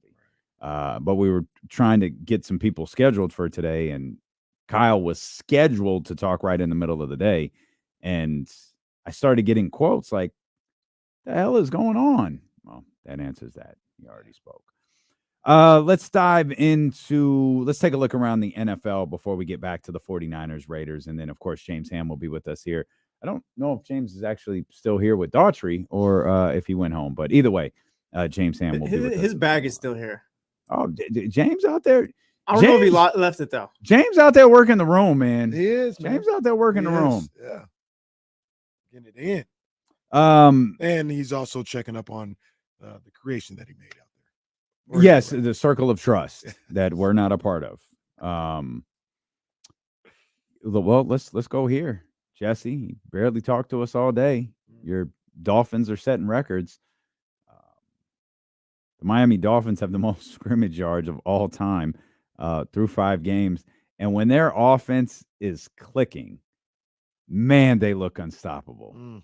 Oh, they look so good when their offense is clicking. So much speed, man. It's funny. I was telling Kenny before the game, like after the game ended, I was kind of like not annoyed, but just like that wasn't great. Like they could have been a lot better. And then you look, they still put up 500 yards, 30 points, and all that. That's kind of the footnote to it. Like Tua wasn't great. He certainly wasn't bad. It was okay. He wasn't great. I saw what did we decide? A-Chain? That's what we decided. A-Chan. It's A-Chan. A-Chan. Okay. I forget which one it is and which one it isn't. A-Chan is like dated. Well, yeah, he's injured too. He's undergoing an MRI today. Oh, that's never. I don't like he played through an injury yesterday. I don't think anyone really knew. Yeah, 13.7 yards per carry. I didn't notice. Running away from defenders on 75-yard touchdown runs. Yo, that young man, bad. And the crazy part is Raheem Mostert had a good game. Yeah, well, it's just kind of Raheem already lost the job. It just paled in comparison to what poor Jeff Wilson. Who knows when he'll get a handoff? I think they're opening up his practice window today. He's got 21 days to come back. Tyreek Hill. And Tyreek had 8 catches, 181 yards. Problem. And then you got a situation on the flip side, RIP. Giants. Oh, jeez, they're not good, and you see who they play next week. Well, so Daniel Jones got hurt. Brian Daboll, coach of the year, doesn't think it's a huge deal. They're optimistic. They don't know his status for next Sunday night, but yeah, he got banged up. I'm not a Daniel Jones guy. I don't think he's great or anything, but like what's going on with the Giants right now is not his fault at all. No. Like it was almost a point yesterday before he got hurt. It was just like he has no opportunity to make any type of play, whatever. Players, this is not on you. This is not. I don't want to do that to Coach Daboll, but I mean, he's not doing anything to like protect him from sacked another 6 times yesterday. So he's not doing anything to like help him out. It doesn't feel like move the pocket, getting all this other stuff. You're not doing that. Just drop back and get destroyed like you have for the last all year. 17 times in the last 2 weeks. Wasn't it 11 last week? 11 last week. Yeah. Yeah, that's not Daniel Jones's fault. And that's official sacks. We're not talking about hurries, QB hits, none of that stuff. So the funny thing about that is last week when they had 11, I was looking at the game stats thing, and I counted 15 times. It's like they have 12 sacks credited to the opposing team. Right. They kept saying 11 sacks over and over and over again, but 12 different people got a sacks stat last week. Like, man, that must be an unofficial score. You said who the Giants got next week. I don't do that. I need to be worried about that team they got next week. I'm not gonna do. I'm not like a Bills fan, but I ain't gonna do that. London's different. London is almost Jaguars home field. The new Thursday night game. Just get through it. I think, and London's unfortunately, been the original they Thursday didn't night get game. through it healthy. I think they lost somebody else for the season. Oh yeah, they lost did. Matt Milano for the season. Yep. Yeah, Broke his so- getting Sure surgery on did. that. That's Sure more did. concerning than them losing the game to me. You just want to kind of get through that healthy, and they weren't able to do that. Yeah, last week they lost their top corner Tre'Davious White, and then this week top linebacker and Matt Milano. So So real just quick, to be clear, I don't want to leave the Giants just because I want to make well, sure I wasn't we- trying to leave the Giants. I was just mentioning there. I don't think you should be scared of their opponent next week. Right. They got the Bills on Sunday Night Football. But I'm trying to see if I'm reading this right. I don't know. but they have sacks at 7, QB hits at 14. Mm. Do they consider a sack a QB hit, or are those two separate stats? I don't know. That's a good question. Kind I of don't feels like know. they consider two different stats. So if that's the case, the man got slapped up 21 times yesterday. QB hits do not count as sacks. Damn. Wow. Wow. Jeez. And that doesn't count pressures, Right. hurries, nothing Right. like that. 14 Yeah, not QB hurries hits. either. Dude has been running for his life since the season started. Mm. And now he's hurt. Mm-hmm. Mm-hmm. Daniel Jones should call De'Aaron Fox. What's My ankle hurts. I don't know what what's the his end. protest? I don't know what the end game is though. That's the problem. I don't know what the. No deep passes. Yeah, I don't know. I don't know what the end game is if Daniel Jones' ankle hurts. Yeah, I don't know. Good luck to Daniel Jones. To your other point, though, the Buffalo Bills taking that loss in London. Mm-hmm. I just get so annoyed with these London. They got another one this week. At least it's not the Jaguars. It went again. from 1 to like 6. And then I think they're going back to Germany at some point. I was gonna say, yeah, I was gonna say I shouldn't say it's not 6 London games. It went from like 6 like out of the country games. Are they doing the Mexico City gimmick this year? Pretty sure. And it feels like it does feel like the Mexico City one makes sense. It feels like there's a real appetite for a genuine appetite for American football in Mexico when they go play those games. It seems forced over in London. Now I know they do great with the attendance and people are really into it. So maybe I'm just completely wrong, but it seems forced. With London too, they're having teams stay multiple weeks now. Jags were there for 2 weeks. Buffalo lost a home game. That was a Buffalo home game. Please don't send the Niners of London anytime soon. I remember reading about this. I can't remember. There's a payoff for that. So you don't just lose the revenue. Like there's a payoff for going to London. I just can't remember what it is. Yeah, it was like, how do you just lose? How do you just lose when you're home? How do you lose all of that revenue? Well, I don't think they do. NFL pay them? I think so. Like obviously you're making money in London. Right. But there's a because they can't take the revenue from the London venue and just say, hey, I know you made all this money, but we're giving it it's to actually the ours. Yeah. Yeah. It's actually ours. Well, it's 2:00. I feel like we've waited 2 hours. Can we trash the Broncos a little bit more? Absolutely. The Broncos, and God bless Zach Wilson. He tried so hard to give this game away. And Russell Wilson said, no, kid, I got you. And that whole final 8 minutes was just a comedy of quarterback errors that wound up going Robert Saleh on the New York Jets' way. So good for the Jets. Good for our guy Robert Saleh for getting that win.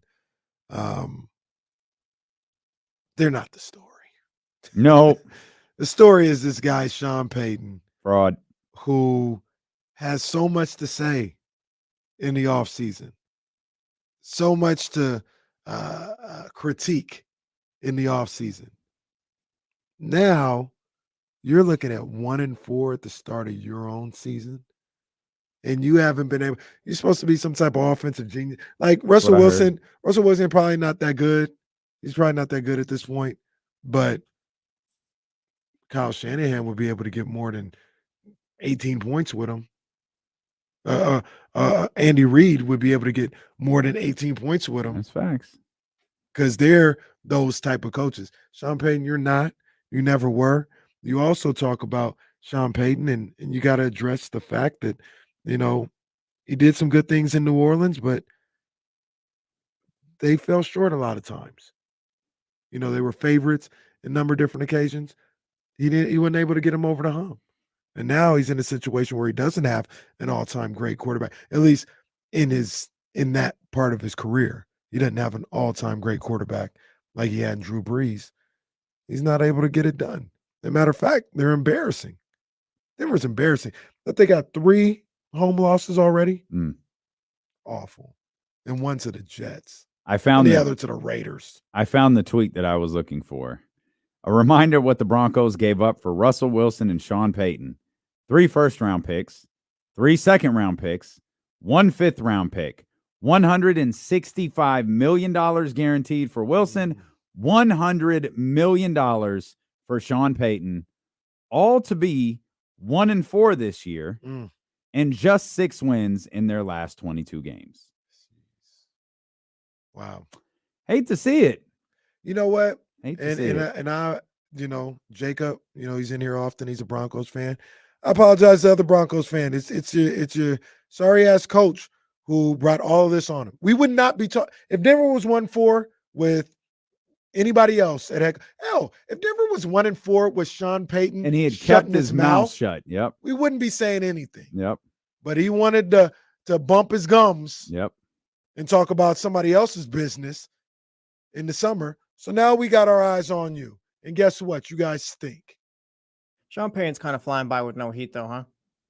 Not on this No, show. I Like think this he's show, catching heat. you think so? I haven't really seen it. I think he's catching a little heat. Maybe not as much as he should. He should be. They need to be saying it like we said it. Because say what you want about this Broncos roster, they can be bad and all that, but like for all the talk of Sean Payton being this great coach, like there hasn't been any improvements. Like there's been like this team doesn't compete or anything like that, really. Honestly, this looks like the worst coaching job I've ever seen in my life. I'm with that. I lived through Luke Walton. Well, what? Luke is chilling somewhere in Cleveland, getting ready for the Browns game next week. And here on ESPN 1320, D-Lo and KC, just a swipe across the brow. I was just saying. Let's not overlook Urban Meyer too fast, though. That's a good point. That's a good point. Now, Urban, he can get that shot. Urban back on Big Noon kickoff. Urban Meyer. Back on Big Noon kickoff like nothing happened. Like we didn't just see what you did in Jacksonville. We're going to listen to you. He's actually really good on TV, too. This is amazing.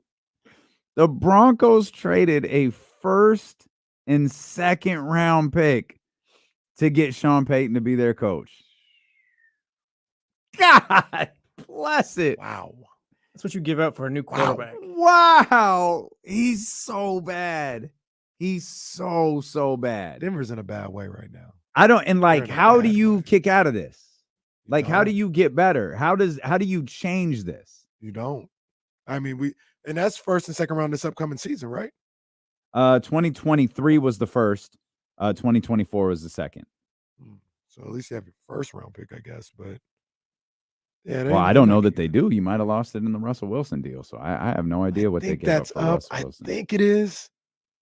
I could be wrong. I'll look it up. Could be wrong. I thought last year was the year it was over, but I could be wrong. You talking about for Russ's contract? Yeah. Oh, he's still got some time. No, I mean the trade. Oh, yeah. Stand by. I'll get it. That'd be nasty. It'll take me a minute. That'd be nasty if you did. Can they rebuild though if Russ is like just not good anymore? No, you ain't got no quarterback. 2 seconds. You ain't got no quarterback. Come on, this doesn't specify. I'm on the wrong page. Now, everybody in the chat, too, is naming, different coaches, your Anthony Lynn's, your Jeff Fisher's, your Freddie Kitchen. No, this is the worst. Jim Tom Sula. This is the worst. Yo, Anthony Lynn's not even in the conversation with Sean Payton. Especially after the way his replacement is. Hey, y'all need to calm down. Anthony Lynn, nothing. This is the worst. Now, Anthony Lynn did do some slightly questionable things at times. But I would hardly call his body of work the worst. 2 first-round picks. Yes, 2023 was the last year. 2 second-round picks. Yep, 2023 was the last year. Yeah, all of the compensation for the Russell Wilson trade, is done. Well, good for them. Good for you guys. They can start to rebuild this year. Can we talk about? We're here talking about rebuilding. It's that time in New England, huh? That's tough. What's the score? I think it's 72-3 in the last 2 weeks. Wow. Mac Jones been benched twice. Mac Jones yesterday was 12 of 22, 110 yards, no touchdowns, 2 picks. Is that bad? Yeah. I think the line Yeah. is it's not good. I was going to say that, but it was just like, no, yeah, that's bad. Was that Scott Van Pelt? I think so. Oh, yeah. That sounds, is that bad? That sounds about right. It's not good. I'm trying to look up. Am I in the wrong week? Where is it? Oh, there it is. Oh, God, 38-3. You still have those numbers in front of you? Yeah. What were they? 12 of 22, 110 yards, 2 interceptions, no touchdowns. Last week, 12 of 21, 150 yards, 0 touchdowns, 2 interceptions. I think he had a fumble that went back to the house too last week. Last week, yeah. So I want to tough life for Mac Jones and Mac Jones Joe. That reminds me of something. Because I don't want to be like Stephen Ruiz. I want to keep my credibility. And I want to be fair to all the heat we had towards Rodney Harrison last week. Are we okay with Dante Whitner and what he said about Dak Prescott? I don't think I saw what Dante Whitner, our guy. That's my guy. And he had better. I've had better experiences with him personally, and just seeing his whole career, how he's orchestrated his career and him as a person more than Rodney Harrison. Rodney Harrison is a known jerk. But Dante's been on this show, hasn't he? Yeah, Dante's a guy. Dante was on the postgame show with our other guy, Rob Brooks, yesterday, and he's like, Dak Prescott sucks. He's like, flat out, he sucks.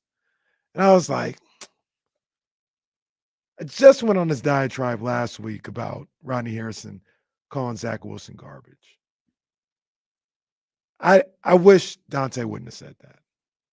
If I'm gonna be fair, he didn't have to say that. These players got to reel it in and realize that they're not players anymore. You're analysts. You can't talk like a player anymore. He didn't have to say that. Yeah, I just don't agree with players. I just don't agree with that. One, Dak doesn't suck. The only person I think in the NFL that sucks is Sean Payton. He's the only one that sucks. Even Mac Jones doesn't. Just Sean Payton and Sean Payton only. That's why I thought about Dante Whitner. Mac Jones is just fine. Yeah, Mac Jones is just fine. No, I'm not big into. You got to use that language. I thought but I think part of it is like that's kind of who Dante is. He's straight shooter like that. I mean, what Rodney did though. Rodney did that after a win to an opposing player. Like he didn't say it. He didn't say it to Rod. Like he tried to bait an all-pro into saying that the quarterback that he just faced, who probably had the best game of his career up until that point, is trash. So no, like I can't. With all due respect to Dante, like that's on NBC Sports Bay Area. This was on NBC, and it's a far. I'm just. Point. Yeah, I'm not okay with it either way. Yeah. I'm just what Rodney Harrison did was way out of line. But I'm never gonna like Rodney Harrison. Yeah, ever. That's what I'm saying. I may be a little biased in that one. You know, I like Dante Whitner better than I like Rodney Harrison. Another thing about announcing is our awful announcing segment of the day. Did you see Dan Orlovsky today? I saw him on our screen. Oh no. And I didn't watch Get Up, but this circulated heavy. Dan Orlovsky says if Mac Jones was in San Francisco, he'd be doing the same thing, if not better, than Brock Purdy. And I'm not really crazy on this guy, but even Rex Ryan was like, "Are you out of your mind?" Like that's so disrespectful to Brock Purdy. Rex Ryan was sitting there like, "No, you've lost your damn mind." This is why Drake responded the way he did to Joe Budden. Because sometimes I look at a guy like Dan Orlovsky saying, you think Mac Jones could do what Brock Purdy's been doing just by changing teams? That's why you ran out of the back of the end zone. He celebrates every time someone steps out of the end zone. And it's like, Brody, you don't understand there's a difference. Yeah. You turn around and just ran along the back of the end zone. These guys had like half a toe out or stepped out, dropping back to pass. You took off and ran to the locker room, essentially. And the other thing about that, Dan, is that doesn't get you off the hook. It doesn't. All it does is remind us of when you did it. When Jimmy G did it, it's like, oh, he did that like Dan Orlovsky. That's all it does. That's so lazy. That's so lame. Yeah. These dudes get paid a lot of money for these lame ass takes. That was, and I'm TC might agree with him, though. TC might agree with him. TC, what you think? You put Mac Jones in the San Francisco 49ers, they're 5-0? Man, listen, hold on. Before we get started, what's up with my two brothers, though? What up, we TC? here, baby. We here. Man, TC, hey, hold on. TC, you said you was coming to Sky River, man. You didn't pull up on us. Man, I didn't pull up. I told you I was tied up. Hey, I told D-Lo I got tied up in Nevada, man, and I told him to send mine, man. I want to personally congratulate you, bro, and That's wish you love, nothing man. the best, man. It's With all your good, new man. wedding. Appreciate you, big yeah, dog. with your new measure. For sure. Look, no, Mac ain't. Listen, Kenny, D-Lo, y'all know how we felt about Mac, and ain't nothing changed.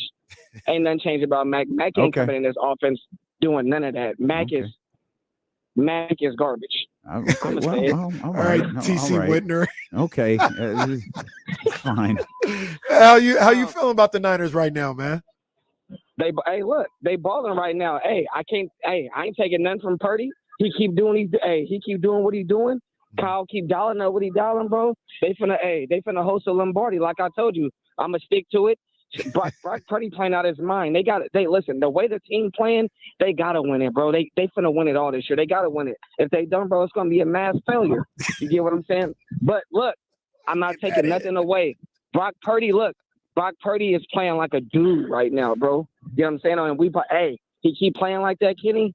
We found one. I ain't taking nothing away from Purdy. I was just jaded about the whole land situation, bro, because me personally, I felt like that situation they get handled the right way. But as far as Purdy is solid, bro. Yeah, I hear you. And the land situation. No, I wanted to hear him say something nice about Kyle. Oh, well, he said Kyle keep dialing it up, man. You know, stayed out his way. The thing with Trey Lance, I think Kyle and John get a lot of flack for a really tough situation. Well, let's hold that. Can we hold that thought 1 second? Because, man, Mac Jones Joe is here. Oh, snap. Oh, my God. Hey. Mac Jones Joe. Brody. What's happening, fellas? But you good? I'm good. Okay. You ain't called in with any Mac Jones takes lately. Hey, but Mac, he got no talent around him, man. I thought you was going to say he got no talent. I was about to be like, yeah. Receivers are bad. No, I feel for the dude. It reminds me of Alex Smith when Alex Smith was a young player.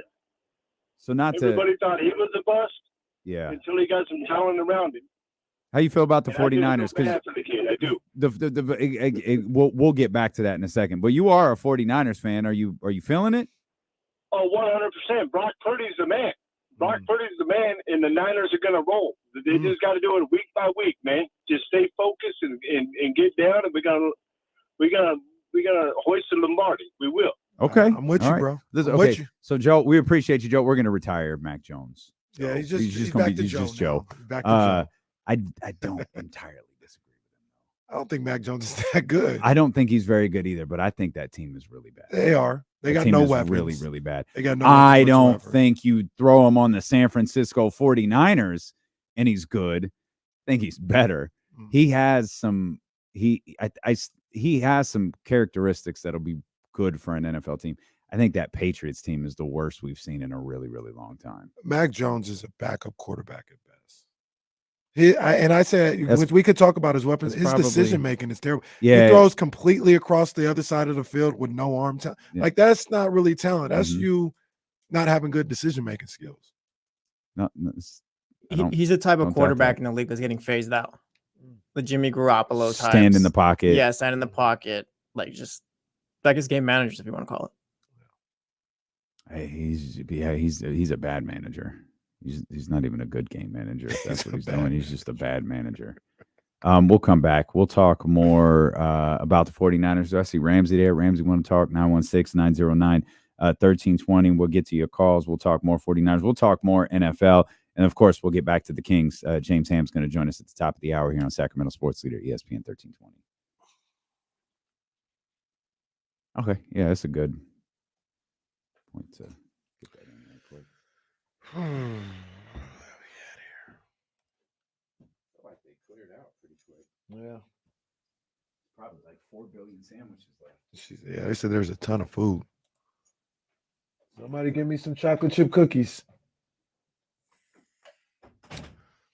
13th round, which your main man, Kenny Caraway. Shout out to the dope ones. Big ups to my man, Some over the weekend. Always love seeing my guy. Shout out to Jordan Brand. Big ups to my people over there. And shout out to Cola CMOS for always showing love, showing support. Go to colacmos.com. Go cop that good stuff. Pineapple, and this strawberry joint. That's the one. Those are my two favorites.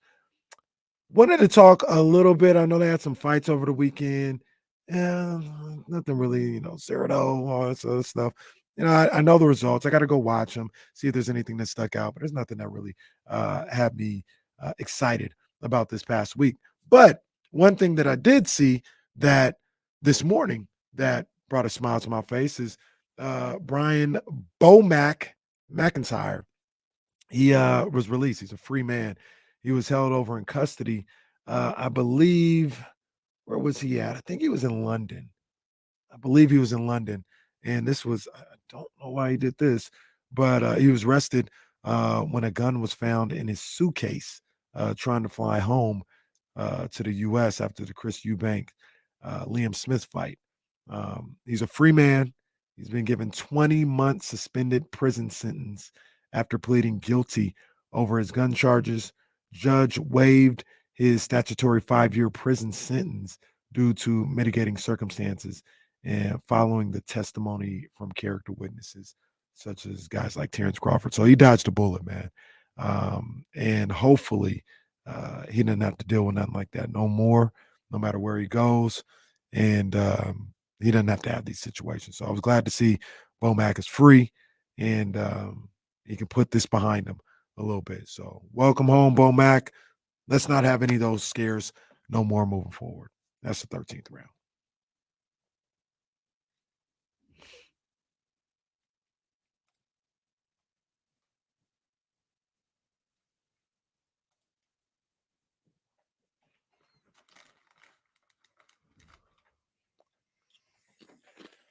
You need a snack with all this food out here? Well, bring your plate in? Yeah, I'm about to take mine in about 30 minutes, so they'll probably have some stuff. Putting a lot of stuff away, but they're boxing it. So I'll just go grab some stuff. Appreciate it, man. Thank you, brother. Sandwich stuff? Yeah, chocolate chip cookies. It's two of them if we can. All right. All I need.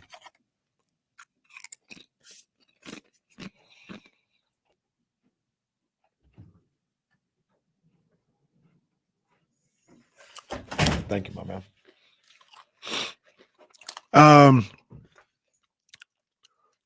Baby, I've tried to lay off. I've laid off. I haven't gone in. It's just I'm focused on the Niners, not the opponent. So I don't know what they're talking about. I ain't got nothing to do with that. I don't want no problems. You don't want no problems with me. Why are you attacking my 13th round? Bomac is free.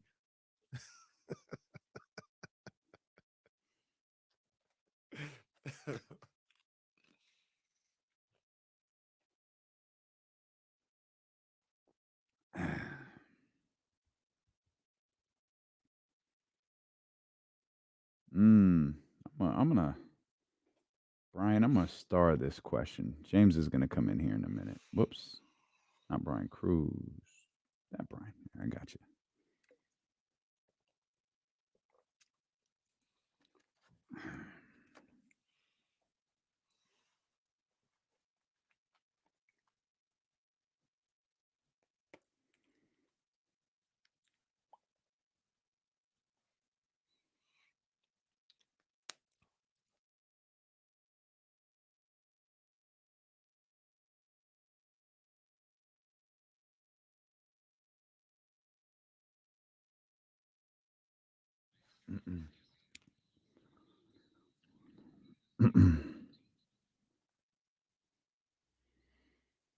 Said James Ham was going to join us at the top of the hour.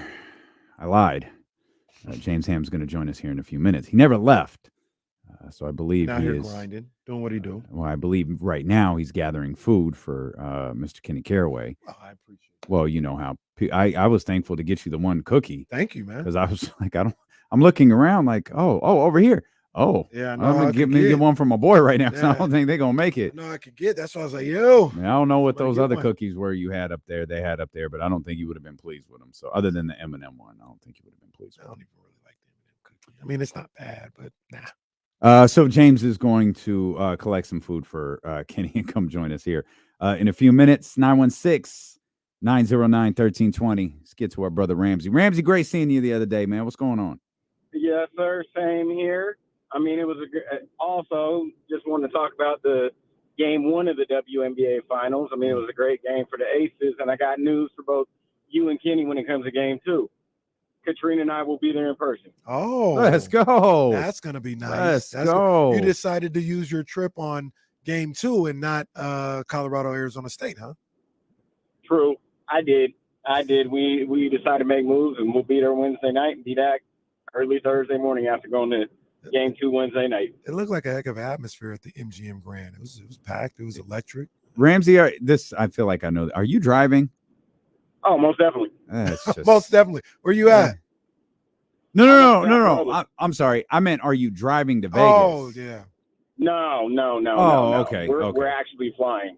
Okay. All right. I thought Ramsey was just going to drive down to Vegas, go to the game, drive back. Ramsey spent a good portion of the later part of Friday night telling me that Invincible was Michael Jackson's best album. Okay, Ramsey. Which is the most Ramsey thing to say, like ever.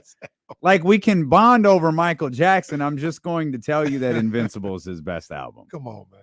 Now, it does have a top 5 Michael Jackson song of all time on it. He didn't even mention it. He tripping. I know how you feel about Butterflies. He didn't even bring that. He was talking about Unbreakable and You Rock My World, and you're both wrong, but no, Butterflies. Watching Kenny try to navigate the vinyl and the grooves was by far the best part of the night. That is not fun. He not a fan. My favorite was, this is the best Michael Jackson song of all time, and he hits play, and it's like the middle of Human Nature. Oh man, I don't know how these people do this. It's man. tough. Well, you know tough. what they do, because we were using LPs. Like I buy full length albums, right?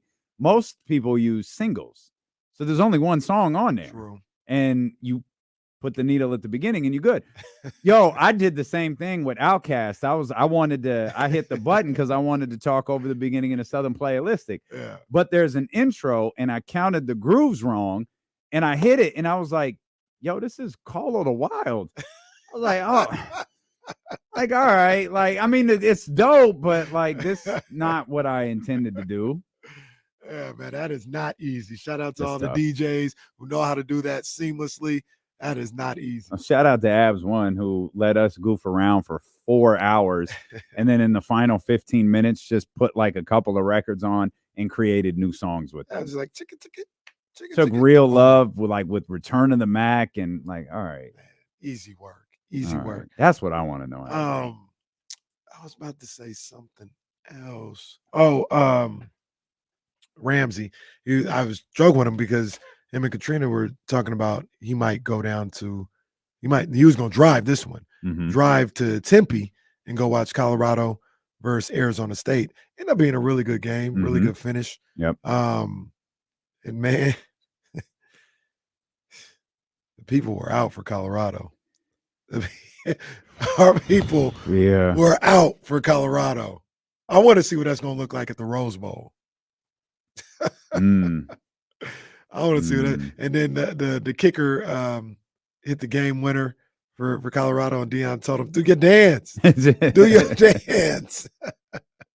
Entertaining game. It was a good it was fun. It was a good night for college football. The USC game was good as well. Yeah, some good stuff. Except for Maryland and Ohio State. What was wrong with that? Yeah. Anybody who saw the I Get Money segment of the week last Friday. Oh, that was a frustrating way to not be right on that one. That's the downside of We're betting for even. fun. That's We're the downside even of betting now for because fun. when I was betting for fun earlier in the year with Oregon and Texas Tech, I probably got one I shouldn't have gotten. So we're even. I don't want none of that crap happening again. I know I want to get back to the 49ers and all. Yo, big up to Mike Tomlin and the Steelers. That was a good win for them. Cheryl and B More, if you're listening, just plug your ears here real quick, because that was a hell of a job by that Steelers team, who has low-key been kind of impressive when you factor in like what they have there. Man, they've been really impressive. Not really impressive. They've been impressive. Do you think it's sustainable? Like that offense, the way it struggled. Maybe this is a jump start. I think the Ravens are like conference contenders. So to be able to do that, and I know it's a division opponent, and that you could pick apart that to pieces. I said no matter what, like the Steelers are going, they're going to finish 9-8 or some sort of winning record for Mike Tomlin. It doesn't feel sustainable, but that's a good team they came back against. They've come back a couple of times to secure wins. They're not scoring a ton of points doing it like these teams are playing their game against Pittsburgh. Like Pittsburgh is lulling these teams into playing the way that they want. And maybe that part is sustainable, but overall doesn't feel like it. But I've been impressed with what I've seen. And then Baltimore, you got to be kicking yourself with that one. That's tough. That's a bad loss, man. Yeah, you were in control of that one, and you didn't get it done. Real quick, because I know we'll probably leave at least college football for maybe the rest of the week. Did you see what happened with Miami?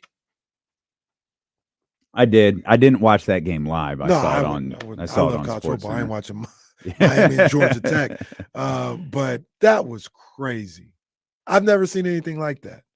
The guy, all he had to do was take a knee, and the game is over. He decides to run a play. The running back fumbles the football. All right, you're still up 3 with about 10 seconds to go. Yeah.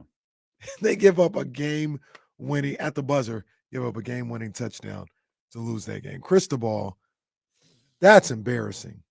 That is embarrassing. It's almost a fireable offense. Not saying he should get fired, but Kenny that out here was just horrible. hunting for everybody's job. I mean, there's no defense of that. I need to go. When the show's over, I need to go see his press conference. I need to know what the hell he was thinking. That's funny. That's what I was looking for. He said after the game he should have took a knee. I didn't see why he didn't, but yeah, he said he acknowledged as much after the game. Well, at least he acknowledged it. At least he didn't Josh McDaniels' situation. Can you imagine if he would have threw his running back under the bus? Running back shouldn't have fumbled. Oh, that's a Dayball. Or no, who was that? Dayball or somebody else? No, Josh McDaniels said that about Aiden O'Connell. Oh, yeah. Canada quarterback turning the ball over. Oh, it's just brutal. Watching this back, I was actually searching for his press conference, but I couldn't find it. Oof. Oh, and then they got shots of I haven't seen some of these videos. The shots of the players on the sidelines. Yeah, the one offensive lineman sitting there. That's the one I'm watching. Just kneel the ball, man. What the F are we doing? What the F are we I've doing? seen that. So I've seen that. The guy with the long hair. Yeah. Now, I had never seen nothing like that before. Never before. I think there was a play, a famous play. The only reason I know this is because Herm Edwards is the one that scored. Like in the late 70s, there was Giants, Eagles, and all they had to do was take a knee. And the guy for the Giants ran the play, fumbles. Herm Edwards picks up the ball, runs into the end zone for a win. That's the only time I remember seeing something like that. That's why people take a kneel now. Yeah. You look at that play. Okay, this is why we take a knee. I found a video. of before the game. Uh-oh. There were a ton of recruits there. Oh, I, oh bruh, no. bruh. I mean, there's hundreds of recruits and families there. Oh, man. Hey, Dion, and look, here it is on our screen. Here, Dion, go ahead and swoop in and get some of these recruits. Oh, goodness gracious. Yikes. Oh, There's your man. boy. What the F are we doing? Also, can we talk about how trash those that's uniforms Jason Taylor are? on the sideline. Those are horrible uniforms. Those go kind of hard, man. Well, no, they black do joints. not. No, they don't. With the green, with the Grinch green letters. Those are dope uniforms. With those. Well, these guys match. Yeah, they do match. a little bit. Barnwell and Damian Barley. Okay, relax. Got a crisp line just like Damian Barley. Yeah. Oh man, there was one other thing I was gonna say. I can't remember. About college football. Yeah, I can't remember it though. It don't matter. It don't matter. It doesn't matter because James Ham is here, our 1320 Kings insider, host of the Insiders with Kyle Madsen, Monday through Friday, 10 to 12. James, this is a little bit different today, where there was almost too much fun stuff to talk about. You had Kings last night, though wasn't the best outcome. And then the 49ers. Oh, yeah. Me and Kyle had all kinds of stuff to talk about today. It's one of those days where 2 hours goes by in like the blink of an eye. Like we could have easily talked for 4 hours about all the things that were going on. Yeah. Kings wise, it's a disappointing game, but like really only the outcome. Everything else, you could see what they're trying to do. The shots didn't fall. Defense was a little sketch. The rebounding numbers are alarming. But all of those things they'll address. I feel like 2 of the 3 things that you just said are probably kind of concerning moving forward.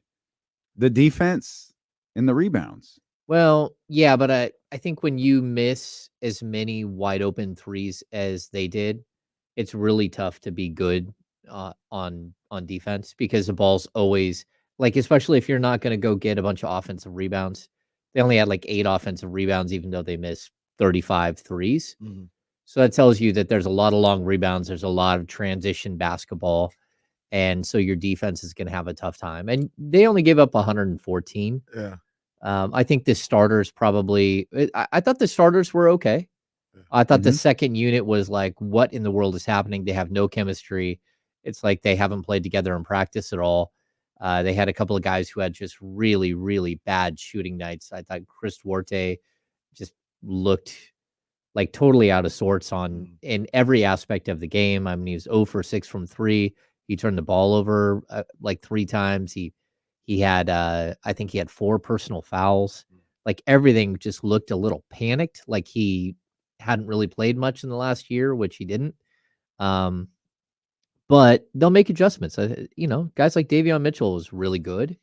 His shot was pure, and I thought he was impactful.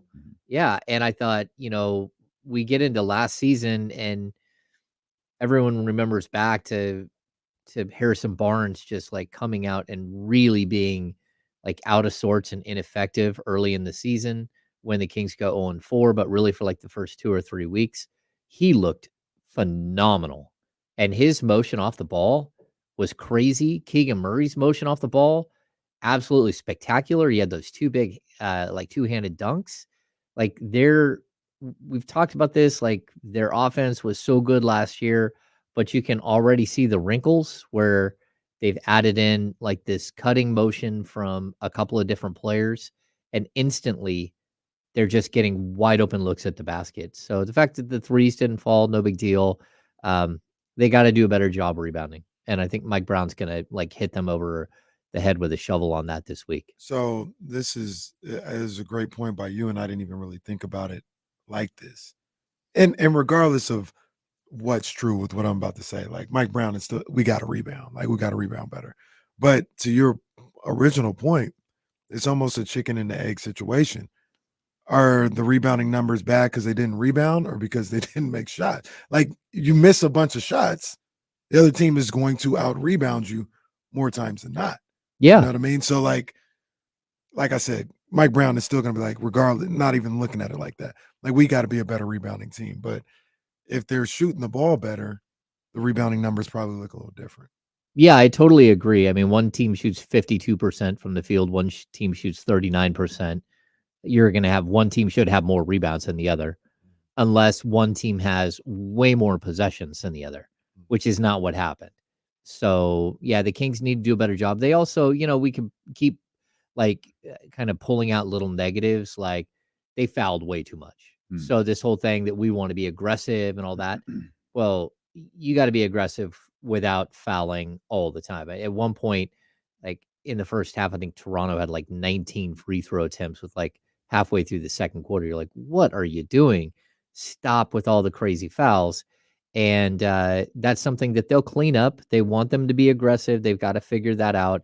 But again, if it was just the starters having problems, and I mean, if it was the starters having problems and then the second unit looked great, like you might be a little concerned about some sort of chemistry or something. But I thought Mike Brown stuck with the second team for a huge portion of the first quarter and then a huge portion to open the second quarter.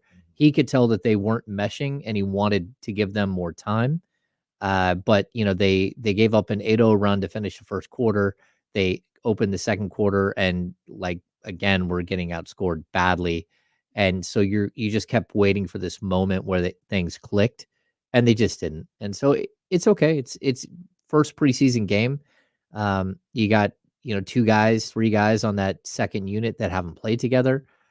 Trey Lyles playing a lot of 4 and JaVale McGee playing a lot of 5. I thought that was interesting because we've seen that in practice, but we haven't seen that. That's not kind of what you thought would happen to open this season. Then I thought it was really interesting when they did bring in Sasha Vezenkov in the second half. He played the 3 alongside JaVale and alongside Trey Lyles. I thought that was intriguing. So there's a lot of things to sort of unpack with how they played, but none of it is something that you're going to be concerned with in preseason. Nothing that we're going to be concerned with, or Mike Brown's not going to be concerned with, because I feel like Mike might be concerned about some of this stuff. It's possible. Yeah, I mean, I certainly, the rebounding numbers, if you look, and I mean, I if I'm going to say how good Keegan Murray and Harrison Barnes looked on the offensive end, the fact that neither one of them grabbed a rebound, hey, that's a problem, guys. Unacceptable. Yeah, that's fully unacceptable, and you got to be better. I get that, but again, it could just be the ball bounced the wrong way, because I know I watched Vezenkov. So, if that's the case, that happens to the Kings a lot. Yeah, the ball bounces the wrong way. Yeah. Well, a lot of these things too, they're self-fulfilling prophecies. The Kings were actually good defense, as a defensive rebounding team last year. They're really good. They're top 5 most of the season. But if I'm looking at, one game at one moment, there should have been a lot of long rebounds for the Kings to go in and get extra offensive rebounds. Again, if you're going to miss that many shots, it's not like you think the ball's going in every time, because you keep missing. So at some point you're like, okay, if we're going to keep missing these, number one, let's try something else. Let's do more of this crazy back cut thing, because that looks like easy money. So let's do more of that. But if you're not, and you're just going to keep shooting, then you have to look at it like, okay, well, again, if you're playing with Chris Duarte and he's missed the previous 3 threes, start tracking where he's missing them. Start going to where he's missing them and where the ball's flying. And because that's where the ball's likely going to go again. And so I just think that, they'll be more engaged. They'll be more ready the next time out. What are some of the things that you're looking for in a preseason game like that?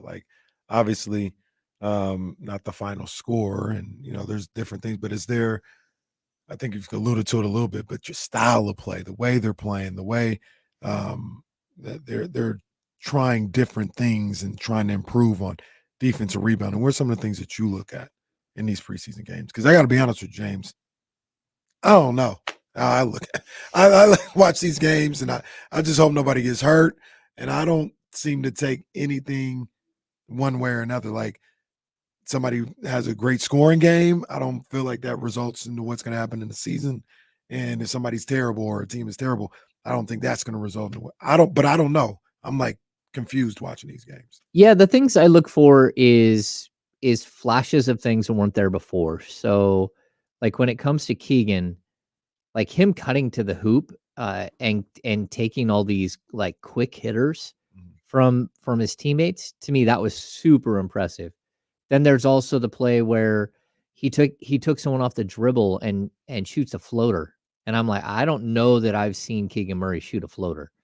Like I've seen him stop and do a fall away. I've seen him stop and go straight up. I've seen him, attack the rim a little bit, but a floater, I don't know that I've seen that before. And I was like, oh, that's interesting.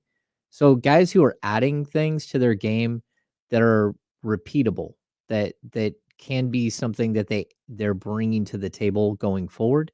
Again, I keep talking about the fact that Davion Mitchell, it doesn't really matter to me if he like shoots 33% from three or if he shoots 43% from three. I just need him to shoot the ball when he's open, and I need him to make quick decisions. I thought his decision making was much better. He was quick. He had that incredible pass on the fast break where he showed some flashes. You're like, oh, where'd that come from? We don't usually see him be a little saucy. I thought the 3-point shot looked pure, and all of that crazy high arcing stuff was gone, which I don't know why someone tried to work with him on that and change his shot a little bit. You can't change players' shots, especially a guy who shot, almost 43% from three in college. Like you should not be messing with his shot. And the Kings did, or someone within the Kings did. So these are things that like you're looking for them to clean up. And so there's a lot of positivity. I like the connection already with Malik Monk and JaVale McGee. I think that that's great. I also don't love JaVale McGee like wheeling and dealing like he's Magic Johnson out there trying to hit moving passers. That's not something that I think will work. Magic McGee. Magic McGee, exactly. But like there at some point, like that can't be what you're doing. And the Kings had a huge problem with this last year, where whoever they put up at the backup center like could not make any of the passes that Domas did. But I need them to keep trying with the DHO and stuff. What I don't want to see, it looked like what Rashawn Holmes did, or let's go back to Dwayne Dedman. Everyone remember Dwayne Dedman's first game where he had 6 turnovers. Oh. And you're like, why is Dwayne Dedman trying to pass to everybody? Why aren't you doing things simple? And that's what it looked like. All of a sudden, they were trying a bunch of flashy stuff with JaVale McGee. And it's like, he needs to be doing a pick and roll. He needs to get downhill. Outside of that, set some screens and let the offense flow. I don't need him to be, the next Jokic at 35 years old. Well, who was the guy on the Kings? And it was Magic somebody. Oh, who? Because I think it was a big guy, and I guess maybe I'm just misremembering. But somebody was getting caught. It wasn't Whiteside. I forgot who it was. Well, Somebody had that moniker. Yeah, Hassan Whiteside went to the Yinkadare School of Passing, so he doesn't pass. The what?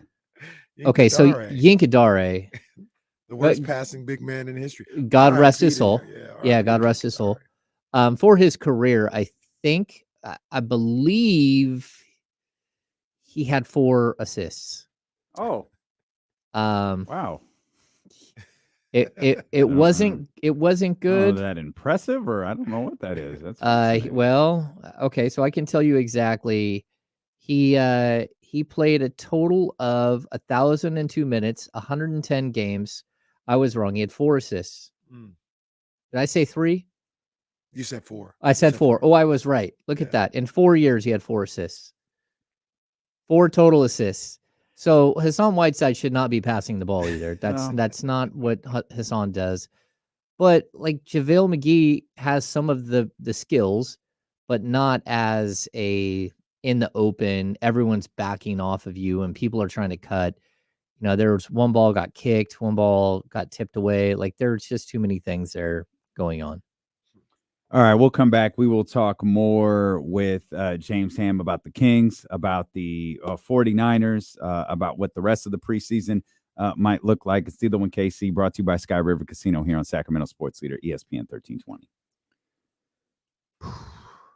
Gadare, George Washington's finest. So wait, Aldrin J. It's time to try new moves and experiment. It's preseason. Like, you don't experiment with a 35-year-old center. Like, I get, yes, it's time to mess with stuff, but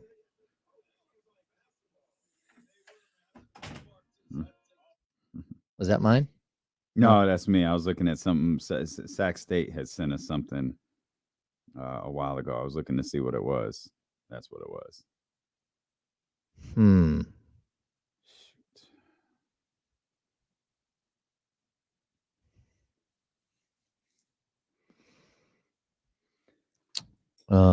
Shit. You right over there? Yeah. Everything good? Yeah, I have an event. I have to MC an event. It's like a marketing sports panel thing.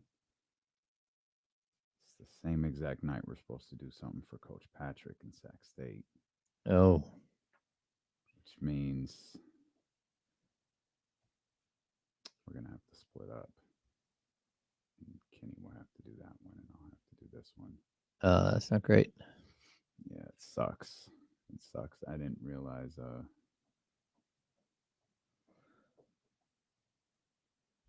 didn't realize it was the same night. Okay. Oh, at 1? Oh, okay. Again? Oh, not with these guys? Okay. Okay, so John Bull and I talk about our Jack the Pumpkin King Halloween decoration, guys. I built mine last night. The big one. Pictures? And it's freaking nuts. Here you go. Oh my God. Good Lord. 13 feet tall. How long did that take you to build? It didn't take very long. Oh. He's amazing. You see that? Dame. That's awesome. So yeah, John has one too. We both like raced down as soon as they were available. We ran down and got him at the Home Depot. It was really fun to build and then try to like lean up, and then you don't want it to fall over, so we're like putting. The interesting thing for that is, I know that's a Halloween thing, but I always associate that with Christmas. That's what we leave it up. Oh, okay. So that's what's cool about them, is that you can leave them up as part of your. You just put a Santa hat on them, and then you can double down with Halloween and Christmas on it. That's crazy. 13 feet tall. Yeah.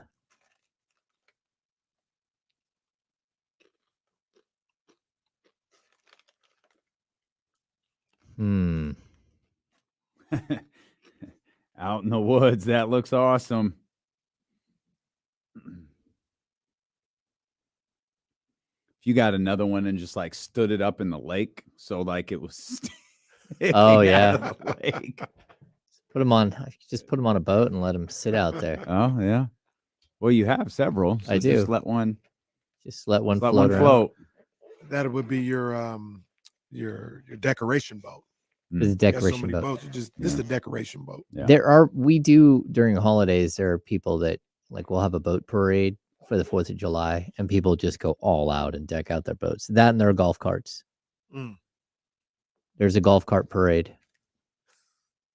See, we gotta talk about Ham's compound, not mine. I don't have one. Ham got a golf cart parade. Ham really does have armed security at his. I do. His gate. Yeah. Man, they cleaned up out there quick. Normally that should sit there for like days. They boxed it all up because there was so much. They were making boxes for people to take. Oh, okay. Like nothing even happened at this point. I think I have a couple of boxes are hiding in there. What Daughtry do? Like 2 songs and cut 3. Oh. Actually, his Journey song was spectacular. Yeah, that's the one he was rehearsing with. Yeah. And the sound in there was like, I don't know how bad it was in here, but my goodness. So our engineers did a great job of like building that thing out, but then the sound guy that he brought in somehow mastered the sound in like 20 minutes out there, and it just sounded spectacular. Oh no, he had been here through most of your show. Oh, really? Yeah. Okay. They were out there. Yeah, they were out there. They're working through most of your show. At minimum through most of your show. Yeah. Yeah, it turned out really nice though. Yeah. Like good. everything was good. Good. We have another party in like 10 days or something. I have a game that night. I don't know how long I can stay. Yeah, I know. It's the second year in a row it's been scheduled the night of a game. Last year it was the Cleveland game. It was a regular season game. Oh. Yeah. I mean, the thing's supposed to end at 7. So I can jet at like 6 and just get out of here and go. Just miss coach.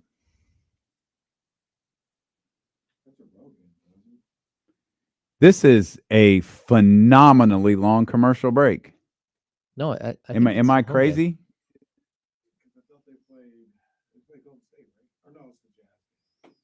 Yeah, it's the 19th.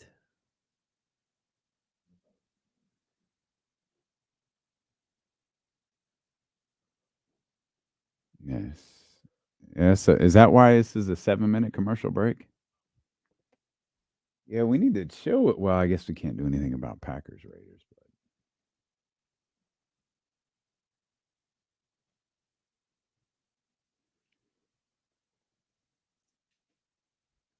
what is that? I didn't know if you'd like that, so I didn't grab one. Is it a sugar pinwheel? cookie?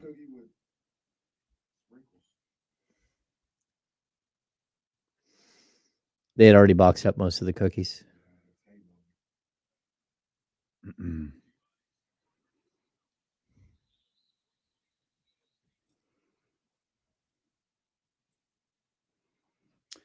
James Ham of the Insiders with us here. We'll talk more Kings basketball as we roll along, but I feel like it's been a while since we reminded everybody that the San Francisco 49ers kicked the Cowboys' ass last night. Boom. Seems like it's a good time to bring that subject matter back, as that was just an absolute beatdown on behalf of the San Francisco 49ers. Really, all kidding aside, just a surgical performance from Brock Purdy. He moved the ball so beautifully down the field on a couple of those drives, finding George Kittle a couple of times, 3 times in the end zone, making sure Christian McCaffrey got his touchdown to keep his streak going. Yeah. Man, I just walk away with each 49ers victory more and more impressed with their quarterback. Yeah, that wasn't even like, I don't even know what to tell the Dallas Cowboys at the end of that. First of all, we kept hearing all about their defensive line, how they were going to put so much pressure. Like he got sacked once, he got hit twice. Like they just demolished that defensive line. Yeah. So hat tip to the front, to the offensive line, the blocking tight end, use check, but also Shanahan for game planning to keep a guy off, from getting destroyed back there. So that's big. But don't leave that 170 yards on the ground for San Francisco too. So to speak to your point about the offensive line, yeah, 170 yards on the ground to go with keeping, Brock Purdy pretty comfortable back there. They were really good. I thought when you say comfortable back there, I thought that's what it was. It was so crazy to watch. Like the ball that he threw to the back of the end zone to Kittle, he just literally just stood there and just just soft tossed it to a guy in the back of the end zone. In the NFL, you typically can't do that. You can't throw a ball, and even the guy who is guarding Kittle was looking the wrong way and then caught off guard that the ball was coming over the top. Just absolutely perfection. But then there's a play late in the game that he threw to Juwan Jennings, and I rewound it for my son who was sitting next to me. I'm like, that literally just looks like a kid throwing a football to his dad in the backyard. Like, it doesn't matter what the Cowboys were doing. Everything looks so effortless and easy. And whether it's Ayuk getting open, which just seems to be a new thing, or it was, Purdy we had that moment in the first half where he threw the two balls in a row that weren't great. And then people are like, "Oh, you see that? He was like he barely missed on 2 shots. That's it." And then everything else for the most part throughout the rest of the night was almost perfect. Yeah. And just like he throws the most catchable ball. It's just perfect. He just soft tosses it right into you at 30 yards. Mm-hmm. And that's the thing that I think that people are missing. It's that he's second in the NFL in yards per attempt. So he's averaging like 9.3 yards per attempt, and the only one who's bigger, who's has a higher number is Tua, and that's because he throws like 8-yard passes, and his guys go for 70 yards every time. But he's opened up the offense so much. He's figuring out how to find that middle and how to get the deep outs. And then that's going to create so much more space for McCaffrey. So you want to take away McCaffrey for one game? That's fine. We'll let Kittle go up the seam and just smoke you for 3 touchdowns. We'll find Ayuk all over the place. Like, it was surgical. Absolutely surgical. This is one of the best defenses that the NFL has to offer, and talking about the Dallas Cowboys. And they didn't have enough on the defensive end. And I don't think anybody has enough on the defensive end to match up and keep these guys from taking advantage of whatever mismatches they find that day, whether the mismatches with what they want to do with McCaffrey, Kittle, Ayuk, Debo, doesn't matter. And then, I'm not saying this is a guy that like necessarily wins you games, but say you get all those guys covered. Oh, there goes Juwan, who's always open on third down. Always. Like, they just got too many weapons, man. And you talk about the way Brock Purdy, passes the ball. That sequence in the third quarter or whatever, right, that finished with the back of the end zone throw to Kittle. I mean, the passes were unbelievable. The pinpoint pass on the pass that got called back because of the holding to Ayuk, that might have been the best pass of the night. That was a dime. And then to come right back on 3rd and 14 and hit that that pass across the middle to Debo right over the linebackers of the Cowboys. I mean, the accuracy, the understanding of who's going to be open and when to get it to him. This guy, he's the real deal.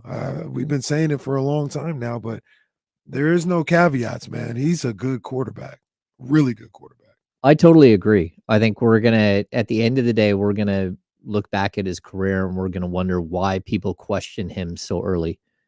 You can be like, okay, well, what if he ends up being an all-time great? What if he ends up being a guy who throws for 5,000 yards? Well, I'll tell you why. And Damian and Jesse brought this up a couple weeks ago. We've never seen this before. This is crazy. This is crazy. The last pick in the draft, we barely even see these guys play, let alone become a top 10 quarterback in the league for a Super Bowl contending team. This is Brady's probably the closest story, but Kurt Warner, I guess, maybe. Yeah. But I mean, this is some craziness that we're seeing. No, I think it is, but I think it also tells you that it doesn't matter where you draft a quarterback as long as you're getting the right guy. Because, I mean, how many every year we went through this list? I think me and you, one week when Damian wasn't here, we went through the list of all the top 3 quarterbacks in the draft over the course of the last 15 years. And more than half of them don't work out at all. Yeah. And so you're putting a lot of stock in these guys that you're taking at the top end of the draft. And sometimes they just don't get it. Even we go to this year's draft. Who's the kid for the Texans? CJ Stroud, right? Mm-hmm. And we're hearing that he, on the Ledbetter test or whatever they're calling the test now for the NFL, he scored one of the worst scores that we've seen in years and years and years. He is crushing it. Yep. He is killing teams. Yep. So whether you get it or you don't. By the way, I believe he's the only other quarterback in the league that hasn't thrown an interception besides Brock Purdy. Wow. Yeah. Sometimes those things they're not good indicators. I mean, you can, Alex Smith scored so high and the 49ers took him over Aaron Rodgers, who did well, but didn't put up the same type. You know that story. Yeah. Why Mike Nolan went with him. You hear that story? Uh-oh. Mike Nolan went with Alex Smith because when he met with him, Alex Smith opened the door for his car door for his mother. Oh, okay. Okay, Mike Nolan.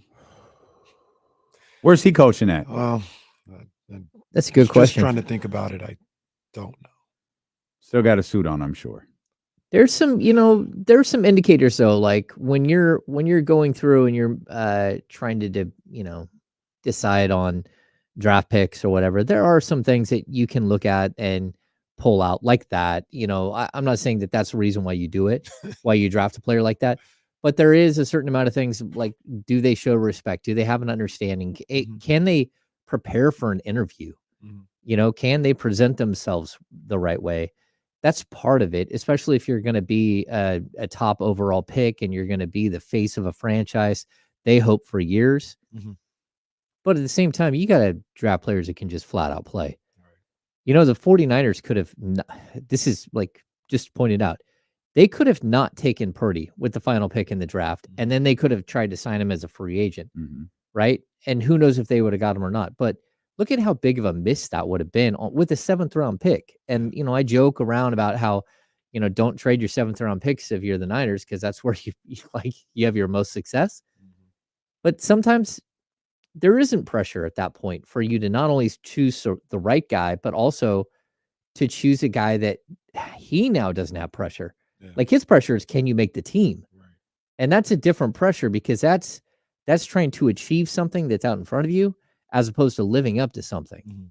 And that's totally different. And so I find a lot of young quarterbacks, a lot of, especially like in the NFL, a lot of young quarterbacks, they just can't live up to what they should be. And they usually play for bad teams. Their first 2 seasons, they usually get battered.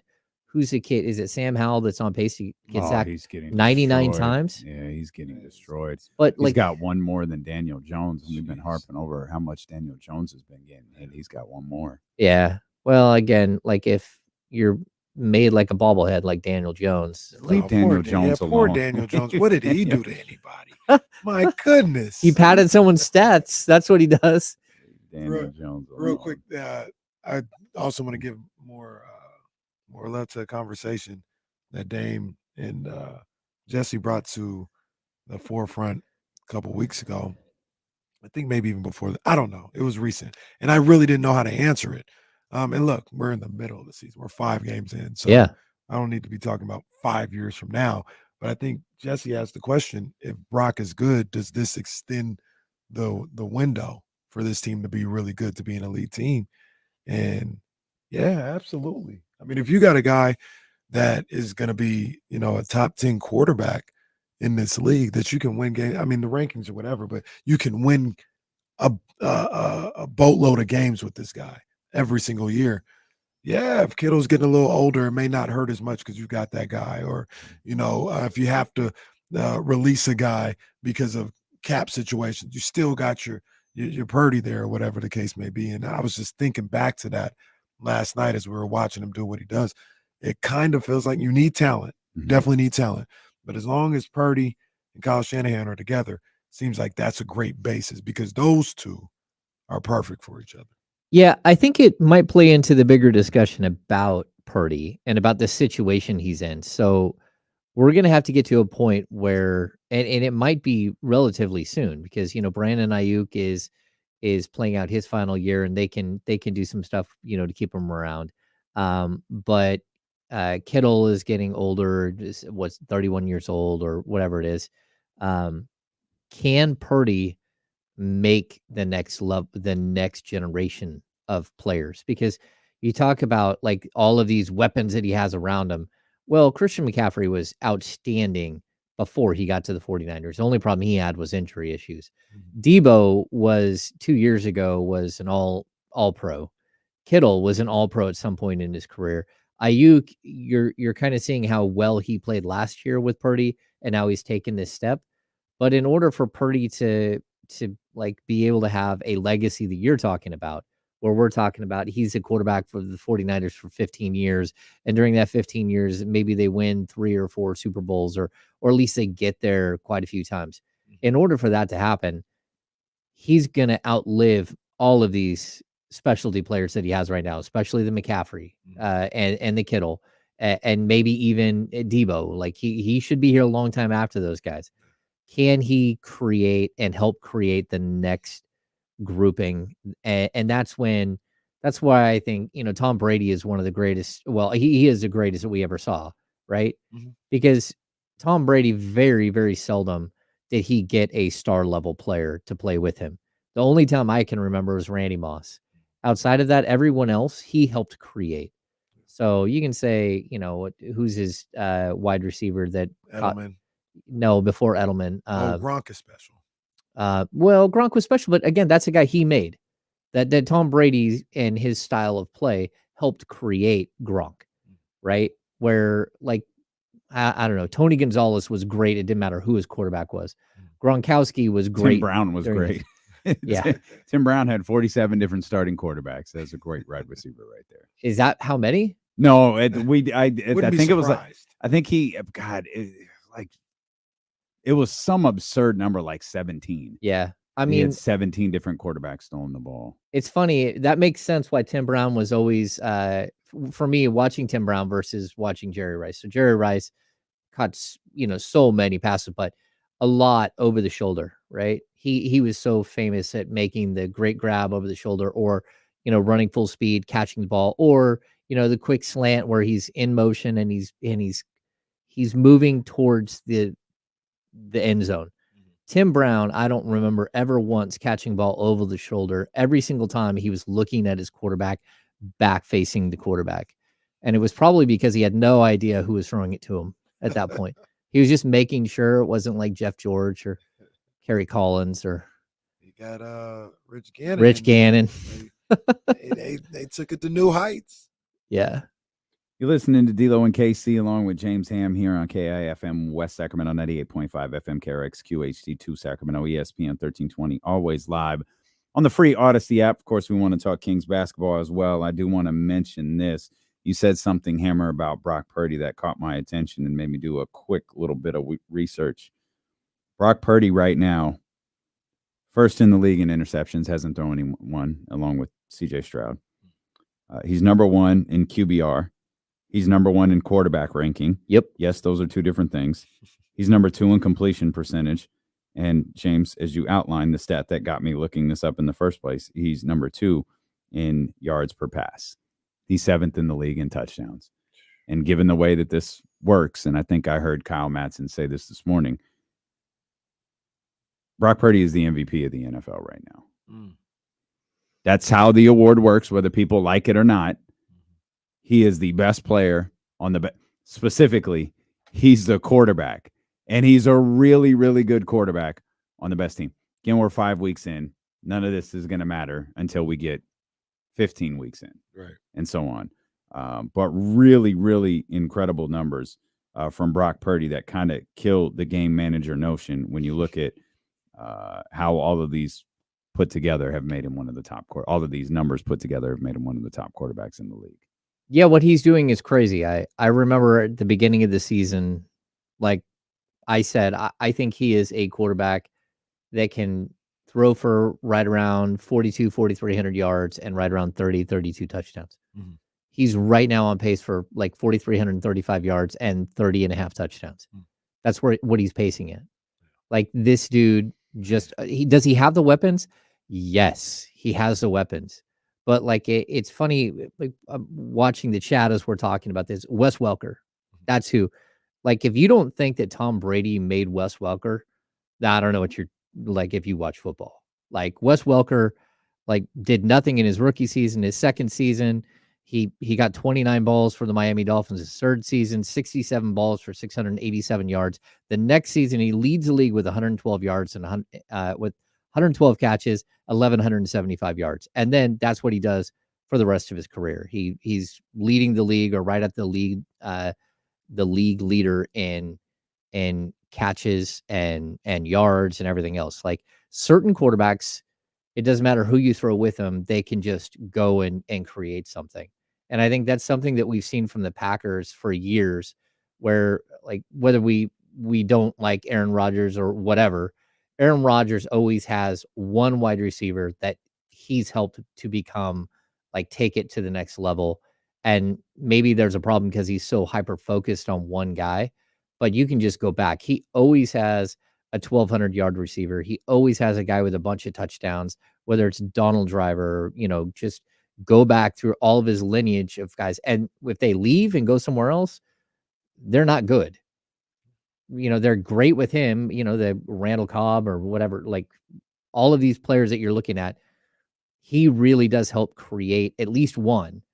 But there are other guys that they play with great wide receivers. I think Peyton Manning is a guy who played with a lot of great wide receivers. Not only was he great, but he helped make the guys around him great. But whether it's Marvin Harrison or it's Reggie Wayne, there's a good chance they could have been great receivers other places. They were great wide receivers together. Well, that's the Jerry Rice case, isn't it? Mm-hmm. People talk about Jerry all the time playing with the great guys. Back-to-back Hall of Famers. I'm careful of saying that in sports football specifically, because that's no different than Dan Orlovsky saying Brock Purdy's only good because he's with Kyle Shanahan and got weapons. Once again, chicken or the egg situation. Are you good because you have weapons, or are your weapons good because they have you? Yeah. They need football's the ultimate game where you guys need each other. Tom Brady can be pretty good, but Walker, Deion Branch, Edelman, these guys, they ran the routes to get open. Austin, the ball. What's my guy's name? Austin Miles. Oh, the Cowboys. Miles Austin. Miles Austin. He's still eating off Tony Romo's plate. Tony Romo made him a millionaire a couple of times over after a good couple of seasons in Dallas.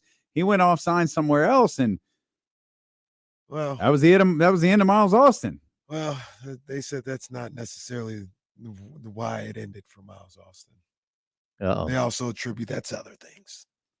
Oh, I'm pretty sure it ended because he left Tony Romo. Well, you can attribute to you can bring up all the other things you want to. Are we not noticing an elephant in the room here? I guess. What the hell is the elephant? His girlfriend. Oh, I don't remember. I don't know. It's Kim's girlfriend, Kim Kardashian. Oh, he dated Kim? Yeah, and as soon as he dated Kim, fell off. Them lights. Okay. He wouldn't be the last one that happened to. That's what I'm saying. That's what I'm saying. That's what they always say. Now, I don't think so. I give more credit to Tony Romo than give shade to Kim Kardashian. But I'm just saying, that's what the people say. Yeah, and with Purdy, I want to see if he can. Look, he's got a great squad here. I think he's managing this squad incredibly well, and he's doing a great job.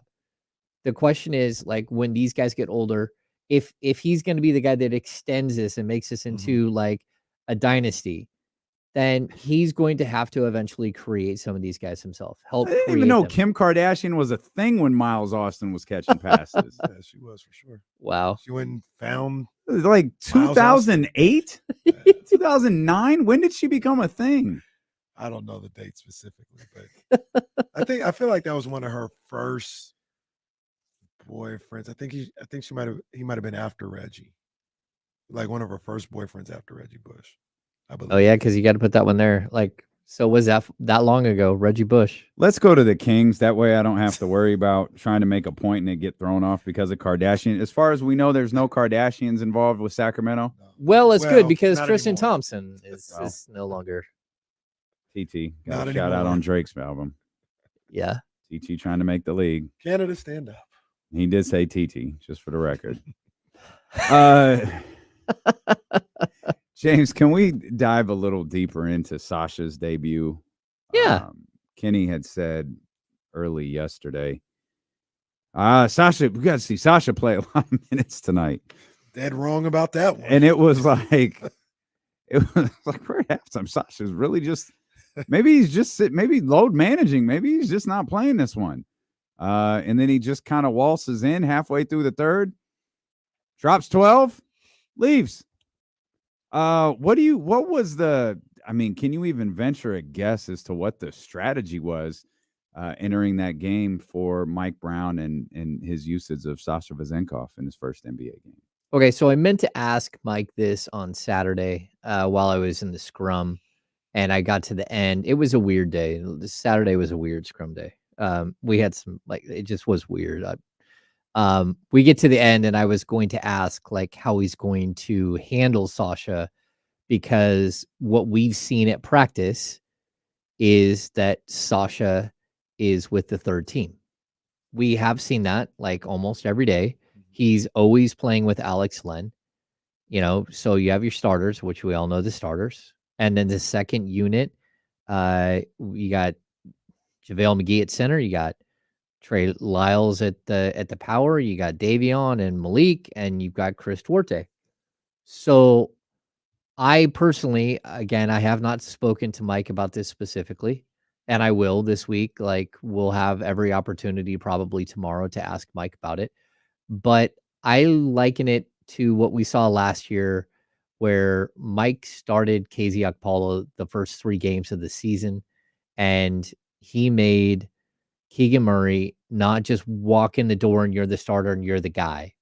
There's a certain amount of you need to be here, you need to earn it. And it's not so much that they have to stand out or something. It's that Mike isn't going to be disrespectful for the guy who's been here all summer long and was here last year and has been working out, trying to get his, trying to, earn his job. And so you don't want to just take a guy's job away who did nothing, but just because someone else showed up. Now, what if it's Sabonis? You trade for Sabonis. Yeah, Sabonis is your starting center. We're sorry, Rashawn. But we're talking about like a 7, 8, 9 man in your rotation to start. And so I think there's a certain amount of adjustment that Sasha needs to make. We watched him make mistakes in the offense. Like, I know he was incredible on the cuts. There were a couple of those that he should not have cut. And there was one point where Kessler Edwards went to go pass it to him, and Sasha had cut when that's not their offense. Is you have a guy in the corner, you have a guy at the top of the key on the right-hand side, one at the top of the key on the left-hand side, and a guy in the corner, and then a big in the middle. The guys over on the elbow area are supposed to go set a screen for the guy in the corner, give the dribble handoff, and the guy's supposed to come back out where the big is waiting to set another screen, and Sasha kept leaving his post. So I think there's a little bit about Sasha needing to learn the offense, but you can already see just how naturally good he is. Like, I don't know. It's like you go to the gym and you're playing, and there's some older guy on the court who's just smarter than everybody else. And every time you look, he's wide open, waiting for the ball underneath the basket and just lays it up. And you're like, what just happened? And he just does it to you the whole entire game. And that's what Sasha is. I was super impressed with what he did. I wouldn't worry about when he came in the game and when he didn't. I think what we're seeing right now is that Mike, if one thing I'd really bring out is that Mike used him as a small forward. He used him in a lineup with JaVale McGee and with Trey Lyles. As of right now, there's going to come a point where he's got to make a decision on what he's going to do here. Mike Brown has to make this decision. And it's whether he's going to play JaVale McGee as his backup center or whether Lyles is going to be there. And then the other player who's going to be impacted by that, in my opinion, is probably Chris Duarte. Either you're going to play JaVale or you're going to play Chris Duarte. You're not going to play them both. And so, because Sasha is going to play, he's too smart. He needs to adjust. He needs to make sure he's doing the right things defensively. He's still getting acclimated. But I also think Mike was being, like, you have to put someone through at least some of the steps. Sasha doesn't have to go get Chick-fil-A like Keegan Murray did all last season. And he doesn't have to bring donuts to practice. But what he does have to do is he has to earn his stripes to get on the court. And he's in that process of doing it. And I would say by game 2 or game 3, we're going to see a lot more Sasha. We're going to see him move into that second unit at some point, and I expect him to be there playing quite a bit. So do you think, because you're talking about Sasha, but one of the things stuck out to me with that lineup that you talk about with JaVale, Trey Lyles, and Sasha, do you think that we've kind of underestimated how much we see JaVale McGee on a nightly basis? There's I would say my NBA buddy, we were talking back and forth when this happened, and I was like, yeah, see JaVale depending on the matchup, and that's cool to see. And he's like, nah, I think you'll see him every night. Like, I think he's going to play like 15 minutes a night, every night. I said, for real? And he was kind of adamant about it, and I just kind of brushed it off. But then you get the first preseason game, and JaVale was like, he was in there, and everybody else had to kind of work around him. Do you think that's just one preseason game, or do you think maybe, we've underestimated how much we'll see JaVale? No, I think initially, early in the season, we probably have underestimated because, I mean, like, look, if you're going to pay Trey Lyles $8 million a year, he's playing.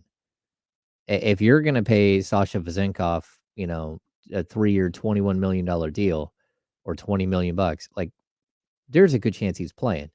So when JaVale became available, I was surprised how excited the Kings were. Really excited, oh, we're probably going to get JaVale. And I'm like, oh, okay. And then it was like, oh yeah, we're excited about it. I'm like, okay, how excited can you be?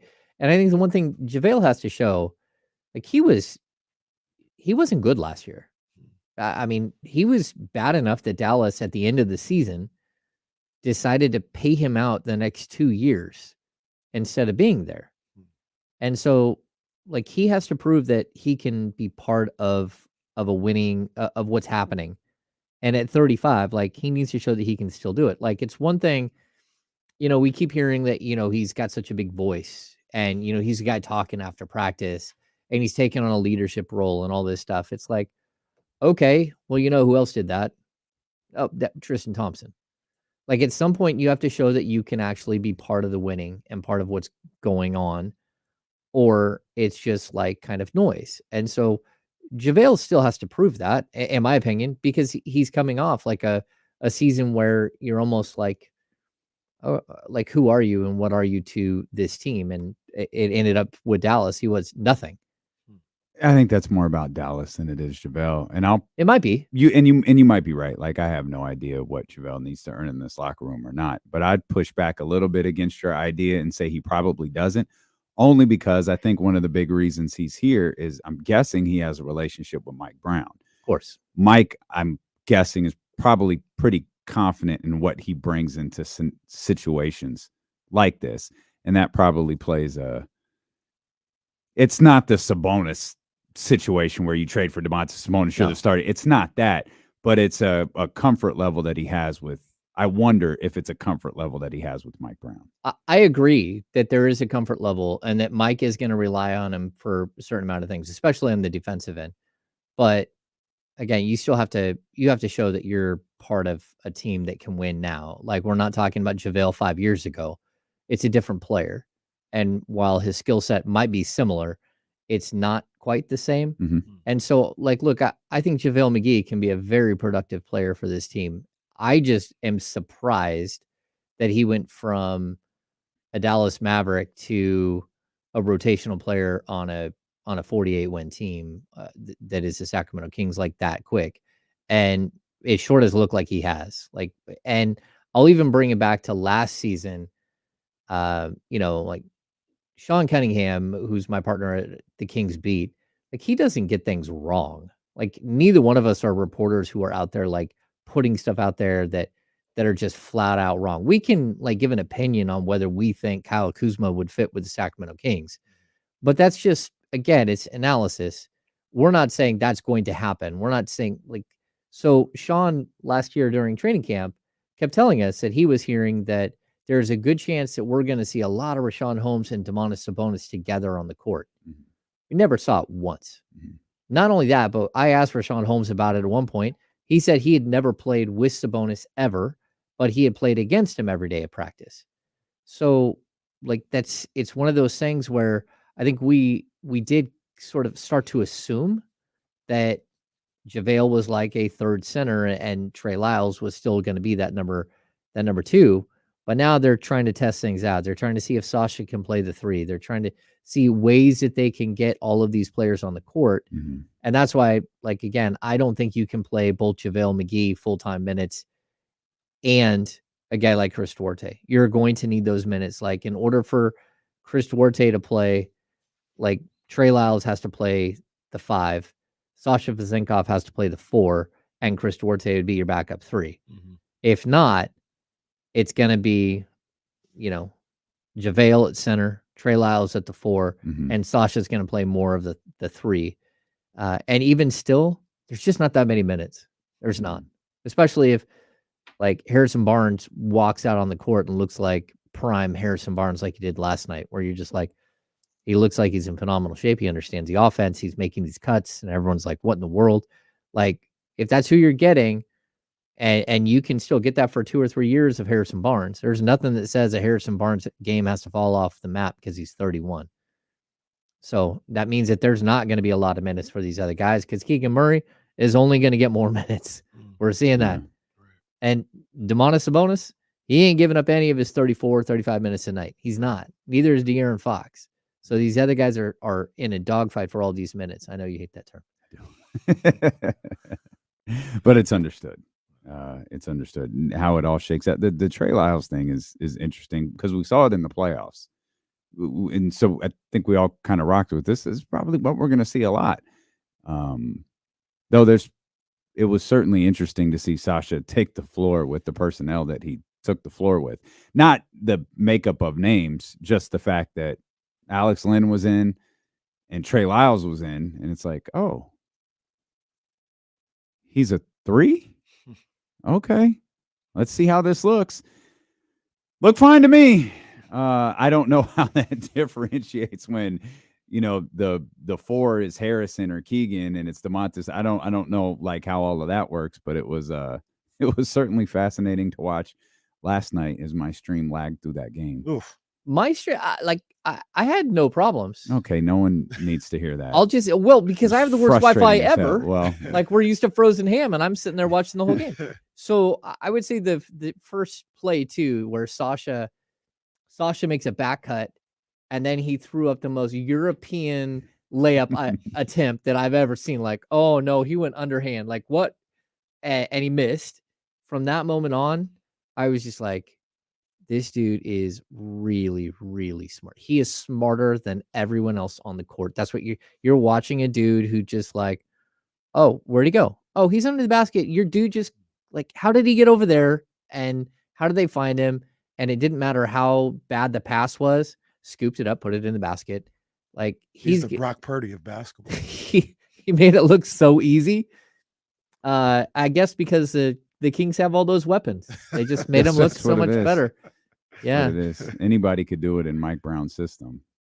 I guess you could just put anyone in there. Yeah, if you do Marvin Bagley and Mike Brown's That's system, it. he'd be dominant. He'd be fine. Steady. There it is.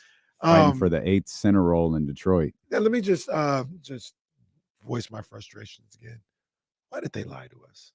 That game was not on NBC Sports. It was California.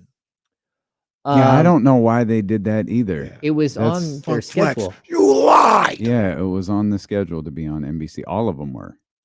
All of them are. Now I don't know what to think. Now I can't Unless trust it's them. on ESPN or NBA TV. I don't know where No, to the find rest of them are. The final, I believe, the final. There's one game that's on NBC. Originally, that's how it was. Like, I don't know why the Kings added those to the schedule because I went and looked too, and I'm like, this is not what I've been told at all.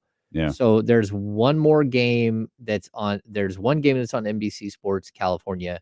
There's I think one on ESPN and 2 on NBA TV.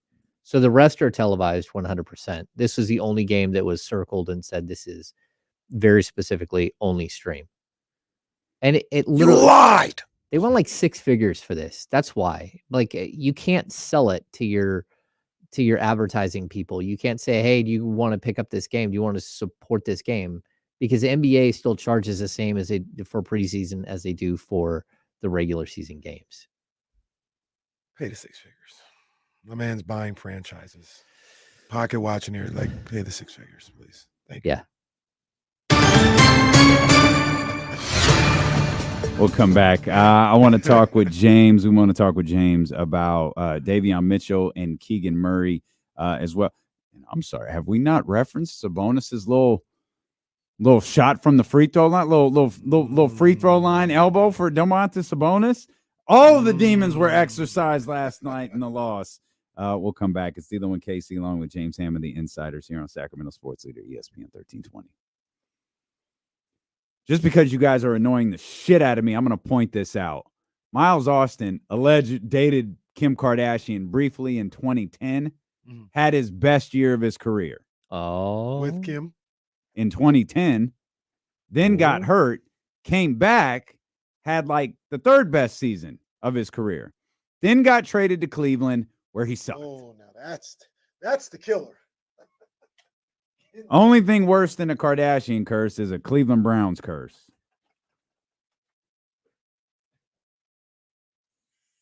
He did have a year with Dallas where he was really bad. That's why they cut his ass. No, we didn't do pocket watching.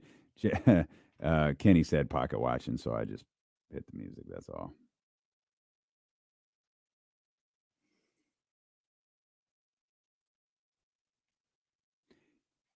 Yeah, but securing the beam. I know you're really trying to make this work. He came back and had a really good year after getting hurt. And then a year he got traded to Cleveland. He got married. So maybe it's his wife's fault. Hopefully my man's still married.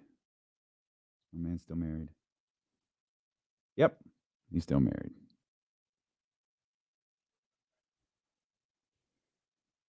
Okay.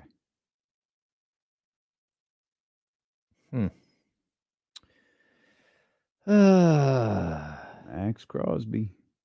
Yeah, this is like Mike's got some work to do, but the panic that I hear from people is like, man, this is the same thing he did last year, where everyone's like, "Oh man, is What are Keegan people like this?" panicking over?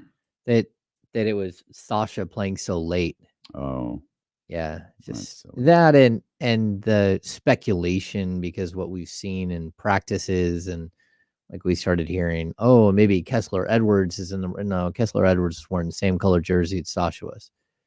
Like that's like who they're gonna put. Chris Duarte is who they would like to see fill a role here.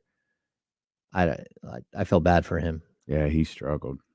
That He was had a tough evening. Struggle bus. That was bad. Nothing looked natural. And you're like, oof. Yeah, that was tough. Yeah.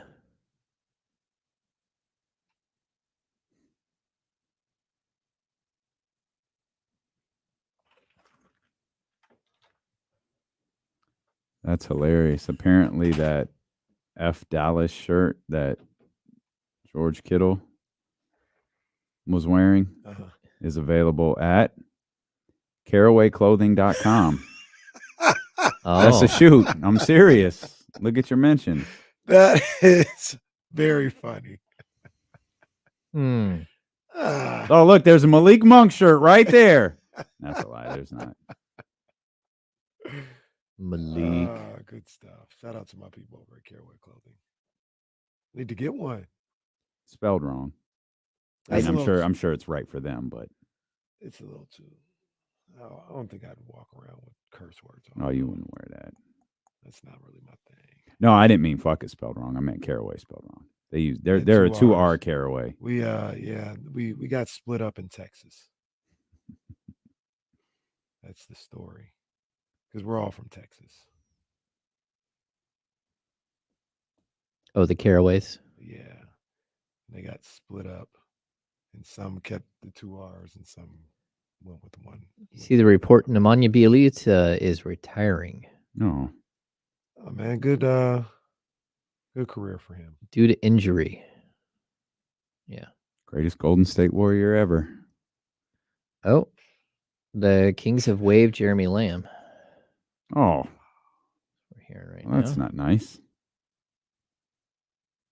Jeremy Lamb just didn't get it cut in his 6 minutes and 57 seconds last night. My man scored 6 points in 6 minutes, and they cut him today. I think the intention with Jeremy Lamb was for him to potentially play in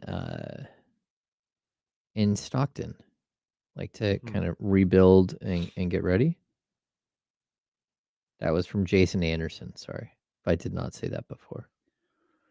We had some weird stuff on Saturday. Weird. It was a wild media session. I saw some of the clips.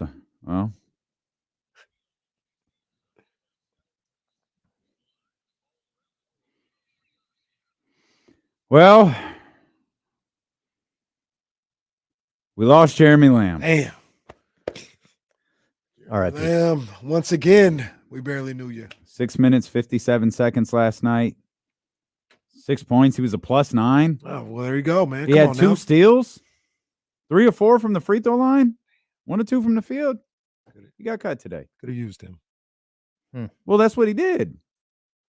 Well, we didn't hold on to him. We let him go. Maybe this is a check. Maybe this is a chess move by Monty McNair. They're down to 20, and then there were 20. Cut him now, bring him back later, and there's some cerebral reason why. He's trying to toy with everyone's emotions. What is the purpose of stuff like this? Like, why do teams do this?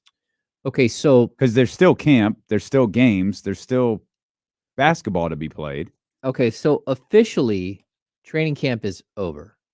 Oh, so training camp is the 5 days before your first preseason game. Now we're in preseason, and this is so it's still a training camp of sorts, but technically speaking, it's kind of over. And now we're on to like phase 2. Why would you do this? Like it's possible that Jeremy Lamb could end up in Stockton because he's trying to rebuild his value. You could also show teams that like, look, he can come into camp and he's functional and he's in good shape and he's ready to play. Right.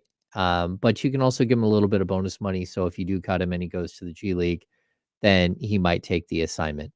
Yeah, we can confirm that I can confirm that he has been waived. And after clearing waivers, if he does clear waivers, there's a good chance he will go to Stockton. So according to a league source. As we speak, I'm just all right, dude. I don't understand this stuff with Stockton. Like, why do they have to go through all that? Why do they have to go through all this? Is it to clear waivers to give another team a chance in the league to sign him? Yeah. Well, plus instead of just saying, "Hey, you're going to Stockton." It's also so. I mean, Jeremy Lamb is a player who's made a lot of money in his career. I'm not pocket watching at this point, but I think he did make always be pocket watching. Like $10 or $11 million his first year. Like when he got traded here, he was part of a salary matching deal. So this is also a way to give a guy a little bit of money before he goes to play in the G League. Oh, because G League. No, we doing this. Oh, let's do it. No, we doing Let's this. do it. Jesse, one game under 500. This is for me to get to 500, I believe. Is that right? I think he is like a game under. We'll call it a game under. Okay, we'll call it a game under. We have Ham here as the third party Ham. 10 seasons. No matter what Kenny says, there's no rule about going over or under the number. Definitely should be, but that's all another discussion. 10 seasons in the NBA for Jeremy Lamb, former number 12 overall pick, 2012. I've got a number in my head. He was drafted number 12 overall. The most money Jeremy Lamb has made in a single season 13 million was 10.5. 10.5. 10.5 million in 2020, 2021. 10 NBA seasons. Jeremy Lamb's career earnings are what? I'm going with $59 million. James Ham says $59 million. Kenny Caraway. I'm gonna go. This is intense. It's the music. I'm gonna get crazy. I'm gonna go 71. Whoa, $71 million for Kenny Caraway. To the champ. Let me go 62 million. $62 million. Ladies and gentlemen. James Ham. $54.3 million. See, I miscalculated that. Yeah. Kenny now 2 games under. Now they want to keep track. Now they want to keep track. Man. $54.3 million. That's a decent chunk of change for Jeremy Lamb in his career. It is. That's good money. I wouldn't shy away from that money. Like, we did Kyle and I, we had last week, based off of Hoops Hype's story from Mike Scotto, the 50 highest paid players in NBA history to not make an all-star team. Oh yeah. Oh man, it's stunning. I know you told who was number one? Tobias Harris. Oh, Tobias, that's right. By the end of this season, Tobias Harris will have made $250 million. And he's got another $50 million coming to him. Probably. Oh boy. Harrison Barnes is at number 7, and he was, by the end of this contract, he will be at roughly $220 million. Good for him. So I do want to read this because I was anxious to see it. There's multiple things at play here, including the fact it was a blowout. No, but that might not hold ground. The Cowboys and the 49ers last night. Yeah. In fact, did not beat Taylor Swift and the Kansas City Chiefs. A blowout had a lot to do with it. 26 million viewers for last night's game. What was a the phenomenal what was the number? I believe it was 27 or 28. Blowout had a lot to do with it. A blowout had a ton to do with it. But I don't think the Chiefs game was close, unless it was the second Chiefs game where it was a 3-point game. It was the 3-point game. That was a game. That was the Taylor Swift game on NBC. Mm-hmm. Because there were back-to-back games with Taylor Swift. The first one was the Bears game. Fox, or yeah, whatever Fox in Kansas City, and then remember the next thing she was in New Yep. York. It was Yep. New York. Yep. Swift got us there. She got us there. It was the blowout. Yeah, it's got to be the blowout. Or it was Swift. You know, Swifties. It's full force. I was thinking about this game, obviously, all week, but just in the morning, I was watching some stuff. Is this? I think we've done this before, but is this the best non-division rivalry in football? The 49ers and Cowboys? Yeah. Sure. Like you can always talk about like Eagles, Cowboys, but that's got, they play each other every year. I mean, it's like a it or not, game. like Cowboys and Packers are probably up It there. is, 49ers and Packers are probably up there. I think it's just all of the designated like big teams. Right. I'd say it's probably 49ers Cowboys. Bigger than Chiefs Bills though. Chiefs Bills was probably the one for a little bit. Chiefs Bills. That's not even for on me. the radar. That's not for me. No. It's not even historically. I'm talking like historically. Oh, historically, yeah, that's different. I thought we were talking about recent memory. No. Historically. Oh, recent for sure. Like that's up there for sure. But historically, nah. Because I was getting that feeling. You know what I'm saying? It's just like, oh man, it's the Cowboys. It's up there. It's like when I was watching the stuff in the morning, this is big. Cowboys Niners. I think I forgot who the other matchup is, but they're Cowboys Steelers is a good one too. But that might be the other. All we're doing 49ers, Packers, Cowboys. We're just naming the biggest fan bases in the league. Like, and you're pairing them up in some way, shape, or form, and that's probably what you're winding up at. True, but one of the things I was going to say with this Niners Cowboys thing is they're tied for first. They've met 9 times in the playoffs. That's where this stuff comes from. That's where it gets special, right? Like, because when championship, and then they both want to combine 10 Super Bowls. You know what I mean? So for a number of different years, neither one of them can get to 6. We're getting there this year. Cowboys. You are. Yeah. I don't know about you guys. Who got to 6? The Steelers did, the right? Damn Steelers. Was that the Cardinals Snuck in one? the back door. Was that the 6? Was that the one where they beat the Cardinals? Was 6 because they beat the Seahawks in a nondescript one. Yeah, that was before. 5. Yeah, they gave them 5. That game was awful. Yeah. Hasselbeck was the quarterback. Yeah. Oh yeah, that game was terrible. That was awful. Awful. I want to get back to the Kings. As James fired off his Jeremy Lamb tweet. Yep. Shout out JA for that one too. Talked about Sasha. Talked about some of the. How about Davion? Davion was a guy we were watching closely through a variety of different workout videos, be it his or just spying him in the background of different ones. You talked about his work with shooting coaches. You spoke about that in your conversation with Davion Mitchell last week. What did you think of his game? What does that performance tell you, if anything, about the offseason he had and what we might see when this rotation gets cut down a little bit more in the upcoming weeks? Yeah, I'm super excited to see how much he can impact the rotation because, talking about the whole JaVale and Chris Duarte dynamic, I actually think that Davion Mitchell could force the Kings' hands as well, where all of a sudden they have to steal minutes at the 2 for De'Aaron Fox, and then they've got to move, steal some more minutes at the 3 using Kevin Huerter over there, so Monk and Huerter and Fox and Mitchell can all get a lot of minutes. So for me, I was really excited for Davion to see how well he looked on the court. Like his shot was clean. He has confidence. That pass he made on the fast break was just spectacular. Just like, hey, give me a little Rod Tidwell here. Like go ahead and dance a little bit. Like show that, right? Like let me see more of what you got. And I thought I was super excited. He had 8 points. He had 3 assists. He had a couple of fouls and maybe a couple of turnovers that he wasn't happy about. But overall, I thought he was really good. And what we're hearing all throughout camp is he's just more vocal. He's found his voice at the NBA level, and that he's really barking out and really leading that second unit.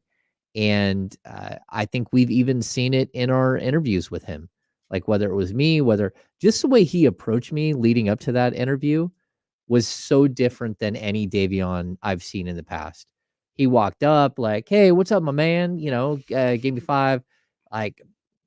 He sat down. We're like, this looks like a different dude. Damian. Yeah, apparently you met in the 70s. Like, no, what's up, my man? Gave me 5. Shit me on the back.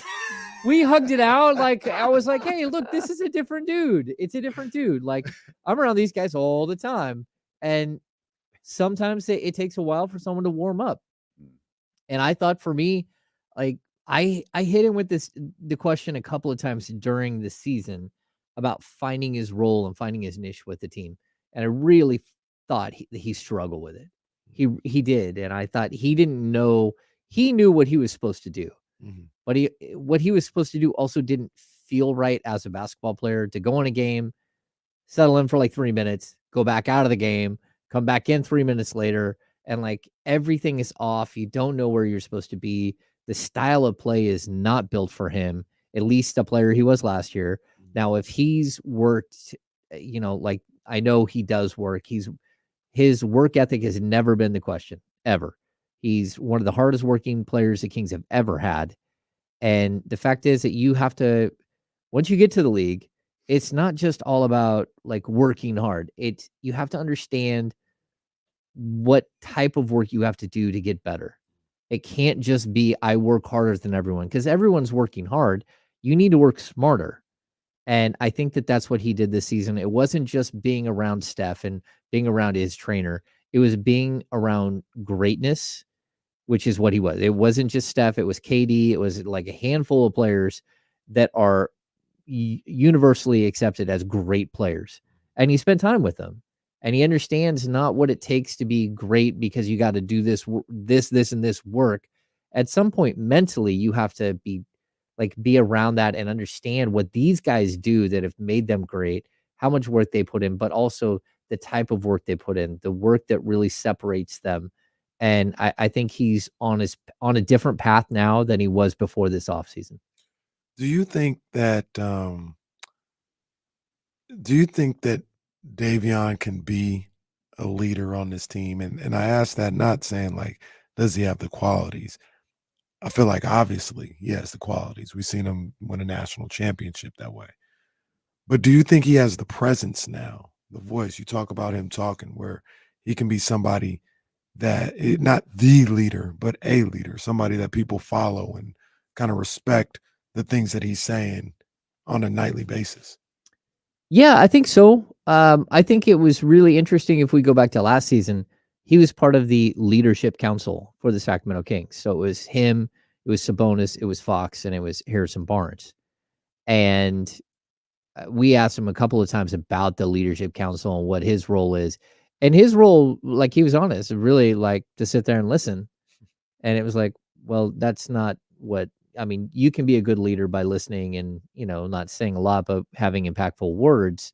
But I also thought that like the reason why he was there was because the Kings know that he has something else in him to give, some more to give on that side. And in order for him to really fulfill his promise, he doesn't have to be Pat Bev, but what he does have to do is he has to have that edge and he has to be able to hold his teammates accountable the way that Pat Bev has. He doesn't have to be running his mouth and yapping at other players, although he does do a certain amount of that. But I think it's funny. We've heard some of the stories with Trista, right, about him. Yeah. So he does have an edge to him, and he's got a personality and he's funny.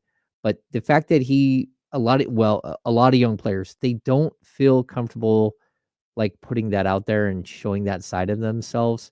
And it takes a long time because you walk into the league and you're supposed to fit in and you're supposed to be this for your team. And like if you don't really have a role that's defined and you don't really know your space, it's hard to be vocal. And so I think he's comfortable. He's comfortable in who he is and who he wants to be.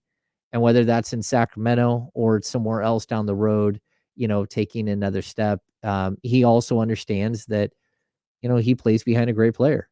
And in order to be a good teammate and to help this team win, he's going to have to do dirty work, but he's also going to have to be humble sometimes. And he's not going to have to force someone's hand and say, I have to play or I'm not playing enough and cause problems. He's got to be a good teammate. And again, it's not easy, but I think he's on a good path. Yeah, I think he said as much to you. I'll have to paraphrase a little bit. I don't remember the exact phrasing, but it was like be a star in your role or something along those lines is something that he said to you in your conversation last week. And that's all you can ask from a dude who plays behind an all NBA player. Like, I'm going to be a star in the role that I have, and the role that I have right now is behind De'Aaron Fox. Yeah, I mean, how would you like to be the backup point guard on the Golden State Warriors for like 6 years through their championship years? Yeah. Behind Steph Curry. Well, I think you'd love it because number one, you get the same championship ring he does, except for yours has your last name on it, which is Livingston, and everyone else has their last name, but you still get one of those, and you still get those playoff checks, and you still get to walk around and call yourself a champ. And so there's a point where, though, you have to be willing to accept that. And it's really tough for young players because everybody comes in the league thinking that they're going to be the next big thing. I would say for every player that there's so many players that walk in and they think that they're the guy, right? They've always been the guy. They're the best on their AAU team, the best on their third grade team, the best on their high school team, the best on their college team. They get to the NBA, they think they're going to be the best. And very few guys, like the one guy I can remember that was so much better as a pro, who has been so much better as a pro than ever was in college or at any other point in his career, is Donovan Mitchell. Like this isn't who he was before. Like Fox has known him forever. It's like we always knew he's an athlete and that he's a great defender and he's a great dude. Everyone likes him, but he spent his entire like pre-draft workout trying to convince everybody he could play point guard at the NBA level. Because that's what he thought he had to do. That's what his agent told him he had to do in order to get drafted. He shows up in the league and all of a sudden he's averaging 25 points a game in his third season. And he's just so much better than that's so rare. And it's almost like a bad thing for the group of players that are coming up behind him, because it's really hard to be a good, like a superstar NBA player that isn't drafted in the top 5. We stumble upon them. There are guys that are like major projects, guys like Giannis, or even like a quiet guy like Kawhi at the college level is still a project. He gets to the pros, he ends up being better. But it's just not that, it doesn't happen all that often. And so for a guy like Davion, I hope it works out. I hope that he finds his success because he does do the work and he is trying to be better. I think he can achieve all that. I think he can be a superstar in his role. Me and Damien have talked about it a number of different times. I think he's going to have a really good season for what his job is. And he's going to maximize what he can get out of this season and the impact that he can have. I think he's going to reach his ceiling with this particular team. Like that doesn't mean he's going to score 20, but maybe in his role, the best he can do is 11 points per game, shooting 38% from three. Like he's going to maximize whatever it is he can do with the squad this year. I really believe that. I don't see him as a 6 point per game guy or whatever it was he averaged last year. And I also will tell you, I think his career path could be very similar to a guy like Kyle Lowry, where he gets an opportunity a little bit later, takes it, runs with it, and becomes a much better player. We appreciate you so much for being with us, James. We appreciate you spending some extra time here with us today in studio. Of course, you can catch the Insiders Monday through Friday, 10 to 12 on ESPN 1320. You can catch the Insiders Monday through Friday, 10 to 12 on YouTube, Twitch, Facebook, Twitter, all of that good stuff. We're going to head over to 102.5 if you want to come hang out. If you want more sports content, no worries. We'll run it back, and then we'll head out to Monday Night Football. Yeah. Raider Nation in full effect tonight. I appreciate you so much for being with us. We'll be back here tomorrow on Sacramento Sports Leader, ESPN 1320. Vamos, Raiders and Diamondbacks. RG3 doing a little too much today, bro. Thumbs up out there, everybody. That's pretty bright. Thanks for joining us all day. Like it doesn't look bad. It's a nice suit, nice, very well put together. That's really but bright. You're doing a little too much. That is really, really bright. The glasses Yeah. are a lot. Everything's a lot. James, you could do that. No. Opening night. Oh. That suit is like Chase Center. It doesn't look bad. It's well put together, but it's not good. I mean, I think the biggest problem is everyone else is wearing muted standard tones. It really, really stands out. Yeah, if everyone's wearing that for like Breast Cancer Awareness Month, that's one thing, but that's not what's happening here. I mean, maybe that's what's happening, but yeah. Is it Breast Cancer Awareness Month? It's not. No, because that's in baseball season because they do the whole. It's right around Mother's Day. I think there's two of them. No, they just do it for Mother's Day. I think it is October. Oh, is it? They just do the pink bats. Now I'm gonna have to look it up. They do blue bats for Father's Day and I think colon Yeah, it's cancer October. awareness. Yeah, it's October. Really? Okay. Yeah. Well, then good for him. Oh yeah, I'm firing my shit off about Drake. Believe that. I'm getting my shit off today. We'll see y'all. Appreciate you guys, man. Hit the thumbs up. Thanks for hanging out with us. Y'all all over this. We'll see.